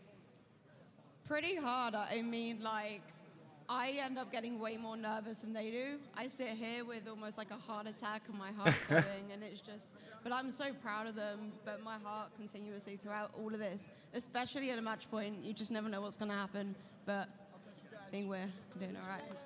All right, so I gotta know, are they gonna do it here? Are they gonna close it out? And if there is one thing you could say to him and he could hear you, what would that be? First of all, they're gonna do it. I know they're gonna do it. And what I gotta say to him is, they're gonna do it, and that is it, and I'm so proud of him. She is so proud. We're all proud of him. But let's get back into the action. Onset and Gaskin, take it away. Thank you very much, Tiff. And yes, indeed, always great to hear from the family, the friends, and the fans. All right, Game 7. Traveled all the way here to Mannheim to support their teams and players and everybody that they love. So it's great. I'm supporting you as well. Just so you know. Stop doing this. He's being too nice. It's always worrying when he's being that nice. All right, Gaming Gladiators, they are on 70 points. Alliance are on 57 points now. They are our 2 teams on match point, but they are being chased. Guild, Fnatic, and Not Moist are all in touching distance here. If you want to win ALGS Split 2 playoffs and you are GG or Alliance, boy, do you want to get it done now. Yeah, I mean, you're looking at that chasing pack. I mean, you go down to TSM, who are down in 10th. Even I wonder what's going on with Falcons, though. In that conversation, because they really haven't had that strong of a tournament. It's very likely their group stage is saved by one group, like one day, or like one session. Just one more team that's going to join Alliance and GG on match point, but also probably multiple teams who have the chance to do it now. The bad news for Alliance fans is we've yet to see Alliance find a win on Stormpoint as we move over away from World's Edge. And similarly to what I was saying about Gaming Gladiators earlier, they've only found 1 out of their 6 victories on this map, so it is still wide open for all of the other 18 teams that have yet to achieve. I mean, we are at the point where we're probably adding teams every game that it goes on, so that's the good news. Into watching a little bit of Apex Legends. Match number 7 is live. And it's only right that we start it off with the Lions. I want to see Moist and Gil get on to match point this game. And what an incredible story it would be if Alliance were able to win this tournament. Not only with a substitute, but across 2 entirely different metas. A new patch that has arrived, and they have been able to play unbelievable on both sides of it. I want to talk about Tyler as well, because when he's had previous LAN experiences, they've not been great. Let's be real. He's not had the greatest experience, not the greatest of placements, and hasn't managed to get to a position where he can say he's been part of a championship Sunday. But now he's part of a team that is finding themselves potentially 1 game away from becoming a champion. It is a fantastic story for a young man who has been through a lot and had to prove himself numerous times. And for GG, well, they could probably say the same. A lot of stories on this lineup that we've heard throughout this weekend as well. But Europe at the moment, EMEA region is certainly stepping up and being recognized. And of course, if GG or Alliance were to lift the trophy here, it would be the first EMEA team to lift an ALGS trophy. And that would be quite something for the region. It's going to be quite the pool, quite the rotation for Alliance. Same for Gaming Gladiators. Or if you're an Echo team like Complexity, they might be enjoying this one as well. But look at Cloud9, they're moving, they're grooving, and Liquid Alienware also very quick to arrive here. This surely ends up pulling towards Pylon, right? Become very busy very quickly. Like dead ass middle of Pylon. Already banking that it's going to be pulling right downtown towards the south side of that. Or does this end up pulling those 3 houses? Noctum Scan kind of doing a keeping at the moment inside a Pylon, but they're hitting an evac themselves, so they might be trying to leave and get a little bit closer to Echo.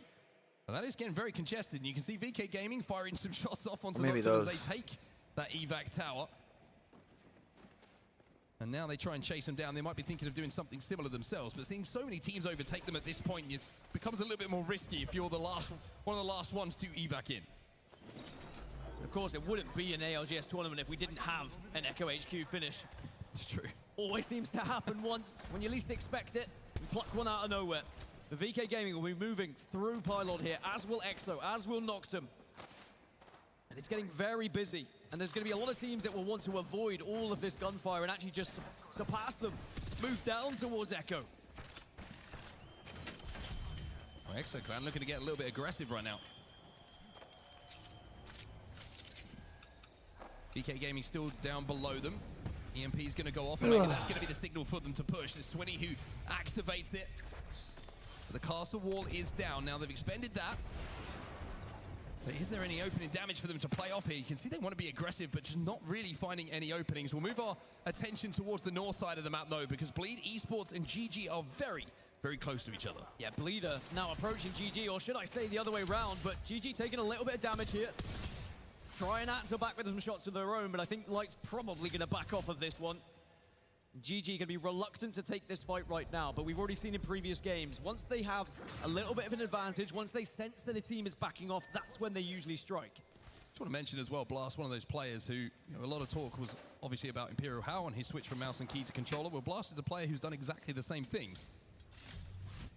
So to be in this position shows that he's been putting the hours in, he's been putting the time in to perfect his craft on a completely different input, and certainly having some success up until this point. But GG decided that... How's his stats looking for the tournament? Knowing that they just have to win a game. I don't want to open up look at PD because it's a fucking They're going to back off. They're going to rotate machine a hog. direction to what we saw from Bleed. When we talk about EMEA as well and a chance for some British pride, we've already seen JMW become a champion on the main stage in the ALGS. Well, either Blast or Tyler, of course, hailing from Great Britain, a chance to put themselves on the map alongside JMW and, of course, the team that they'll be playing alongside. But it almost feels like it's still a long way to go here. If you think about the most recent international LAN, I mean, match point, we got all the way to what... Yeah, I don't think we go to 13, but I definitely don't think we... I think we'll probably end around like 9, 10. There are so many teams that have been able to find victories throughout this tournament that could really steal this one away and keep us trotting throughout this tournament. I'm not going to say what I wanted to say because I feel like I was jinx it, but I was going to say I feel like there's quite a lot of... Anyway, to play. Good Esports rotating at the moment. Down on the southern side towards Coastal Camp. Gonna go through the tunnel, and you can see that Waltzy and Co are probably looking to do something pretty similar. They've taken a little bit of damage as they had to boost into this position themselves as Guild looked back.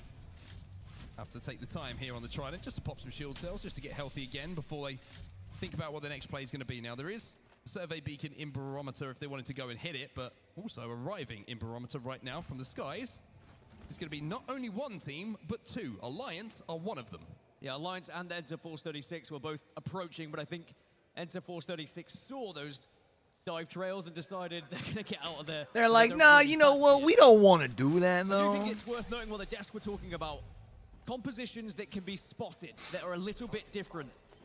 And whilst we do have a couple of Pathfinders, there is only two. I believe it's only Dreamfire and Alliance. No, Oh, that's a Furia good as well. point. So we have 3 Pathfinders in the lobby. That could make So people you ape are them hitting more. At least a small amount. Yeah. Whereas when you look across on the other side and you've got a Catalyst involved, you've only got a few of those as well. So it's definitely one that could be called out when you are making your rotation. Well, Moist at the moment just holding out Alliance. Alliance had their drone broken as well. You saw that from the POV of Alliance, so they weren't able to get the info. They weren't able to scout out how many players there were. Think about using that EMP. One way to deal with the drones, but now it's back again. So we'll have to see if Hackis can show off a little bit of drone skill here. A little bit of up and down, give them the wiggles. I still think Strafing Flame should have been on the crypto Imagine chat. if drones could shoot as well. No, Maybe that's that's not- the that's- next. don't no? get the devs anymore You at don't this, think come so? Then Crypto would really be the best character. Then we get the 100% win rate. Jay Beebs' his notepad's out right now. He's like, ooh. Sounds good. Well, Alliance, they'll probably be on their merry way, and they don't really fancy taking a fight against Not Moist here, especially with the zone approaching shortly. And then past that, you've got the likes of Guild. Now, Not Moist and Guild both closing in on match point. We check in with Gaming Gladiators. There's going to be Makers on the other side of this one. And actually, with where the zone is pulling, of course, we are expecting it to go down towards Echo. I don't mind this position from GG, because they'll be able to wrap round on that eastern side as it continues to pull. The GG will be safe for now. It's a very difficult balance for GG, though, of kind of showing enough presence to force teams away from your position. All right, I was wrong. TP, I thought this was going to get a third also ring not pulled showing more too towards much pylon. presence that your composition can be I was spotted really out, like wrong. you said. And all of a sudden, people start to focus you a little bit more and stop your rotation that might have been a bit more comfortable had you not been on match point. And there's your map overhead, and that's where the zone is going to be going. So a great shout from you down towards Echo HQ. We get our allotted Echo HQ game. C9 in a really good spot as well towards the back. NRG in that, what do you call it, the cranny position? It's a nook or a cranny, depending on how you're feeling in the day. Yeah. A nook NRG, or a we've seen cranny. Teams win from that position as well, where NRG currently reside, especially if you have the composition to hold it. And NRG do have the Newcastle and the Catalyst on board. Of course, 2 incredible legends to lock down a position. You can make some deployable cover with Newcastle, and then you can, of course, pop out that Dark Veil if you need it. Bleed Esports need 20 more points to hit match point. And they're currently taking a zip line past, a scenic one. I love past how it's GG. just not even worth shooting people on the Pathfinder zip Yeah, anymore. just leave them. Now, because of the charge, it's just like, we don't even need to shoot them. And also, if you're GG, you don't really want to bring any extra attention to yourselves. You just want to go about your business, allow everyone else to kill each other, and then you start to get involved later on. But you can see Guild need 5 points, Fnatic 8 points away, as are Moist. So we do have several teams here who could definitely reach match point here if Gaming Gladiators or Alliance do not make it and win the tournament here. Well, it's interesting how this game feels a little bit different if you're one of those chasing packs as well, right? Because you're not really thinking about winning the game, so to speak. Obviously, you're trying to be involved in an end game. It's the best way to get points, but if you need 3 or 4 points, like we saw with the Lions in the last game, right? It's a team fight. It's an opportunity to get the points that you need to take advantage of. It's not about putting 15, 20 points on the board, as nice as it would be, and stay in that rhythm. But if you have an opportunity to find the kills that will get you across the line, you have to take it. Well, elsewhere, Bleed Esports just got taken out. And it was Dreamfire who actually did the damage. But elsewhere, Falcons Moist. are currently scrapping and not Oh. much one. Not Moist who need 8 points from the position they started in. Find themselves having a fight against one of the best fighting teams that you could ask for, but Zero's down.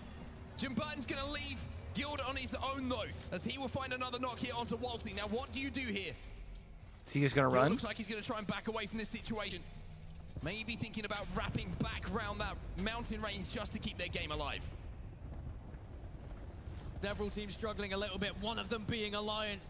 Tyler. Who's Alliance fighting will up get here? The bat off. Him and Unlucky, we've already seen them get Hackis back up before. Can they do it again here? It's TSM pushing in and getting aggressive. Tyler left on his own. Good shots coming in from him, but unfortunately E36 are just behind him as well. So this could be a match point team leaving our lobby. Alliance eliminated. TSM still just about alive, but it is a very weak pulse. Well, we hand things back over to the Gaming Gladiators then. As TSM's Verhulst now just needs to escape and try and play safety. They are 13 points astray from that match point threshold, and Enterforce 36. It doesn't look like they want to let him escape. Yeah, they want to cut him down. They want to find another KP themselves. And they're going to spot out Verhulst. But on the Bangalore, just makes it a little bit more difficult to hit those shots. Meanwhile, elsewhere on the map, as we see E36 chasing him down. Couple more fights starting to break out. Waltzy is back on his feet. Guild has pulled off a miracle. And somehow... So, Timmy, how? How did they get back to a full 3? Game, everybody. 3 players back on their feet. Let's go, boys. Let's get it. Out again. No points scored. Down in the dumps, down in the bottom 10.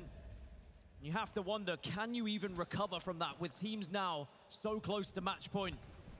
As Gaming Gladiators have just taken to the sky, by the way, this is a huge evac that's happening.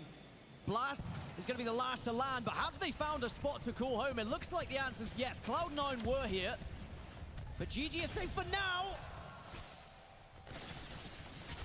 Newcastle is down though. They're trying desperately to punch him back, but they're not going to be able to. They will get the banner. No Newcastle. Well to keep them alive, but alive is one thing. It looks like they're going to be pinched up here as well. Do they have a Moby? Lufka on the Newcastle will have to be respawned here. They do have a Moby. Do have a mobile respawn beacon though. C9 are pushing this. C9 recognize this. EMP goes down. Blast trying to pop that battery. In fact, it's just going to be shield cells. And I tell you what, GG. All right, now we just got to get Alliance out of here. As they will go as well. It means we have more Apex Legends. Wait, we already lost Alliance. Yeah! Will be here, but how many teams are going to be on match point? Not Moist, one of them closing in. 5 required here. Fnatic are on the other side of this, and they've already dealt with one of the best fighting teams in the world, but now we've seen how good Fnatic can be. Not Moist are really gonna have to try and force themselves out of this one. I mean, Leica's just burning them, he's singeing Damn. them. Not Moist are crispy around the edges as well. It doesn't matter how moist you are with that kind of flame down on the floor. Trying to get the finish onto the knock. I was really trying to figure out where he was going with that. As well. So even though they are so close at the moment, Not Moist now, it feels so far away. But look at this again. You've got to finish them off because Not Moist will rise from the ashes if you let them. Finally, Fnatic will send it and Not Moist will be eliminated. Not Moist will not cross match point, but Fnatic are closing in. They only Fnatic need 2 more points. If Fnatic were to go on and win this tournament. By the way, TSM just were able to respawn back up as well, but they're currently scrapping here against Furia. Furia looking to push this advantage. Arcstars are going to go in. Swing now comes in from Keon. That's going to be good for 1.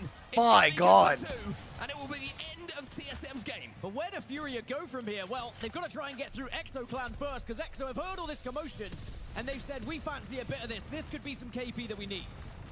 Well, Furia did have an evac tower, but now are they going to have the time to use it? Because Exo have decided they want to try and take this fight. Maybe they thought a bit more damage was going to be done by TSM in that fight against Furia, and they could sweep in and have a comfortable third party. But instead, Furia already Evos, but Evos don't matter when you're hitting shots like Slayers.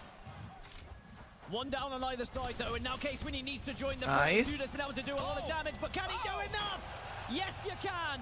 It was an isolated fight. Exo Clan will survive, but they have 12 seconds to move here. Will be an evac on those bodies. Remember that they can rip if they need to get closer to that zone. Back in Echo HQ, though, Fnatic and Guild still close. Another fight taking place here is going to be between SSG and C9. Phony hits some good shots, breaks the armor. Koifel comes in. Damn. And Koifel sweeps up. SSG coming out of nowhere now. Dreamfire, they're all going to be trying to arrive in the circle. Will SSG have time? It looks like yes. As Fnatic still holding off all these teams that are trying to arrive from the west.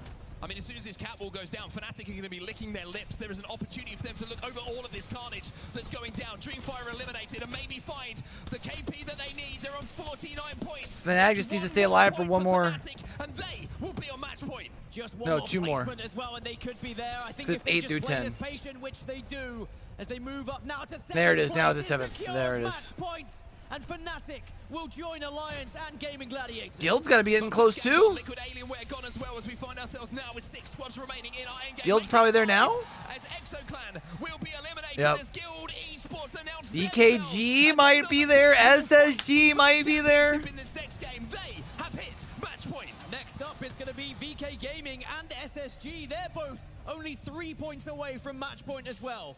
We may go from just 2 teams with a chance to win to suddenly 6 if this plays out correctly. Now VK Gaming will be on the northeast. We're side. still They going, arguably and we're have at to least go going to through get that ourselves a second match here. 8. So maybe Right only now, one it's Alliance could reach match and point if that fight does occur. Gaming Gladiators on match point. They both went out relatively early here. They've got to walk down that hill towards zone. Fnatic at the moment are having some fun though. Fnatic and Guild will be joining them. VKG have a possibility too, so does SSG. After taking a little bit of damage, quite a lot of damage actually, as NRG now move. I mean, and realistically, so could NRG if they pick up some KP on the way to like a top 2 or 3 here. Probably top 2. Where do VK Gaming go here? The drone is going to give them all the information, and with that information, let's jump into a listening with VK Gaming and see how they feel.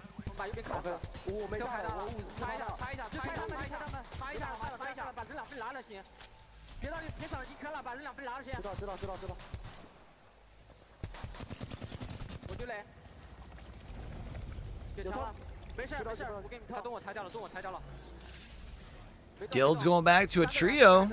OK，我们这边拆了，要打的时候说。可能要贴，可能要贴，包子抛到。Yeah, VKG kind of has a rougher rotate in just because they have a team to their left that's also looking at them. Like realistically, their best chance is to go take this fight with SSG, but yeah, they're already down to 2. Like realistically, they need to push down this way where SSG's at.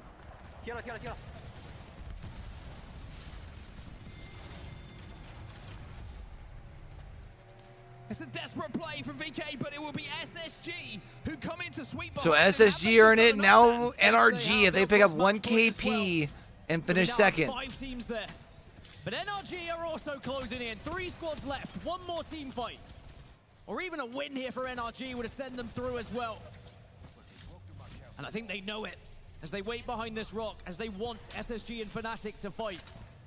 So Fnatic have already crossed it, SSG have already crossed it, but NRG are hoping, praying that they fight one another. Well, the crazy thing for NRG is I don't think they realize Fnatic are a duo at the moment. If they do, they could send it and get those 2 KP and the placement point that would send them over the line. So for NRG, there's an opportunity here. Maybe they're just waiting for Fnatic to show, let the zone do the damage, and then play off the back of it. Well, have they shown enough? You can see Nocturnal considering it. He's getting closer.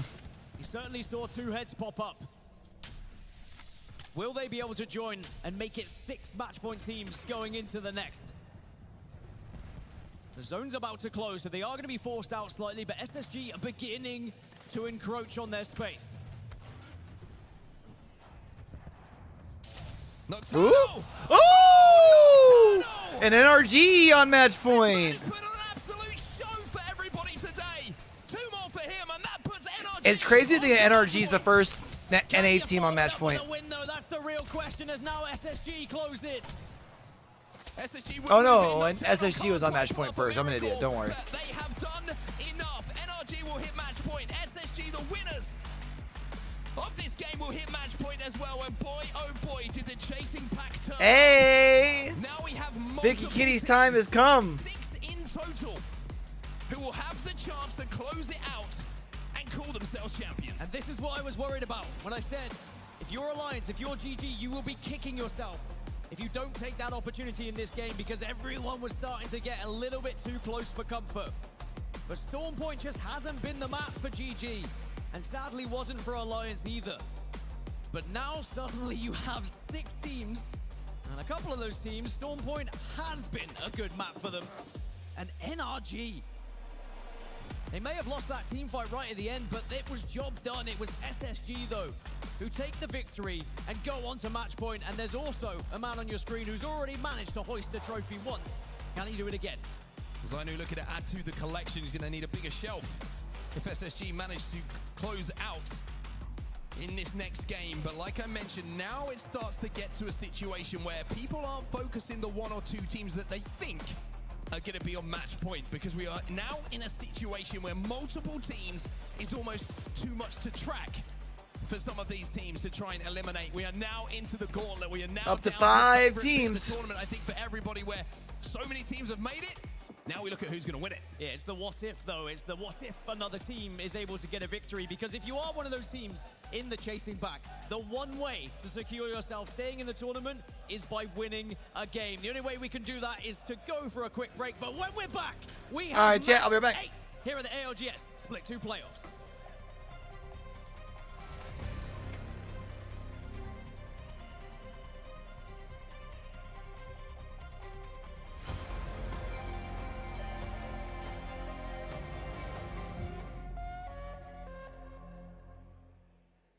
Going down. Wait, now there's Sarah's no gonna get solo knocked. still alive.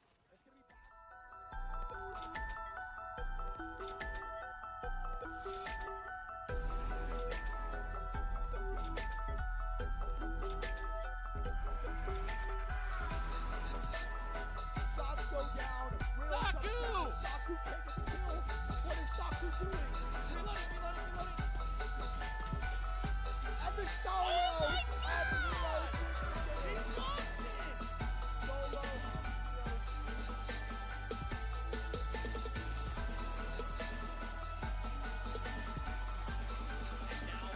One of the best spots in the next zone. Legends will be happy with the KP that they got and still have to play out of the low ground, or I should say, get to, as SSG go down to E8. That's gonna be well needed for EA to get that early KP. Red Ram, no stranger to fighting. Full send.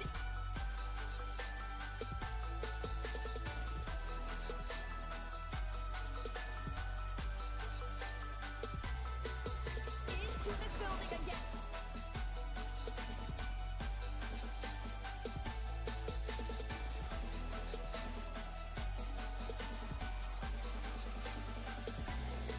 Hold on.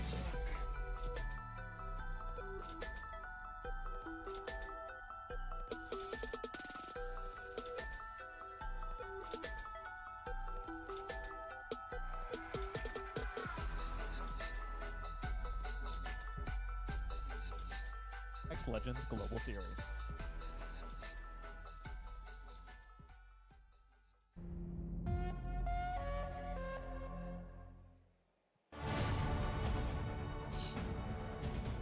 I'm taking 2, I'm taking 2. Nice. Listen, we just push this team up high and we chill. Okay. Pretty sure it's 2 down there, guys. Pretty sure it's 2 down there, okay? Okay. There it is, it's 2 man. I'm running in open. Bing one. I can't see him. He's on the corner, that's your girls, high. Look, one died. They're I'll be reloading. Fight. Yeah. Big right. Nice. Let's get you. Triple Zainu. One got dead. Nice. Look at you guys, reloading. One. On me. Nice. One. Last one. Let's go! After 7 games, we welcome 6 teams at match point for our Split 2 playoffs. Is this it? Is it time? We'll have to see. We still have another game on Storm Point, and the competition is getting even tighter. So often we'll see teams get close, but not quite be able to make it over the hump. I guess you could say VKG is in that position here, hiding behind that Newcastle wall. It felt like there was a chance that they were going to walk away with that game, but they don't. I think it was 48 points. They were so close. But so many other teams do get that chance, do get that opportunity now. I cannot believe this. First it was 2 teams, and now we welcome 4 more after our 7th match results. Space Station take the dub with 13 KP. The same Space Station, by the way, who had the roughest start in this finals lobby, really showcasing that when they get the ball rolling, that momentum keeps going forward when they are feeling themselves taking these fights. 2 bagels to start off with, but hey, like a good tennis match, sometimes it goes all 5 sets, and we are still here, still playing some good top-level Apex in match 8 of our match point finals for the Split 2 playoffs. That's why you don't want to burn out your wins a little too early. Now being able to see the showcase of matches put on thus far, double-digit KP. As we take a look at the series results now, look at this, 6 teams, and there could be way more going into this next game. Like you mentioned, Genome, VKG, 48 points, not Moist, 5 points away from also hitting match point. And it's the global series here with EMEA, then NA, then EMEA, then APAC North, then North America, then APAC South. We've got it all to play for here, and representatives from our 4 major regions showing up and giving every place around the world, every country that has Apex fans in it, a hope that they could walk away lifting the trophy after this match. What's crazy is I was just talking about this yesterday. The Wraith old running animation, Naruto run back, although shifting her box. Hold on. The OGs remember. The OGs remember. Navi's not here. They were. Honestly, a shame though, but we got some of the best Apex legends I'm going to go grab that here. in this lobby right now. The fans showing their support at the SAP Arena. Standing up here as well, so give me a second to get that set and go grab my food. The mental boom that some teams may feel where they got a huge head start. Now it's starting to stagnate a little bit. As we go on through more of these games, as we approach game number 8, we all know what it feels like when you play a lot of Apex back to back with little breaks in between. Well, whatever Space Station are doing, I think they should keep doing it. It seems to be working. I mean, look, they're running that aggressive composition with the Crypto, the Bangalore, and the Fuse. And they've picked up 23 kills in the last 2 games. They are farming, and if they can continue to do that, well, could be their turn for victory. But definitely some, you know, I guess when you get to this point, Vicky, you got to think about, hey, which teams can still win that would make this series go to the next game? And there's definitely those around. We've got Not Moist sitting at 45 points. VK Gaming showing up. They're at 48. I mean, TSM just behind them. It's interesting. You get, you know, it'll just be every couple of games, one of these top teams will pick up, you know, a nice bunch of points. And then they move forward. They catapult up the scoreboard, and it really is Not Moist. TSM, I feel like, have been waiting for one of those for a little while. I mean, when you take a look at the way that Space Station just won that last game, landing over by Launchpad, not having so much space to have to take when it comes to making those rotates, but also looking at the teams that have already hit match point, like NRG at one point was in last place. Another team that was able to skyrocket after making some adjustments going from World's Edge into Stormpoint. Yeah, I mean, you're talking about refueling. Look, I went and grabbed 2 schnitzels while we were waiting there, and the players got that opportunity as well after match 6. Or in Australia, we like to call them schnitties, actually. Oh, that's actually, okay, that's fantastic. That sounds like an Australian thing, honestly. I've yet to try one yet. Hopefully I'll get an opportunity. Fuel me up. Not gonna lie, they do them pretty damn well here in Germany. I mean, that makes sense, right? The place to get them, the place to be. Especially when you hear this crowd right next to me. The teams that are lit up, by the way, on this stage are the teams that are currently at that's lit. The EXO fans jumping up and down right next to me as well, just cheering for the EXO boys. Look, even though EXO find themselves in 14th spot at the moment, not quite on match point themselves, I can't imagine they're going to walk away with this day, from this day with anything but a smile on their face. Such is the incredible support that they have. And what, we got like 3 teams right now from EMEA sitting at match point. We're getting set up here for our game 8 as we continue on through Stormpoint. Players are locked in. 2 teams from EMEA. Getting set up, but still being 2 able teams from to EMEA, feel that APAC North, momentum. APAC South, 2 As NA. we get ready, everybody. Time to get hyped here in the arena. Probably going to be adding 2 more this next game. More Apex Legends. Because I sure am. Vicky's hoping this thing ends in the next 2 games. This could be the moment. 6 teams sitting right now. 5 on teams. The chance to hoist that split 6 teams. 2 playoffs trophy. Let's get started.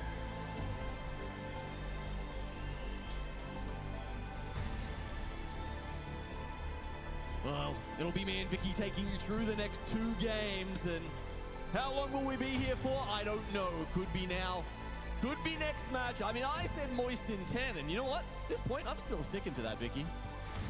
It may not be the team that I was looking at, but I did expect this to go at least to game 8. We're gonna have to see, but you know me, Gino. I'm always down for some more Apex, especially to the caliber that we've been seeing it thus far. We tune into Space Station after their recent dub, and also gonna be able to see their loot pattern being over here by Launchpad, maybe going a little bit more over to the north side, seeing where the circle pulls. Okay. Next ring comes in. It's around Stormcatcher. Interesting. At some point, we were TSM end zone? all the places we'd seen the circles so far TSM's in not a match this point. series, and I remember someone saying, "Hey, we haven't had one, up around near Lightning Rod yet. Maybe even on the hill below Thunderwatch." Not a bad zone for SSG, Guild, Chance to get Gaming something like that, Alliance. but I there's still a bit mean, of that command center heal in there as well. Either way, elevation is definitely going to be an issue. I agree, and that is what Stormpoint provides, right? The high to low ground disparity between the north side of Stormpoint into that south side. And you know what, you mentioned Lightning Round Circle. We got enough of those last year. We had to mix things up a lot after the action that we saw from TSM. So Guild with the quick rotation, that suits them. It suits their game plan, and it suits the fact that they have just reached match point. Fnatic coming down from, or up from Barometer. As we said, they're going to have to fight uphill. That will be tough. Moist will be looking to farm points out of Cenote Caves. Hopefully, their brute strength will get them through and pick up those extra points on the way to 50. I'm also thinking about the teams that rotate from the south side here of Stormpoint and the ring beacons that are accessible during that pathing, specifically Launchpad being one of them, Echo HQ if any team wants to wrap around and play more so by the edge. Complexity being one of those teams that have already made their rotate off the Trident into the line of sight of NRG, while not Moist being the only team here in Cenote as they do land here in this POY, but they'll have information with the survey beacon to see where everybody has already congregated. Fnatic actually taking their time in Barometer, so we'll see after Moist try and grab some scans from the survey beacons on the way through. They look for those early fights. So many teams sitting on match point right now.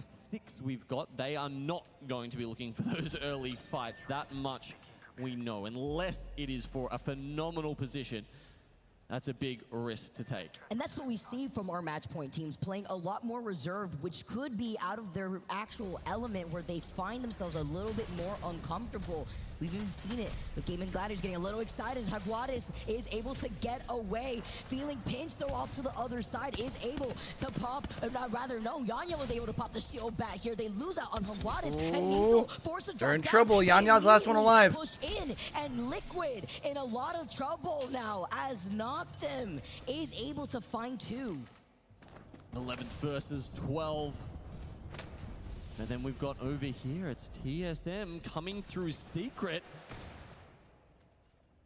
I think that's Makers on the other side.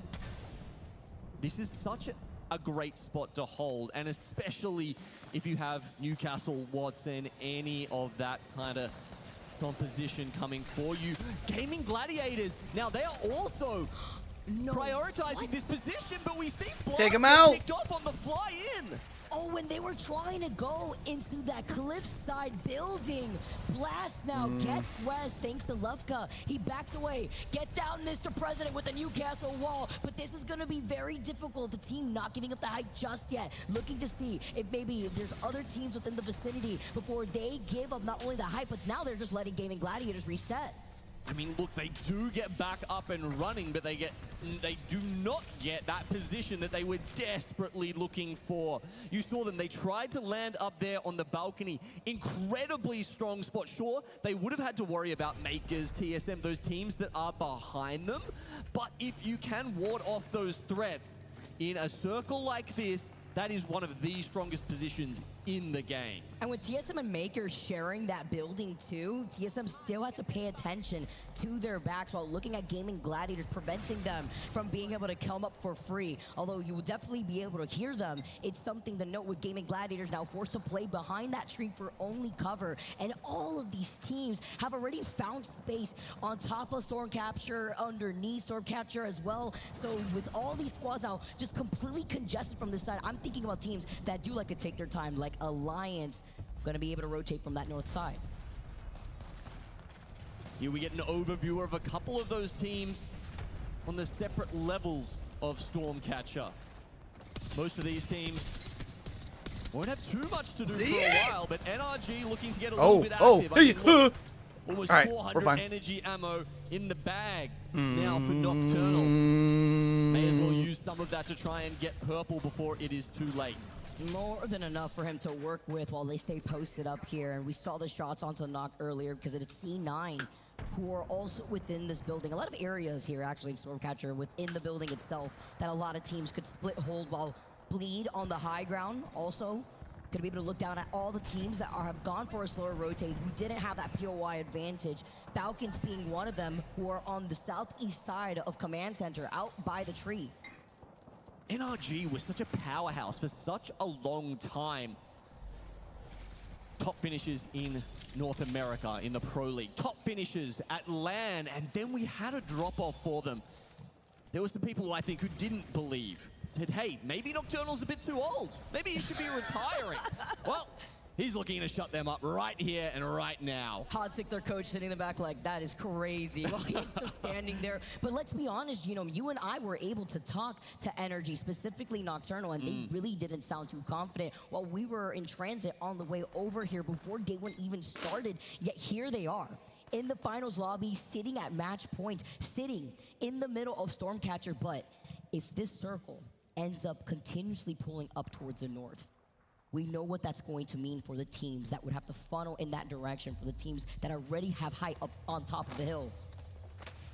Yeah, exactly. If it is one of those Thunderwatch hill endings, it can be very hard to play, right? Newcastle will help you. There are some spots on the way up that hill.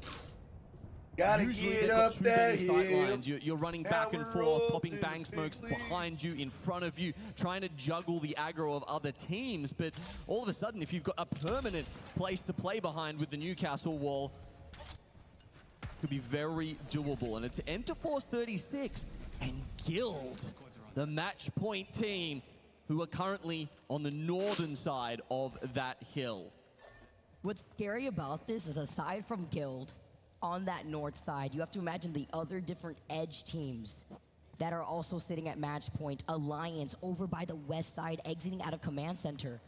We're having a look at SSG on the backside here of Secret. Now, there's a window, but it's closing, of when they can come in here and start trying to take position behind those other teams like TSM and Makers. And if SSG wait too long, they could themselves get wrapped up by Complexity or Moist. But Complexity actually end up moving away from that DBZ building next to the Evil Harvester by Cliffside. So SSG actually don't have to worry too hard about a team trying to contest them on the edge of that zone. Until they have to move in, though, you know there's a lot of open area once that circle is forced to close behind your back. And there's teams like Dreamfire that have found space inside that building off to the side of Stormcatcher. And then even Complexity could look at them if they're safe behind that gas station.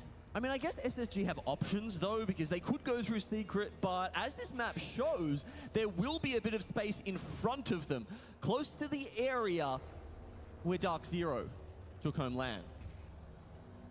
Also have to watch out for a team that may want to end up rotating in that direction. Makers being on that low ground. TSM having to look at their backs. Now Moist, though, have actually opted to commit to rotating off through the Spider Caves south of Space Station. This is the perfect spot for Not Moist. I think if you're coming in this late in the game, this is an area with a little bit of space and a little bit of separation from the other teams that you can try and play for a powerful spot that hopefully you don't get third-partied on. With Complexity ahead of them, they have to worry and hope that they don't start looking at their backs too soon. Scary though, because when you're in a position like Not Moist, when you're so close to match point and you could find yourself possibly pinched, they hear the crypto drone from Complexity flying around them, Space Station 2 looking at Not Moist. Not Moist may want to opt to just end up rotating from the south side, take a little bit of that ring damage because it's less contested, but although when that circle does end up showing where it's going to pull, this really will determine whether Not Moist stays in this spot, fights for this position, or if they want to go from the south side up the hill where Noctem is at. And they'll get that info in less than 10 seconds. A couple of teams still within command center, by the way. Furia, Alliance, all playing around that area. They might even be able to hide in that little part where the gravity cannon comes out the top. All right, come on, Moist. We got 5 points. We got to get the match point, boys. I'm not sure that was a gasp I heard across the crowd there as they realized it wouldn't be the hill, but in fact Stormcatcher and the buildings to the east of it where the circle will end. Where all these teams are on top of each other. Guild would be forced to slide down. The same thing for Gaming, Not Moist. Now taking the shots onto Space Station after seeing the circle pull. They aren't going to wrap from the south. They want to commit to moving here, and Complexity aren't going to contest them outside the building. I mean, you can see Waltz is actually taking a bunch of zone damage right now, just looking for that extra angle to pen SSG in. We said SSG have got options, but Moist trying to take those options away from them. And that's the opening right here for There it is. Moist. They lose out on Phony, who cannot get away even when he was able to pop that shield bad just briefly before Walsey was trying to take it off angle. And TSM, by the way, are hearing this fight go down. They're actually appearing from the bunker doors. Damn. Not Moist. See SSG in their line of sight. We see Yuka taking Who's shooting shots here? with the Kraber. It is fighting nonstop from the south side of here. Yuka gets the knock. Onto Nocturne here. Fnatic playing by the turn. He's able to reset here with his shield. He shoots right with the Havoc on the other side. An EMP following up because VKG are also looking at this fight happening between Noctem and Fnatic. A lot of teams now swinging a little further south. And Fnatic, they need to clear out this position ahead of them. Woo! That was good. Zainu, the single member left alive as he fires some parting shots at Moist, who actually try and fly into the zone. They don't want the walk up. Interesting decision as we go back down south to the gravity cannon. Oh, Yuka getting the finishing blow here. Moist currently at 47 points, by the way, after they were able to get those initial knocks onto Space Station with some help from TSM. Now, as TSM fully collapsed onto Makers, it was inevitable, and TSM have now cleared that bunker cliffside building. They still are by the lip of the platform, but they will eventually have to move. They could jump down. GG will be below them. I don't understand this angle. Welcoming them into the next I guess it's so we can see that zone. Fnatic was about to climb up. SSG, Zainu trying to rat now near Dreamfire and Complexity. I'm expecting this zone to shift to the east away from the main Stormcatcher building. And yes, it goes directly Looks on like top of Zainu's about to Dreamfire be and Complexity. not quite in trouble. Zainu's still alive, trying to make a play with the mother load. All the fighting now has finally begun after the teams have funneled their way outside of command center. Fury, Now by the this way, game, are I actually still wouldn't on mind top seeing the Falcons of win. very high You know, ground of command extend center this where series a Gravity bit. Cannon is, and they can actually third party this fight if they time it properly. I mean, let's say this game were to end now. Zainu staying alive a bit longer could mean that SSG maintain that second spot. When 5 points behind them, Fnatic and Alliance that's a good point. desperately to both catch up and finish it here and now. Let's not forget. Still got all second 6 place teams walking alive that away are in with this. $160,000. Still having to play for that money. As we see the circle pulling towards Complexity and Dreamfire towards the east of this POY. Team Falcons are getting shit on, bro. Blasting away at Falcons' dreams. 17 plus up the Fury just dropped on Unlucky. They try to time it. Oh, bro. The lack of being corny, that's actually extremely unlucky. Above SSG right now. Oh. Oh. Oh. Oh. They done pissed off Hackis. Hockey's trying to be the savior. He's got help from Tyler. He's able to reset his shield. Madness is out of there. You also saw in your feeds that Space Station get eliminated. All right, 5 teams left. Higher possibility here with Alliance now. Looking to see where that straggler is from Fury. They cannot find him. So now You'd imagine that's a Moby coming up top. Because the circle's closing in and they're feeling pressure from NRG, who are on that height. Fnatic fly in. They find space underneath of Stormcatcher, but we They know not how see him? open these different angles are in this position. Multiple teams are going to be watching Alliance as the zone chases them in. It's going to be a struggle to Like, do I know that anything we've more. got walls, Alliance but actually getting the respawn in just at that moment. In the meantime, Fnatic have taken a hit. Waiting out for his smoke nades. 5 more seconds, and he's still in the line of sight of a team on the low ground. Yo! With the Kraber, he is moving, breaking ankles, finds Madness. 15 squads left. Wait, but He what? can't Madness do is the solo? smoke here, but he is going to try to come into the res. But Alliance are waiting right on top of them. Meanwhile, from the north, Guild come down the hill. They sneak in. Only 1 point from a placement point have they accrued this game, but I like their position. Somehow Alliance make it into this next win, but Alliance out. gets removed just as quickly as they exit from the dropship. Caster's 4 curse. teams that are a match point are left in this lobby as Alliance get taken down. Guild being one of them, now looking at Fnatic, TSM, and Gaming Gladiators safely inside of that only northern building in that next zone. It is going to be a bloodbath for the teams that have to rotate out of Stormcatcher. GG take that position away from Dreamfire, someone who could have kept the series running. Furia's getting Keon and Vax back in. Clutch res. He has brought back the rest of Furia in this lobby. It feels crazy that Furia are sitting down at 18th spot right now after the tournament that they have had. Someone like VKG, a lot further up, not Moist, up to 49 points now. Them and VKG searching for those last few points to try and get across the line. Come on, not Moist. Not Moist right now. They are sitting with 49 points. They need one. They need to more get up into kill 11 or to 9th, also be at 10th. match They need to get to point. 10th. Playing this methodically here on that south side of Stormcatcher, up on the high ground. The circle closing in. Can they get that KP? Fnatic get a respawn too. Going for a crazy res. Furia getting eliminated in 12. Guild Esports playing off the low ground by the fence line, by the building. One more placement gets 2 teams, I believe, on the match point. I think TSM and not Moist? No, but VKG and not Moist. Oh, VKG's one short. Oh, bro. But many of them won't make it. Can't destroy the EMP in town. Right now, Moist confirmed at 50 points. Moist at match points officially. Guilty, though, still alive here on the other side. They get across to 50 points, but they would still need that one more win, Vicky. It's Timmy, though. I don't know if he's going to survive this without the rest of his teammates. And we've still got so many teams, 3 left alive with the match. We need TSM to do it. Right now. And Moist are We the need only team that TSM. now are sitting at TSM match or point. Bleed TSM needs to need pull this only off. One more kill to meet them in the match point club. Can they do it? C9 on the other side of Guild, but it's going to be difficult. You still have 3 teams that are match point alive in this end circle out of the 7. Well, we've got 2 buildings on either side of this zone. It's actually very equally distributed. They're both going to have to get out of this as they come from the south and the north. Eventually, they'll bleed these buildings and we'll see who will be left alive. TSM at 50 points. They officially make it to match point. And Timmy trying to stay alive, but Moist get eliminated. But they've done enough.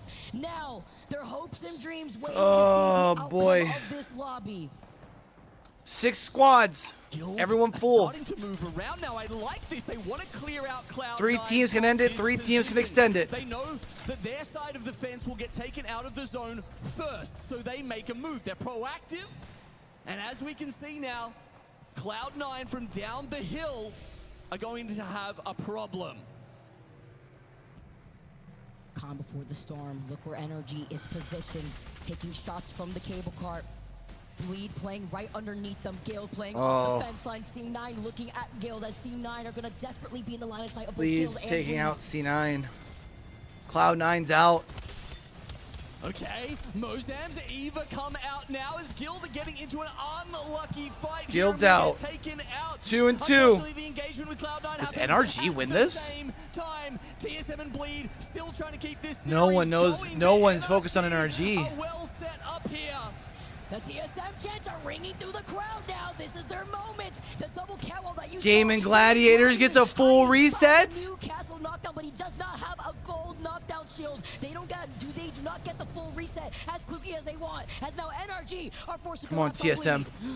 Oh no, Bleed take a knock and NRG looks so safe behind all Come on, TSM. of their walls. 5 teams. 4 teams now left alive. Reptar with even the overshield to help him through this last Come on, circle. TSM. Is this the moment though? NRG TSM. in position. It's a TSM game. TSM game. It's TSM. It's TSM. Let's go! More Apex, baby!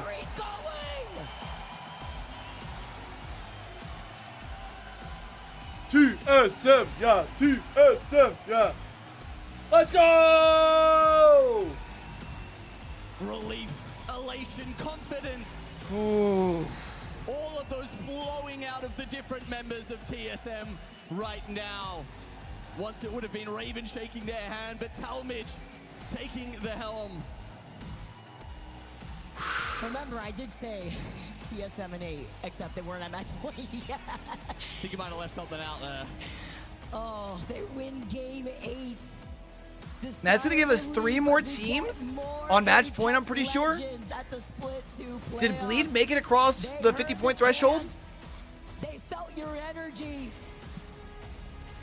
Huge dub here for TSM. Imagine in that final circle, Genome. It was Bleed versus TSM, who even had Gaming Gladiators out there, Guild on top of it. How close that could have been. And just ending it right there. Now we welcome even more teams on match point. 2 more. TSM with a big win, shoot all the way over the top into 3rd place with 63 points. Also joining them is Not Moist. They managed to get a respectable 6 and move just past into 51. VKG still trail. They needed 2 points and they only managed 1 of them. 49 points now. Them and Bleed. Bleed's at 47. Stepping over, but they don't just need to step over now. They need to step up and win a game to keep the series alive. Falcons have been stuck at 20 points Oh, the chance. for I love quite the some chant time. We saw earlier from Verho's brother in the crowd, the pop-up from the TSM Falcons fans. are in 19th, y'all. Imagine the story. Imagine. As the next map would be World's Edge, we take a look at the 9th match results. TSM with 13 KP. It's pretty huge. Coming into this game, they had 38 points. By no means were they guaranteed to move forward, but they do in stylish fashion as well. That was a hard end circle to play. So many ultimates coming in at the same You time hear to that? That's the fail sound of an EMPs, entire somehow arena they still ordering a come out on TSM top. jersey. By the way, this is match 8 results. Getting a little ahead of ourselves. Can you imagine? Maybe predicting the future. You guys can't leak the script yet. But Bleed also with 8 KP, 17 extra points. They're inching closer and closer, Genome, to meet the rest of these teams at match point. Alliance went out early, but they did pick up 6 KP. And that's important because they are still now in 2nd spot. Ahead of 3 different teams on 63, by the way. Making sure that that gap is just big enough. It is getting hot here in the arena while taking a look at the series results. Look at this, 8 teams right now at match point. I mean, these match point finals, Genome, just keep getting longer and longer, but I'm not complaining. This is what makes Apex Finals as good as it is. I mean, we've tinkered with the format a little here and there, Vicky, and I think the fact that we've taken away those advanced starting points have made a difference here. Absolutely has, and look how close VK Gaming is by a single point. Bleed again, like right behind them. Slight gap, but still very possible for Complexity to have that pop-off game as we make our way over to changing up the map into World's Edge. Also shifting things here for the teams that may find that success here, but it's getting so close. I keep elaborating on this like you saw here, Genome. It's been insane, and the crowd has been going wild. I want to hear more from Peeps, who is sitting with the fans. Vicky, thank you so much. I am here with He's out of TSM fans. Wait, didn't we just interview them? Interviewed the Verhulst brothers. Okay. But after that win, we got to talk. Listen, after that win, how you feeling? Absolutely excited about TSM win. I'm really confident to you guys. You will get the champion today. I absolutely believe myself and your teams. Don't worry about it. I will confident a bit. All right, well, you heard it here, man. That is nothing but faith. So listen, talk to the people back home that are watching right now. What are they missing? So for people who miss about TSM just win again, absolutely outstanding. They got a really good spot. And next round, they're gonna dominate in this championship. All right, Jack, I gotta wait on my bolt. I'll be right back. All right, man. That is passion. That is nothing but faith. I mean, I think that's it. Des, back to you. Thank you so much, Peeps. I love the energy. It is absolutely possible. Can you imagine the story that could happen here if TSM get to hoist another trophy? Or can it be another region here? I mean, it's the Global Series for a reason, and with more teams at match points, I'm getting excited, everyone. This is the passion of Apex that we share. I mean, TSM have won back-to-back-to-back series, or games, should I say, to take it out before. Why not another back-to-back to win here? Very possible with a nice flyby of our teams that are getting ready to go. Imagine with a circle pool like that, the amount of teams that were banking on a Stormcatcher pool, but honestly, most of the times that we see a zone like that, Gino, when we see that it is going through the Stormcatcher before it completely shifts either away or closer, it ends up usually pulling away, where the demise of a lot of these teams ends up being with the squads that have to force their way outside of Stormcatcher, because when you do drop down, you're still on that slight low ground. You have to climb uphill at the teams that already found space on that lot. Yeah, and it just doesn't finish in Stormcatcher, right? So you know that moment is coming at some point. It's just whether you were one of the teams with priority and you grab the buildings, or you're one of the teams who can somehow carve a space outside of that. And you saw very few teams do that. Cloud9, I mean, they tried to go down the bottom, but eventually ran into Guild. It was like, there was almost just no way for those teams to come out on top. All right, everyone. The game has started here. The fire is out.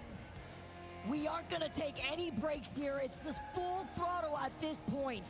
Not holding any momentum for our teams. Again, as we move over to World's Edge.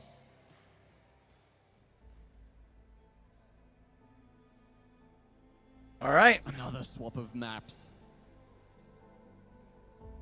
With only a few teams prioritizing their picks here, Vicky, does this mean we're back to Gaming Gladiators' stronghold? Of course, they won 2 out of the, how many World's Edge have we played so far? 4, I guess? They've won 50% of the games that we played on World's Edge so far. That's insane. And they got so close to winning the Mirage one as well. We were all sitting on the edge of our seat there. In a game like that, getting a little excited, but with little to no cover on top of that Mirage corner.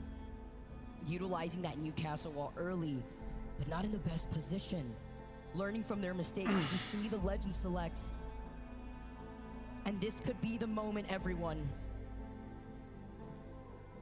By the way, I think if my math is correct, they're averaging 15 points a game on World's Edge right now. They're talking about gaming? That is a truly wild number. Is that right? They're talking about Gaming Gladiators? The hardest lobby in the world. And these guys have been dominating it on World's Edge. Can they do it here in match 9? Or will it be one of the other teams? So many that have joined them on match point since. As the best in the world compete all together in this possible final game. The tension is high for the teams that haven't been able to perform. A team that everyone saw as the super team that are currently sitting in 19th place with only 20 points. This meta has not been friendly to Falcons in the way that they play, but this opens up new avenues for the teams that are vying to be your Split 2 playoffs winners. No, you're right. Why are we talking about TSM getting back-to-back-to-backs when Hal has joined Team Falcons for the super team, as you said? Surely it's Falcons coming from behind who can upset this lobby. It's kind of crazy calling it an upset with Falcons, though, isn't it? Yeah. How are we in that spot? It just is insane to be able Gaming Gladiators get themselves a decent zone. Same can be said for Guild. BK Gaming, it's not awful for not moist either. The loop-in resets, there's just so much that goes into a play with the way that these teams want to play for. It is going to be a tough rotation as far as for Fnatic down out of stacks. Changes that Apex does on the regular every season. We're getting fresh content, fresh changes, and that, of course, plays out. But you got a lot of teams that are here in competitive Apex Esports. in position that needed a good zone that got it here. The support staff, right, that do very well, and, well, it hasn't worked out so far for Falcons. I mean, with a northern zone like this, though, it could absolutely bode well for Guild, not Moise, even VKG that are just a point away from being at match point themselves. Gaming Gladiators that land Sky West that are going to take all the loot by Sky West and Trials, and they'll get information from their server beacon when they see everybody already rotating quickly into Skyhook. A zone that we know so many teams can coexist in with the amount of buildings, so you can expect a very stacked end game in a zone like this. I mean, Guild are going to be ropeable. They didn't get beacon in this end game, Vicky, so they've had to hedge their bet and play from the tunnel. If they had have, they could have made a much more educated guess, or perhaps rotated even faster for a better position. As is, they will be playing above teams in the Skyhook. Now, going over to Epicenter, we've got Alliance. Of course, they get Overlook in 11th pick. That was their first choice in the entire POI draft. And it hasn't netted them a ring console either, so they have to take further time going through Epicenter. A couple of these teams on match point not blessed with a ring console. Yeah, it does work with Alliance in this case, as they like to rotate slowly here. They will have that information now and maybe even plan to engage onto Not Moist, another team that likes to rotate slowly, playing much more aggressively even when they are at match point. Alliance looking ahead as we take a look at the action over by Skyhook. In a zone like this, we've seen a few times where the circle ends up pulling towards that northeastern building, sometimes that truck outside of the tower. Gonna have to see as Team Falcons mentality here, trying to reset as we go again into World's Edge. Apparently not a fan of the Gold R301. Just saw that get snubbed at the care package, but obviously, there we go. Thank you. Not enough ammo next to it, who knows? But either way, they keep going. When the 301's so broken, even the gold one ain't worth it, you know? Have lost on reps, and it's Monsoon on the charge rifle. What a menace. No, every time you see that charge rifle, of course it's gonna be Monsoon. Great spot for it too. And there, yeah, exactly. Whenever you're on top of here, you know you're gonna be blasting everybody with a sniper, and with Monsoon being the only person, the only breed of person to like the charge rifle, he makes it work best. Good spot for them to hold for now. An Alliance here, while TSM are gonna be able to bring reps in. That's big news for TSM fans to keep the dreams alive. Alliance still a lot more slower, as you saw that they were trying to get information by Grandma's house. Yeah, they're currently in it. C9 just a little bit further south. We have seen big pulls over here, by the way. I mean, I remember one specifically from Apex. All right. South. TSM's back in as a went 3. into Skyhook, it pulled directly back to Grandma's house. It was a different season, it means different zones, but you never know. Maybe Alliance get lucky on this one. Rep's having to reloot now too. Look at his ammo right now. Did have information to see where that next one was pulling, which is why they find themselves early in this building, but while also keeping an eye on the teams that may be neighboring them. Believe that could be Space Station here, as Zap is going to take some shots with the Havoc. No turbocharger on there yet. And he's got the mother load also ready to go, but I'm not expecting these teams to overcommit unless they want to force their way into a building. I mean, for 2 reasons, right? One, because it's a Skyhook zone, and teams have a lot of buildings to get into and set up. We don't have to worry about those rotations and fights usually until about zone 4. Oh, madness! The second one, of course, is we've now got 8 teams on match point. And with so many in that enviable spot, they don't want to take more risks than they absolutely have to.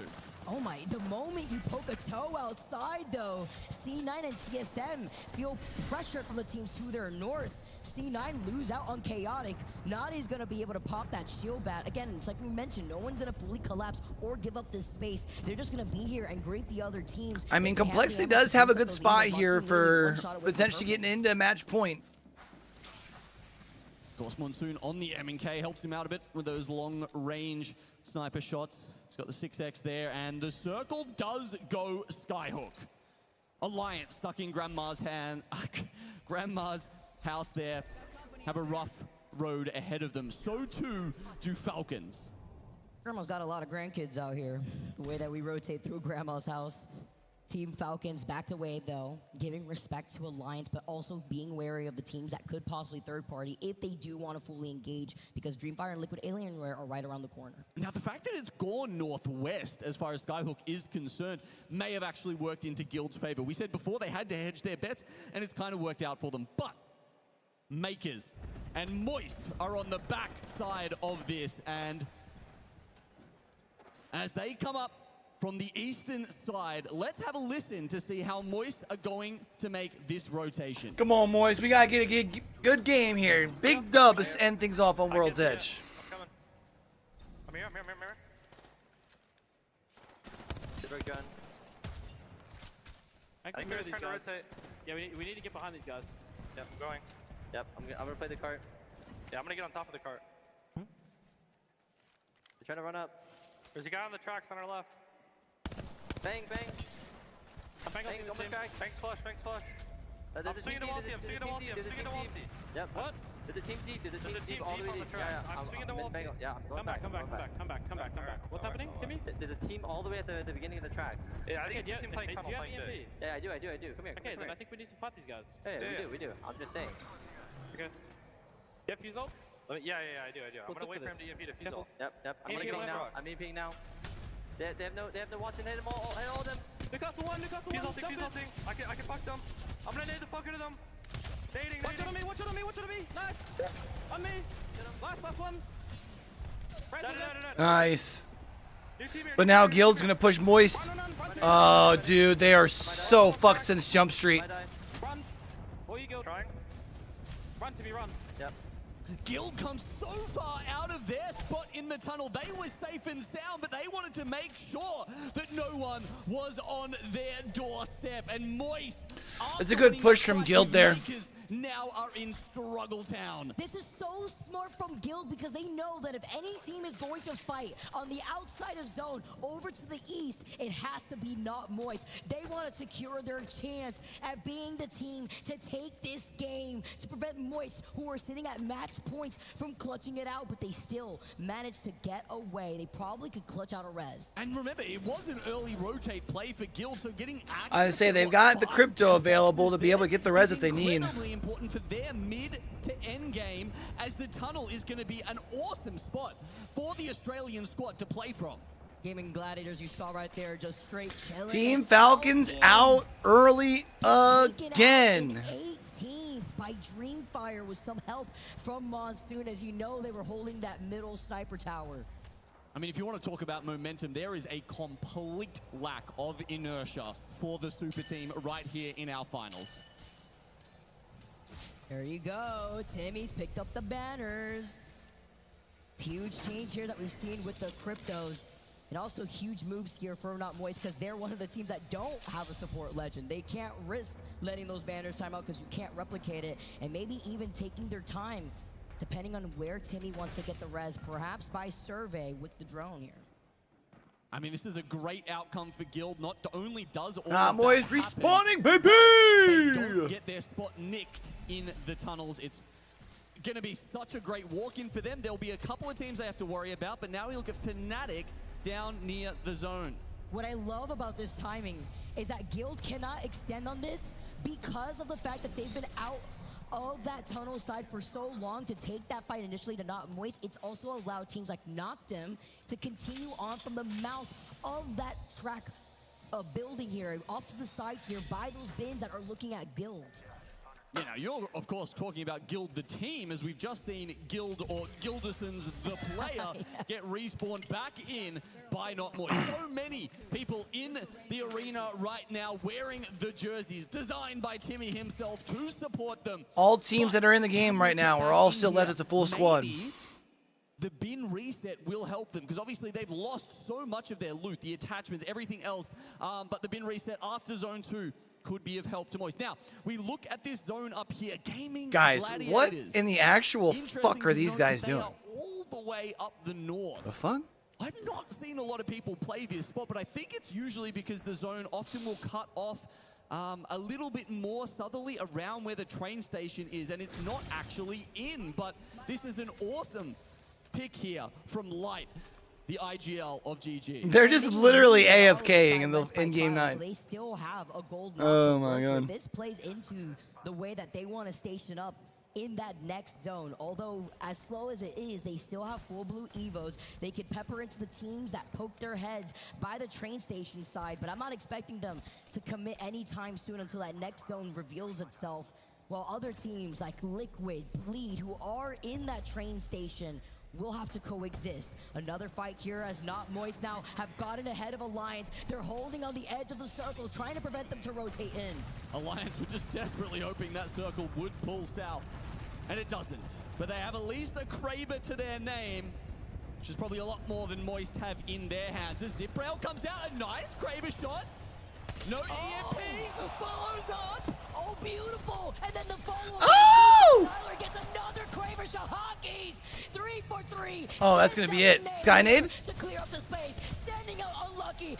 That sucks. That was a good play, man. Can't be mad at it. Come on, knocked him. Take out Alliance. Knocked him now, looking to get involved. Alliance cannot fully reset yet unless Hockeys can make a huge play with this Kraber. Misses the shot, and that was detrimental. Losing on Hockeys, only up to Tyler. Tyler? Tyler had a clip earlier. He gets 2. Tyler. No way. Here he's playing through, but the barrel shove. Who's the third partying this? SSG. And the train rolls on. This time it's SSG coming in.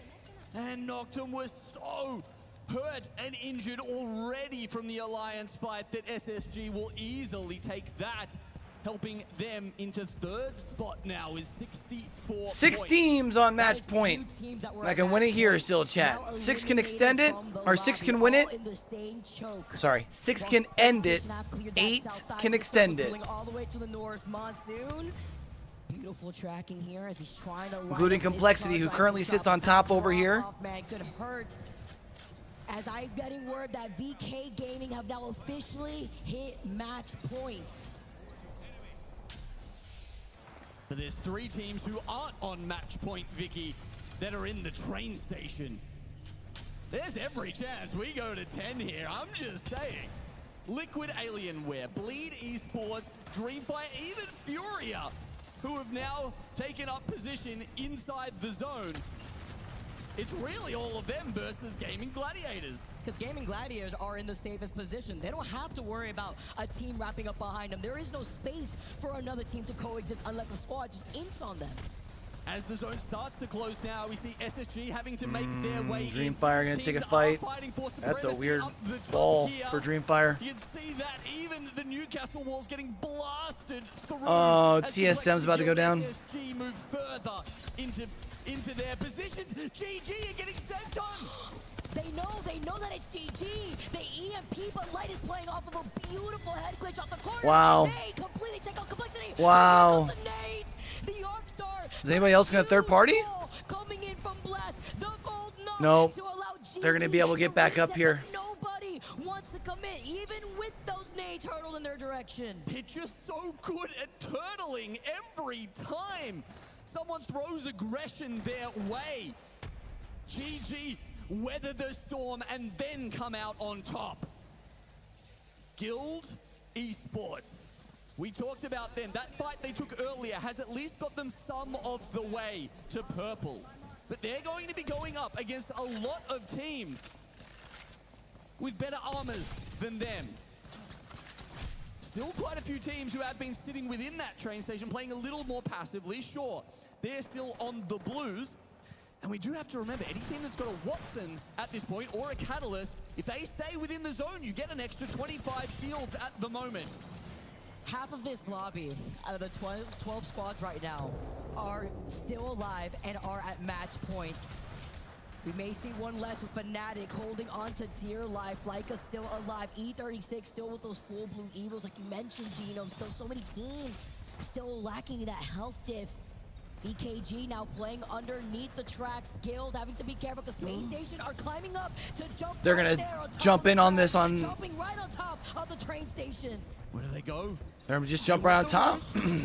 But there's already another team up here. Oh, and Zion's all by himself.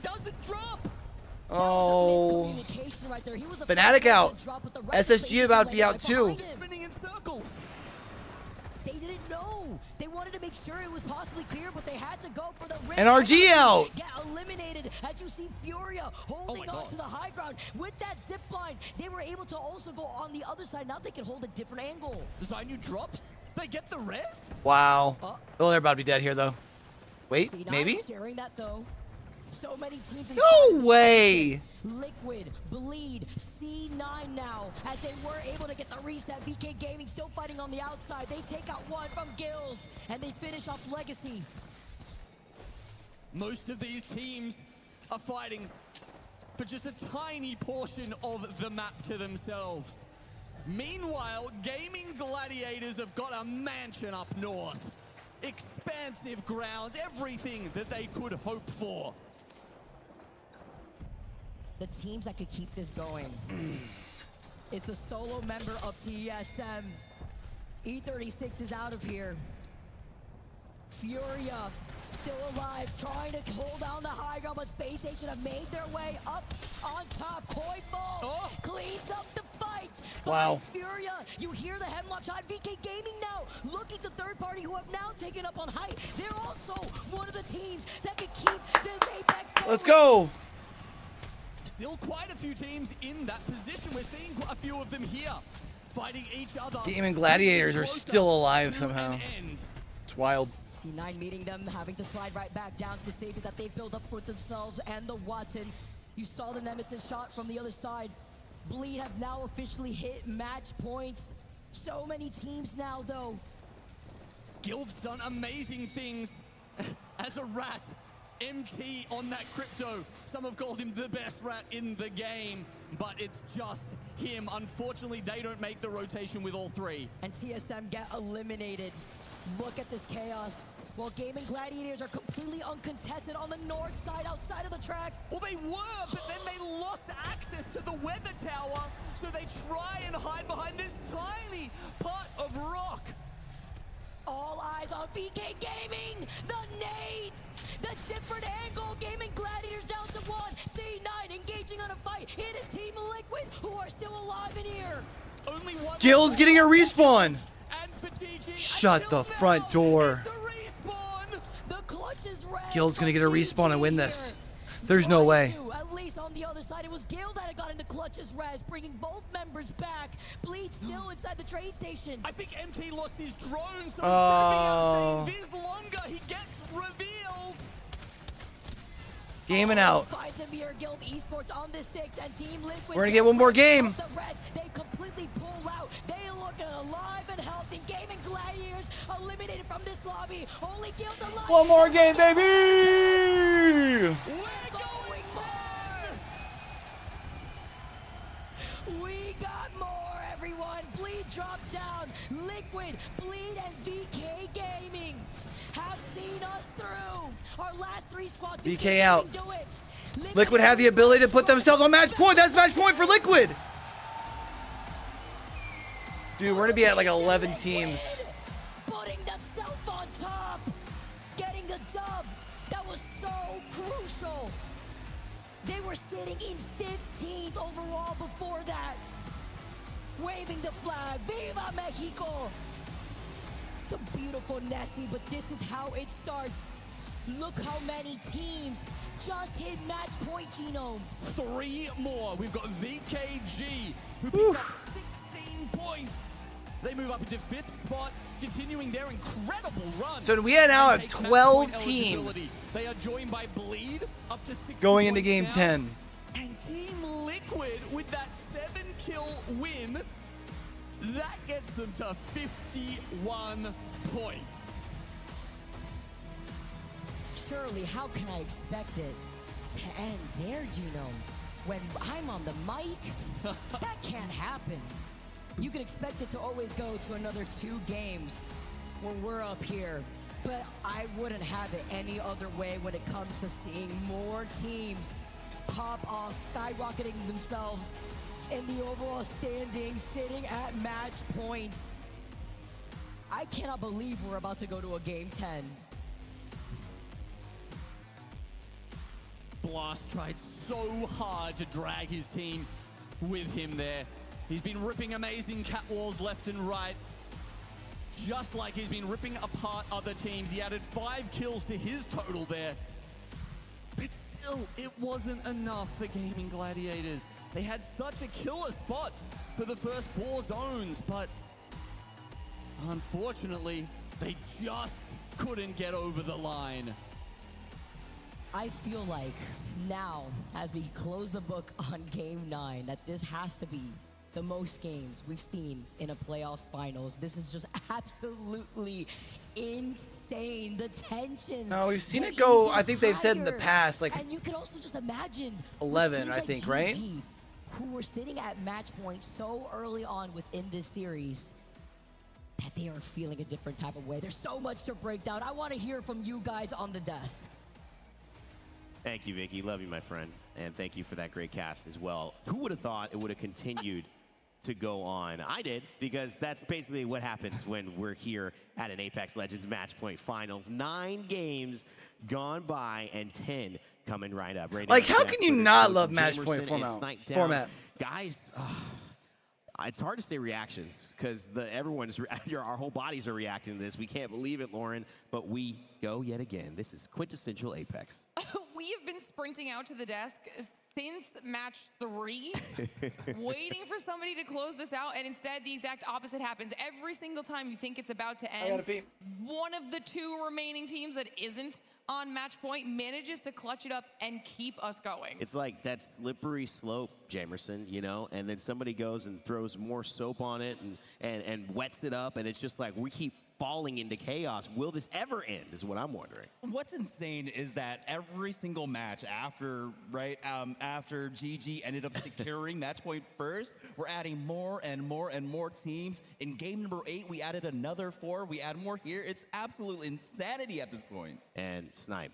Yeah, I mean, this is why match point format is the best format in any game that's out there. I don't think there's another game that has the anticipation and hype that this does. I've always said I get more nervous as a player watching than I do on the stage playing, because you're so focused. And like you said, we've just been sprinting out here nonstop thinking the game's going to be over. I thought it's been over about 5 games in a row. So I'll tell you what, this would be a good day to wear my Apple Watch. Unfortunately, I have a different watch on, you know, one my parents gave me, but I'm getting my steps in. I can already tell you. Let's head over to our match results after 9. It's crazy to say of what happened in that one. Team Liquid Alienware, Viva Mexico. That was one of the most amazing finishes, especially seeing our match point teams one after one. Guild, Esports, Gaming Gladiators fighting each other as solos. Blast, the last one alive. But it was VK who really put them in that position. Liquid Alienware might have ended up winning, but the battle for height, Lauren, was what made that so impactful. VK coming in after SSG, after Cloud9, and then cleaning that up. That was essentially what put Gaming Gladiators into the dust. Absolutely, and the clutch nades out of VK also completely melted them. I mean, we watched them try to recover, but Liquid Alienware had been in that station for quite some time, holding that position, seeing what they could do with it. When all of the other teams started landing on the roof, I was worried that they might end up getting collapsed on, considering how many people were around them, but they did a really solid job of just kind of defending their position. And there's 2 pulls really in that area, Jamerson, that it could have gone to. It ended up going exactly towards GG. There's got to be something about it where you feel they're getting the right zones, they're making the right calls. But it's frustrating how it's just these little things end up going. How many times can that keep happening before you start to say, should we change anything up? I mean, I don't think they should change anything up at all. I don't think so at all, because they are making the right calls on the zones. They are playing aggressive when they need to. We've been seeing them since they hit match point really not change up too much in their playstyle, and they're consistently getting themselves up into the top 3, top 4. That's why there's so much drama when it comes to this entire series, because they are always there. But now that we have so many more teams there at match point, it has to end soon, right? More than half the teams are on match point now. You would think, but we've been wrong like 3 times now at least for this. Snipe, as we see Gaming Gladiators take the lead, 90 points over SSG.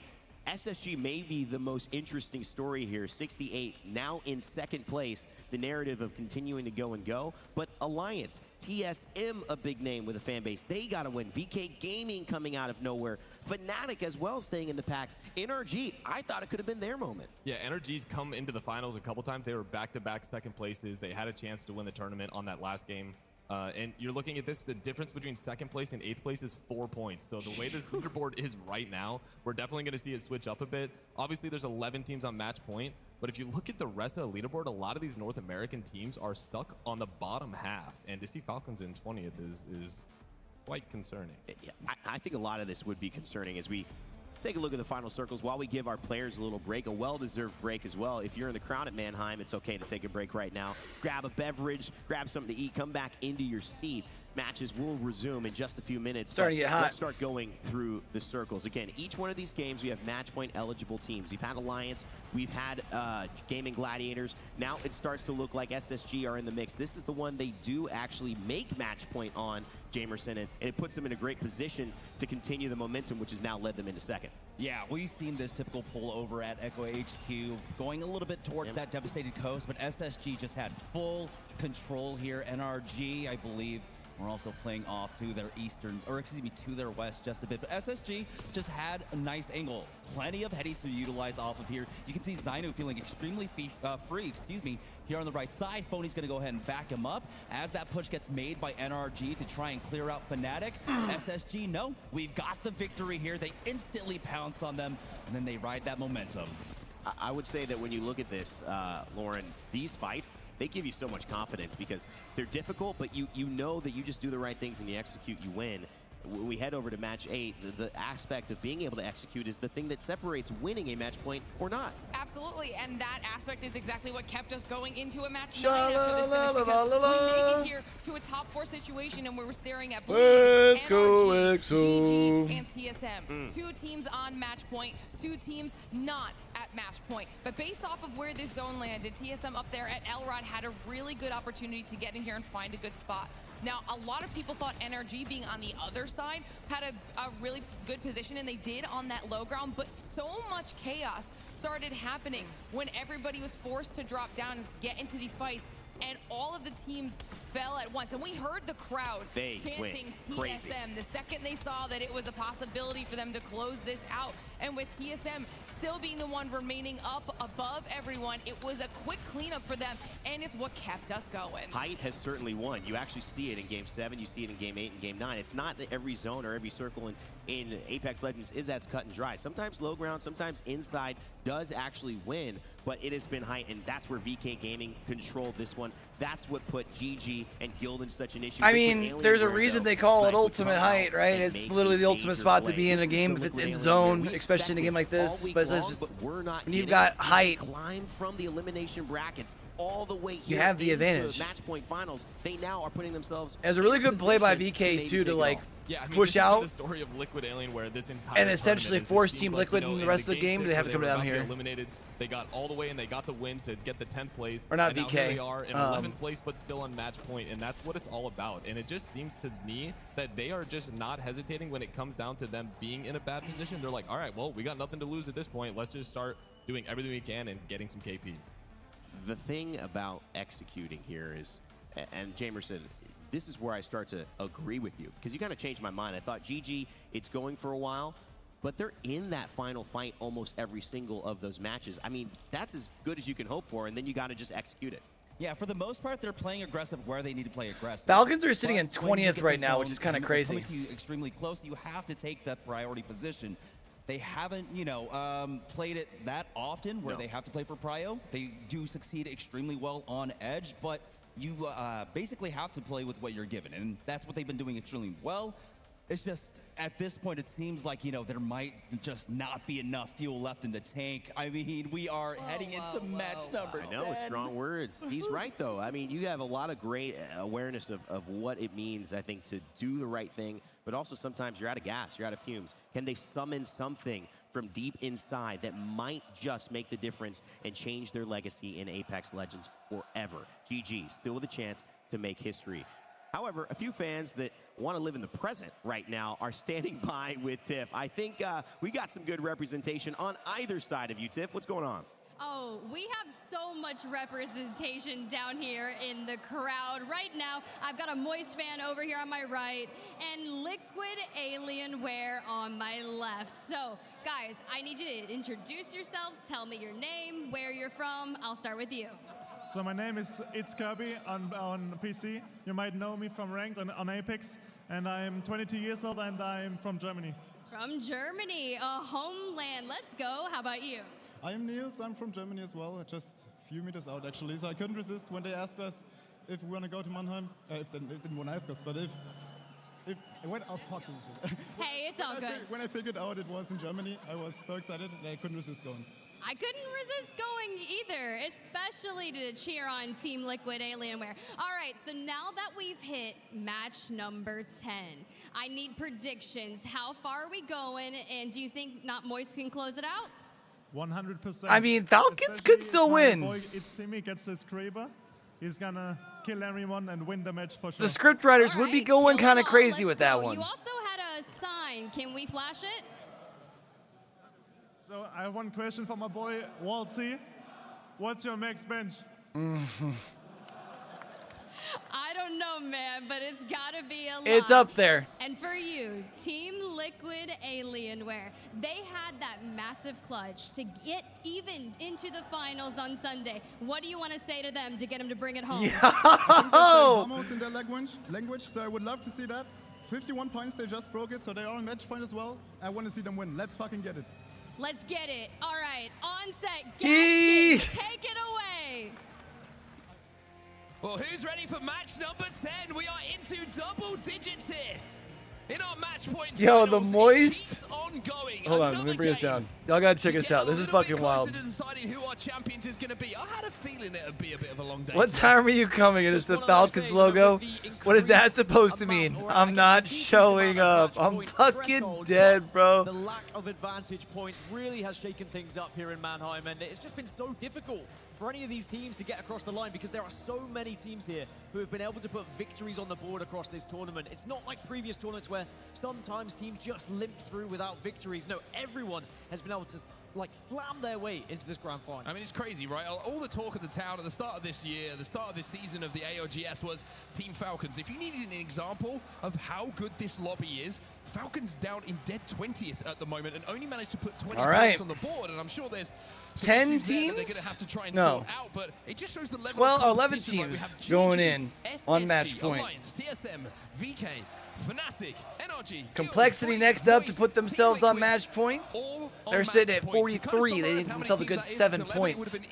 Anyone behind them putting up on match point here on game number 10 would be putting up a decent game. Everyone else 10 points plus. In match 10, it's going to be World's Edge though, and that has been Gaming Gladiators' playground throughout this tournament. There are a few teams that have still yet to find a World's Edge victory though. Will we be able to someone change that script? Liquid Alienware were able to take us into match 10. Imagine if they could go back-to-back to win this entire thing.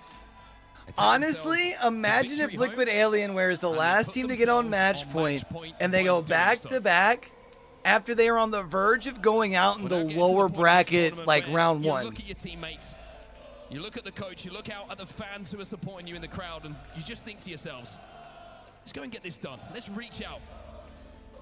Let's put in the one performance that people will remember as the one that gave us the chance to walk up to that trophy and lift it above their heads. To everyone on that main stage right now, that's what's going to be going through your head. Make some noise in the building here as we head into match number 10. That trophy is in touching distance for 11 teams, both figuratively and quite literally, with how close it is to those booths. But who has the bottom to get it done here in match 10? Team Liquid Alienware send us to another game. They send us into double digits. Match number 10 is where we find ourselves, and we are back onto World's Edge. NRG, one of those many teams now who are on match point. 64 points they have in total. They were involved in a couple of scuffles towards the end of that previous game as well. And I will say we saw Nocturnal walk past us just as he went for the break. And he said to me, no better time to get it done. I mean, the only difficulty really here for NRG is... All right, let's see this first zone. ...win from Monument this entire tournament. So they would have to break records if they were going to win it. Let's jump into a listening, though, with NRG a little bit later. Esports, baby! We have a pause. Would have been a bad time. I saved us. Oh, Skyhook. We're getting a Skyhook zone. Well, we'll get everything sorted for all of the players on the main stage. And I'm not going to talk about the zone. You're not going to talk about the zone? No. No? I've learned my lesson. Nor am I. What, that means we have to talk about other stuff. That's not Apex, really. I mean, you know. Well, as I mentioned, right? Not really. Monument. We've yet to see a team win from Monument this tournament. You can say the same about Staging. You can say the same about Tree. You say the same about Big Maud. There are 4 or 5 POIs here occupied by some big teams where we've yet to see anyone find a win. And I know that can definitely change with how these zones have been going. But when we look back to the previous zone, the previous chance, I mean, the likes of Gaming Gladiators really did have an opportunity there. Well, good news is we're not going to have to hang around too long here by the sounds of things. Production are feeding back in my ear that we'll be getting back underway in just a few moments' time. ALGS and pauses, chat. As we see Name a better duo, baby. Count down with me, everybody, from 3 as we head into match 10. 3, 2, 1. Game back on. Let's get into this. But he was behind. The EXO clan fans are still as loud as ever. Maybe it could be them, EXO, to take us to match 11. All right, another Skyhook zone. It's becoming increasingly more likely now that someone will get the job. Over 50% of the teams have reached match point. But now it's about actually locking in and securing it here. Now the zone, we are going to be heading north, back up to Skyhook yet again here. Fantastic news for Gaming Gladiators. I will also say fantastic news for the teams who are desperate to chase down match point. Yes, obviously our attention will be on those teams who can close this series out now. But if you're going towards Skyhook and you know there is at least playable area, there is multiple floors of multiple buildings for you to be involved in an endgame, Like we saw in the previous game, it means someone like Team Liquid Alienware can come out of nowhere and potentially send us to a game 11. A lot to talk about with this zone, and when we look at priority, we also have to mention that this is a great zone again for Gaming Gladiators. Gaming Gladiators for Guild. We even see Enter Force 36 from Countdown move incredibly quickly, by the way, up into Skyhook, as Guild also will arrive and find themselves a building to call home, maybe for quite a while here. They're going to opt to go for the northern tip and hope that it does continue to pull north like it did previously. It is a somewhat different circle. It's not going to be identical, to what we saw in the previous. There is a chance it could shift that little bit further east, and that could... I love match point, man. It's just the best. Like Not Moist, like NRG, who are now approaching the zone. Yeah, I really like the spot that NRG have taken, actually. You can see some of the teams who have taken the pro positions, Bleed Esports being one of them. You've got Guild, who we saw. But NRG's position, they were walking through the train tunnel, and now they can play this stack building, which is always an interesting one, because you feel like you've got height, but the height of this building is kind of dwarfed by a lot of the buildings around it. So if you do go up onto that height, it's kind of a little bit exposed, and you can find yourself taking some pretty comfortable damage from a lot of other teams. GG, though, a massive chance, an opportunity as they find themselves in train station. They've accumulated 90 points, 40 more since they hit match point. But it doesn't really matter, because they are yet to get over that line. Well, one thing that Gaming Gladiators are securing is minimum second place by keeping consistently putting points on the board. And, of course, a lot of prize money to go alongside that. And that won't really be their main consideration, but will always be in the back of your head. Complexity's going to try and take that top roof again. They're going to be dropping on somebody if that's the case. And then only walk away with a top 8, for example. But this is Exo Clan. This is the team I was talking about approaching from the south through Let's the go, Exo. They will manage to as well. Now, NRG were in this building a few moments ago. The question is, are they still? It looks like they might have scarpered off, which means that Not Moist can now take control of this building in Skyhook. Now, Not Moist, I would say they had a really good kind of, it felt like mid-games of this series. So the only teams that have won ALGS remember, they got across the line with just 1 point lands have been TSM, Dark Zero, and Reject Winity, right? On the board. But this is a good zone for them. This is an opportunity for them. So maybe, just put a bit of pressure on those teams who are maybe in slightly better positions already. And with the way they've been fighting, any good position at the moment, if you found yourself with Not Moist on the other side of the fight, becomes a lot less. It was a 13-game banger over in APAC North. Team Falcons in 20th position. But that was regional play. On LAN, I don't think we've had one about this super team go this long, I don't think. At the moment, they have not or been we're able about to to pass it up dizzy heights anyways. that maybe were expected of them. I still wouldn't count them out, and that's the scary thing. Being in 20th position, they could still find a victory and could still keep things going, but it must be so hard mentally, knowing you are that far behind, to try and keep going, to try and stay focused here. Yeah, I think that was split really 2 playoffs for APAC North last year. If they're going to find anything else. Well, let's not forget that TSM went 3 back-to-back when Imperial Howl was on that team to come out of nowhere to become a champion. It's not impossible. So it's certainly not impossible with the talent that is on that team. However, that is I mean, I'm the type of guy that believes you prefer to get your 50 points without a win, man. 22 points on the board for them. In a lobby like this, you're only going to get so many I like dubs. this position. They move very fast from countdown after. Like, obviously, you're not going to, like, throw games to make sure you don't win, right? But to Force 36 if they're arriving later on. Well, Naughty's got to be careful here. He's getting shredded. Also trying to give him a little bit of cover, and we'll be able to do so. Nicely done.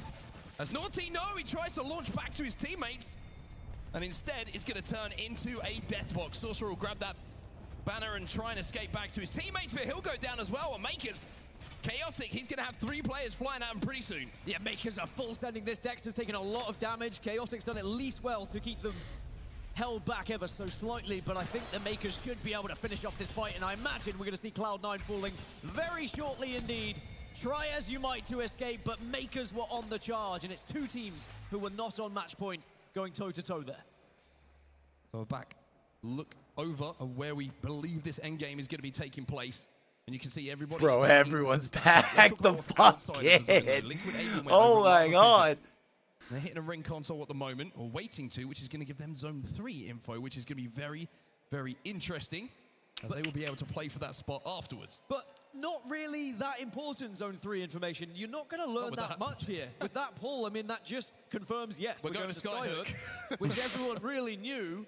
Zone 4 information would be ideal, but if you want to achieve that, you're going to have to play for Countdown and then get late ring console information, which is certainly doable, and maybe that can be a consideration for some of these teams.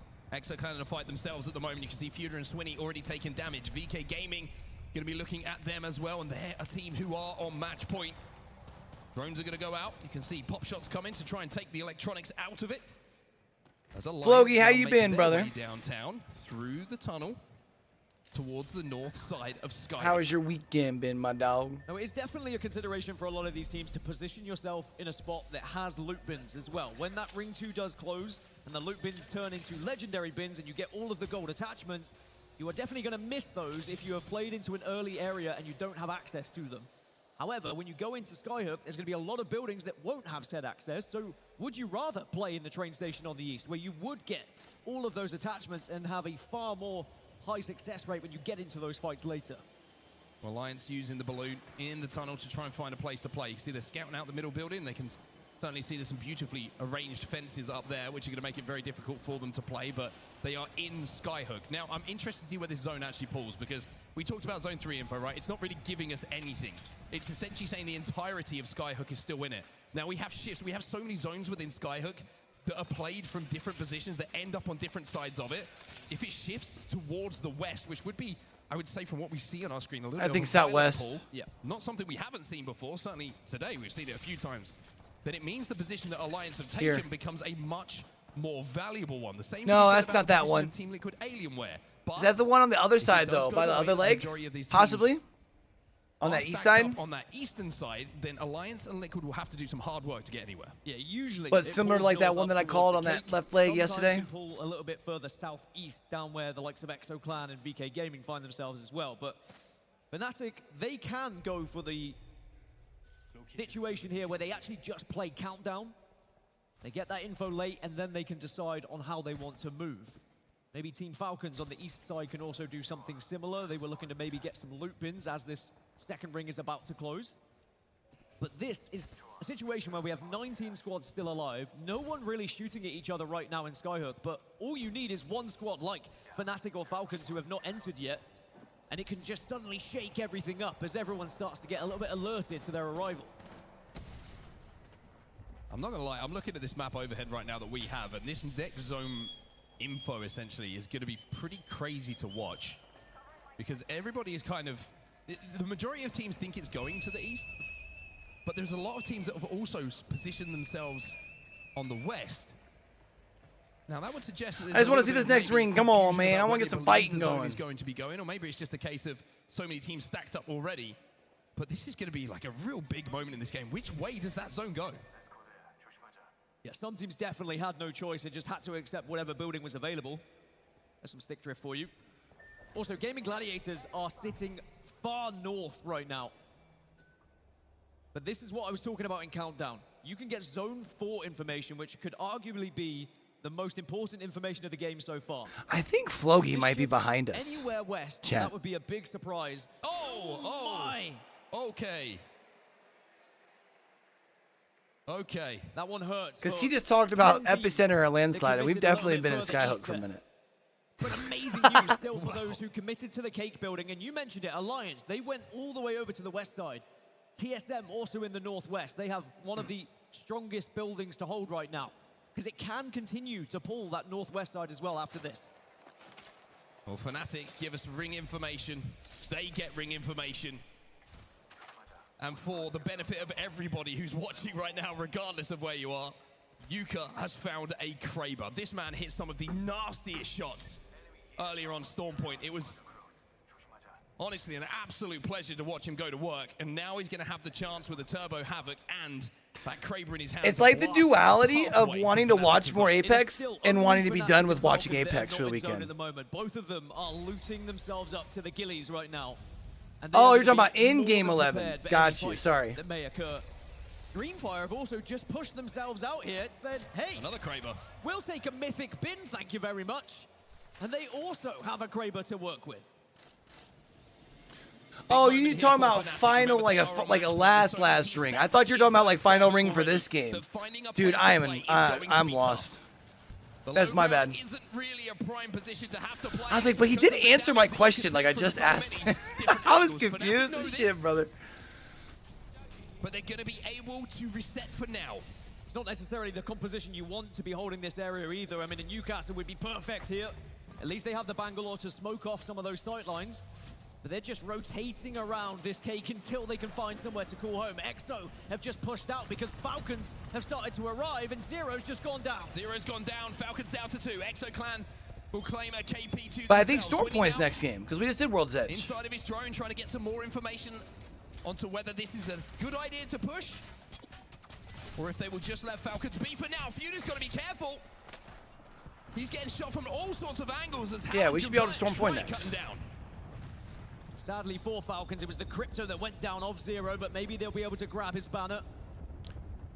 But if we get back to game 12, that means Vicky Kitty finally gets her final call. And they answer back onto Feuda, along with Gino. Alongside VKG. Oh. But Zero will be back in the game, but as you can see, the same shit. It's Okay. going to keep going to the north. Now we see a fight taking place. Furia versus Noctum. Knockdown shields being a problem, and now shots from a distance being a problem as well. That will be Noctum Scan eliminated from the lobby as our second team to fall. And the zone is going to continue to pull towards that cake building, by the way. Enter Force 36, who moved right at the start of this game to the top tier of it. Does this actually end by that left leg? I didn't think this was one that did that. No, it ends up by the north leg. That's another squad not on match point being taken out of the game as Alliance are going to have to fight Same. their way here from the southwest. Same, Flogi. Up towards that cake building we keep talking about. Well, Fon's just gone down and been finished for NRG, so they've got some decisions to make themselves. You can see this care package down, which I don't think anyone is going to be brave enough at this point to even consider going for. But speaking of brave, it's a brave move now from Not Moist. They land inside of the building, on top of the building that is currently occupied. Oh, they're on the bottom. Excuse me, no, they flew past the building that was occupied by Alliance. And even though this won't be safe, at least they will be able to avoid all of those teams rotating later from the side that was so stacked on the east. VK Gaming, Bleed Esports, Guild, EXO, Liquid, Falcons, Not Moist. You all have to move here as round 4 begins to close.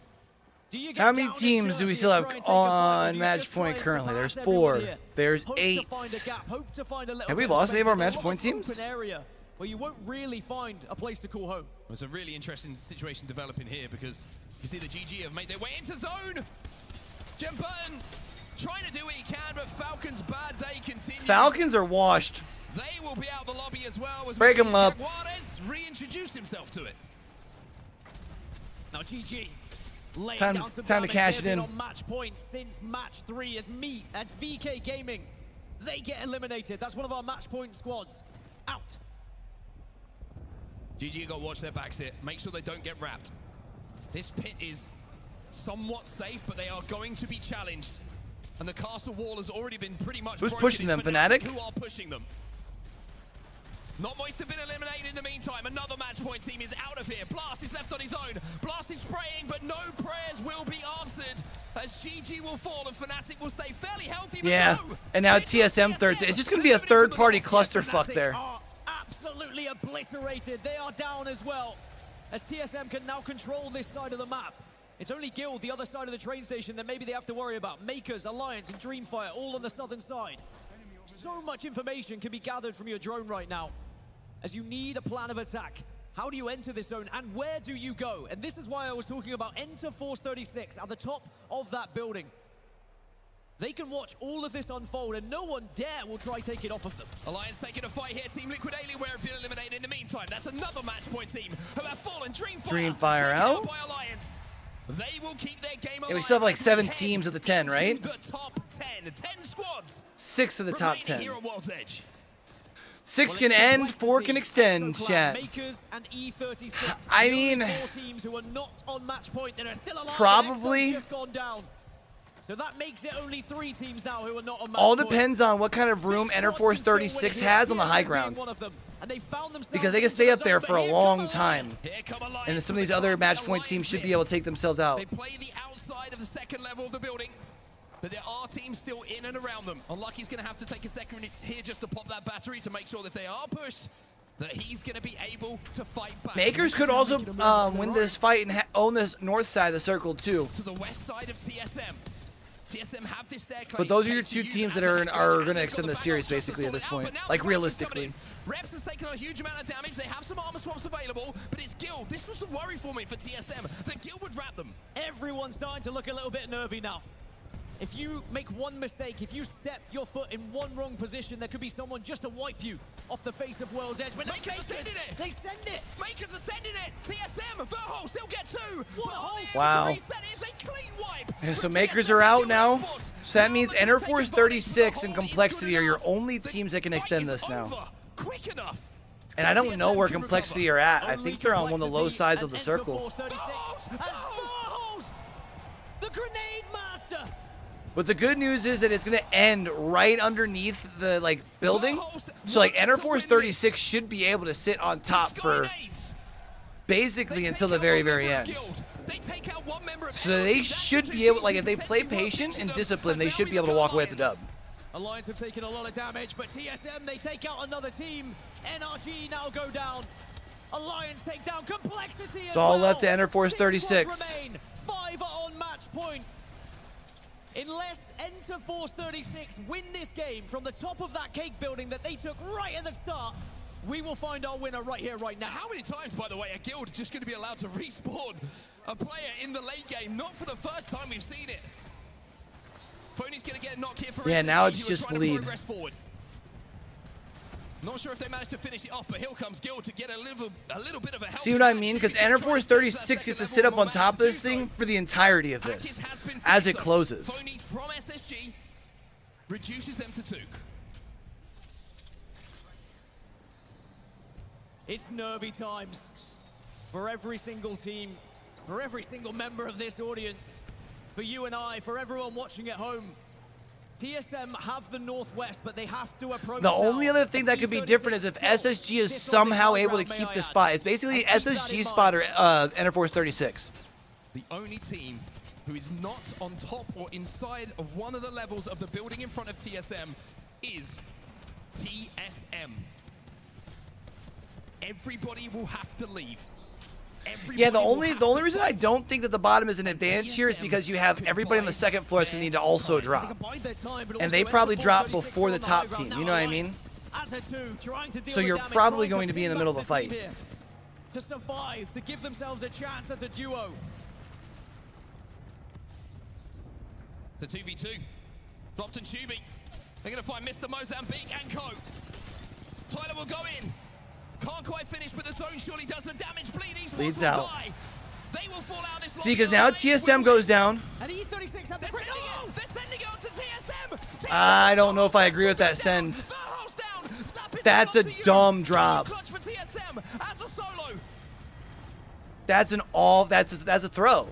E36 just threw this. It's now TSM or SSG. TSM's out. SSG go forward, but they take damage. Guild has been eliminated. Alliance still as a duo, by the way. They pushed up and took out Enterforce 36. Alliance wins. SSG won! Will become your champions here in Germany. And Zainu becomes the 2-time. Wow. The team that everyone counted out. People gave them the title of the Super Team Potential Killers at the start of the split. People didn't like the results they were seeing. And they're the ones who walk away your Split 2 champs. Wow. Alliance was so close, bro. So SSG, out of nowhere it feels like. And it's not 1, but 2 wow. for Zainu. But a first for his teammate. Alliance, a valiant effort. Does that mean Zainu's the first one to win one on 2 different teams, though? Conclude our match point finals right? in Mannheim, Germany. And it is I mean, I guess you could technically say the Dark Zero boys because they've changed rosters, but it's the same team. The question was even, will they get any points in this match point final? The first 2 games of today, they were on 0. But they slowly crawled their way back to 50. And then when they got the opportunity, boy, did they seize it. Wow. So the title goes back to North America. Team Falcons finishing dead last in the final circle, in the final lobby. NA powerhouse, the team that was dubbed the second super team when it came together, who finally put it together to call themselves champions. Space Station Gaming, it's a final zone they will remember for the rest of their lives, and it's a moment certainly that they will remember for the rest of their lives as well. And I really need to see replays ASAP of what happened to Enter Force 36, because they tried to take the high ground. I don't know if they got blown off it or what happened, but certainly they then full sent it down onto TSM, almost deleting their chances of winning it. But let's look back at that winning moment and see just exactly what did happen, because we were kind of in different POVs as it was going on. Was Alliance going to have the opportunity to do it as a duo? But then SSG were kind of waiting for them to arrive on the low ground. Yeah, it certainly were. It felt like they just had the cover from the teams above. They won the team fight down on the low ground, which allowed them just to watch the final members of Alliance dropping. You have to wonder, if Alliance are a 3, are we calling this an Alliance win? But it wasn't. Ifs and buts don't count for much, as it's SSG on this low ground. Was certainly helped out by the leap from Enter Force 36 onto TSM. But you saw there, up in the sky, they pinged where Enter Force 36 were. Falcons didn't score a point in the last half of the day. But was it that EMP? Something caused them to suddenly just full send it onto TSM. I don't understand the play from Enter Force 36 there. That still feels like the biggest throw to me. Bide their time. And all you need at this point is 2 Mozambique and a little bit of Zainu. So it comes down to Koifel and Phony. It was a 2v2 right at the end, but just knowing that Alliance had to drop, they can get that first damage. They were already weak, and SSG have a simple job of closing out those final moments. It's a great story, right? I mean, you look back at, previous events, SSG disappoint. They just get over the line in certain groups. They just get over the line to get to the finals. But when we get here, when it matters the most, is when you need to perform. And SSG, I mean, their reputation is going to be talked about for quite some time now. They are champions. And I cannot wait to see the faces, especially of Phony and Koifel, when they lift that trophy, because we know it is like nothing else. Yep. For Zainu, he gets to do it a second time. And now he's going to get to lift that trophy for a second time as well. We're going to send it down to the floor. SSG, it's time for you to pick up that trophy. They're the champs, chat. Soak it in. Our Split 2 playoff champions, SSG. Wow. Finishing 5th in Pro League.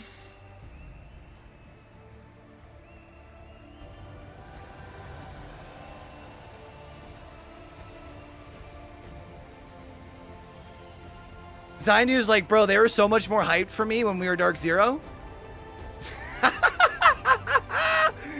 Oh, shit. Nah, good shit, SSG. That's what's up, man.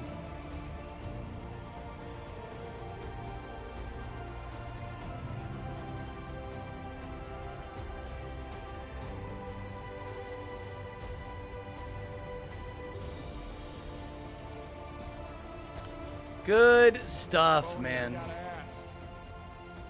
I can see the emotion in your faces. All right.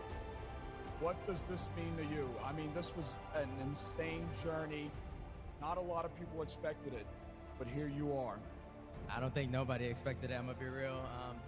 This is actually so surreal, bro. I love these boys to death. And they had 0 points at the first 2 games, and again, this is a team that, like, a lot of people at the start of the split. They picked up Koifel. You put Koifel alongside Zainu, Phony making the calls. You figure that this is a team that's going to be able to like make some noise, and then they just kind of. All I can say is, you may not believe in God, but God believes in you. We're just there. This path for me, and I just kept to it. I kept grinding, and this is where it got me. All right, crowd's loving it. Zai, come over here. Zai, through the ups and downs of being a pro player, right? Everybody needs a support system. Everybody needs somebody they can talk to. So basically what you're saying your family, your friends, your is Dark teammates. Zero dropped Zainu, and Zainu got a trophy before the Dark Zero boys Honestly, again. My mom, like overall, she's just like the best person ever. I wouldn't be here without her. I've said this in my last time winning. Like she got my PC and everything. I just wouldn't be here without her. Shout out my mom. And I still remember the days of ranked grinding. It's insane. Don, come over here. Coach Belichick, I see the medals as well, man. First team ever in the history to win these medals right here. Don, talk to me about what it's like coaching players like this at this caliber. I mean, these three players, everyone in the game knows they're amazing. They struggled the last 2 lands, but, you know, they brought me on to the team to try and make things work, and we're glad it worked, you know. Again, I see the emotion in your faces, fellas. Lift that trophy one more time.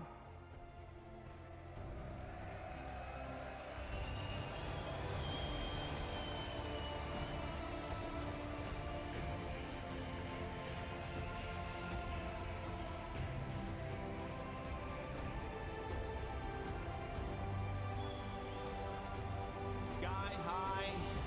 No. Yo, Out what? Of orbit. Space Station Gaming. Take split 2 playoffs, and that man Zainu right there does it for a second time in a row. Koifel, the youth, the immeasurable skill, and Phony, his leadership, his dedication. They've gone to the top of the mountain, and they raise that trophy with pride, knowing that they are the kings. What a trip for SSG, man. It's funny, like when you listen to like the Apex, the podcast, this is a team that like everyone was hyped on. Again, they were hyped at the beginning of the year. An incredible feeling for anyone who gets to experience this live in person. You can sense the emotions that the players are feeling. You can feel the crowd. It was electric the entire time, wanting another match, wanting to see who could get onto match point alongside some of our earlier squads. This is All right, one chat. of the longest lands we've now had as far as our match. That was fun, games man. go, SSG and takes it was home the dub. every second. It's certain. I know I've kind of been a little more absent, bro. I'm tired. I'm exhausted. It's been a long weekend. Next weekend, I'm probably not gonna be doing anything. I might pop live for Championship Sunday, maybe, but probably not as far as for the HS or HCS. This weekend or this week though does kick off collegiate season for CCS, so I will be picking up some games to cast. I'll probably be over on my Twitch. I might multi-stream them. I'm not sure. It'll at least for sure they'll be on Twitch. It might start tomorrow. Otherwise, there'll be some games coming up over the course of the next couple of days. But we'll at least be doing something.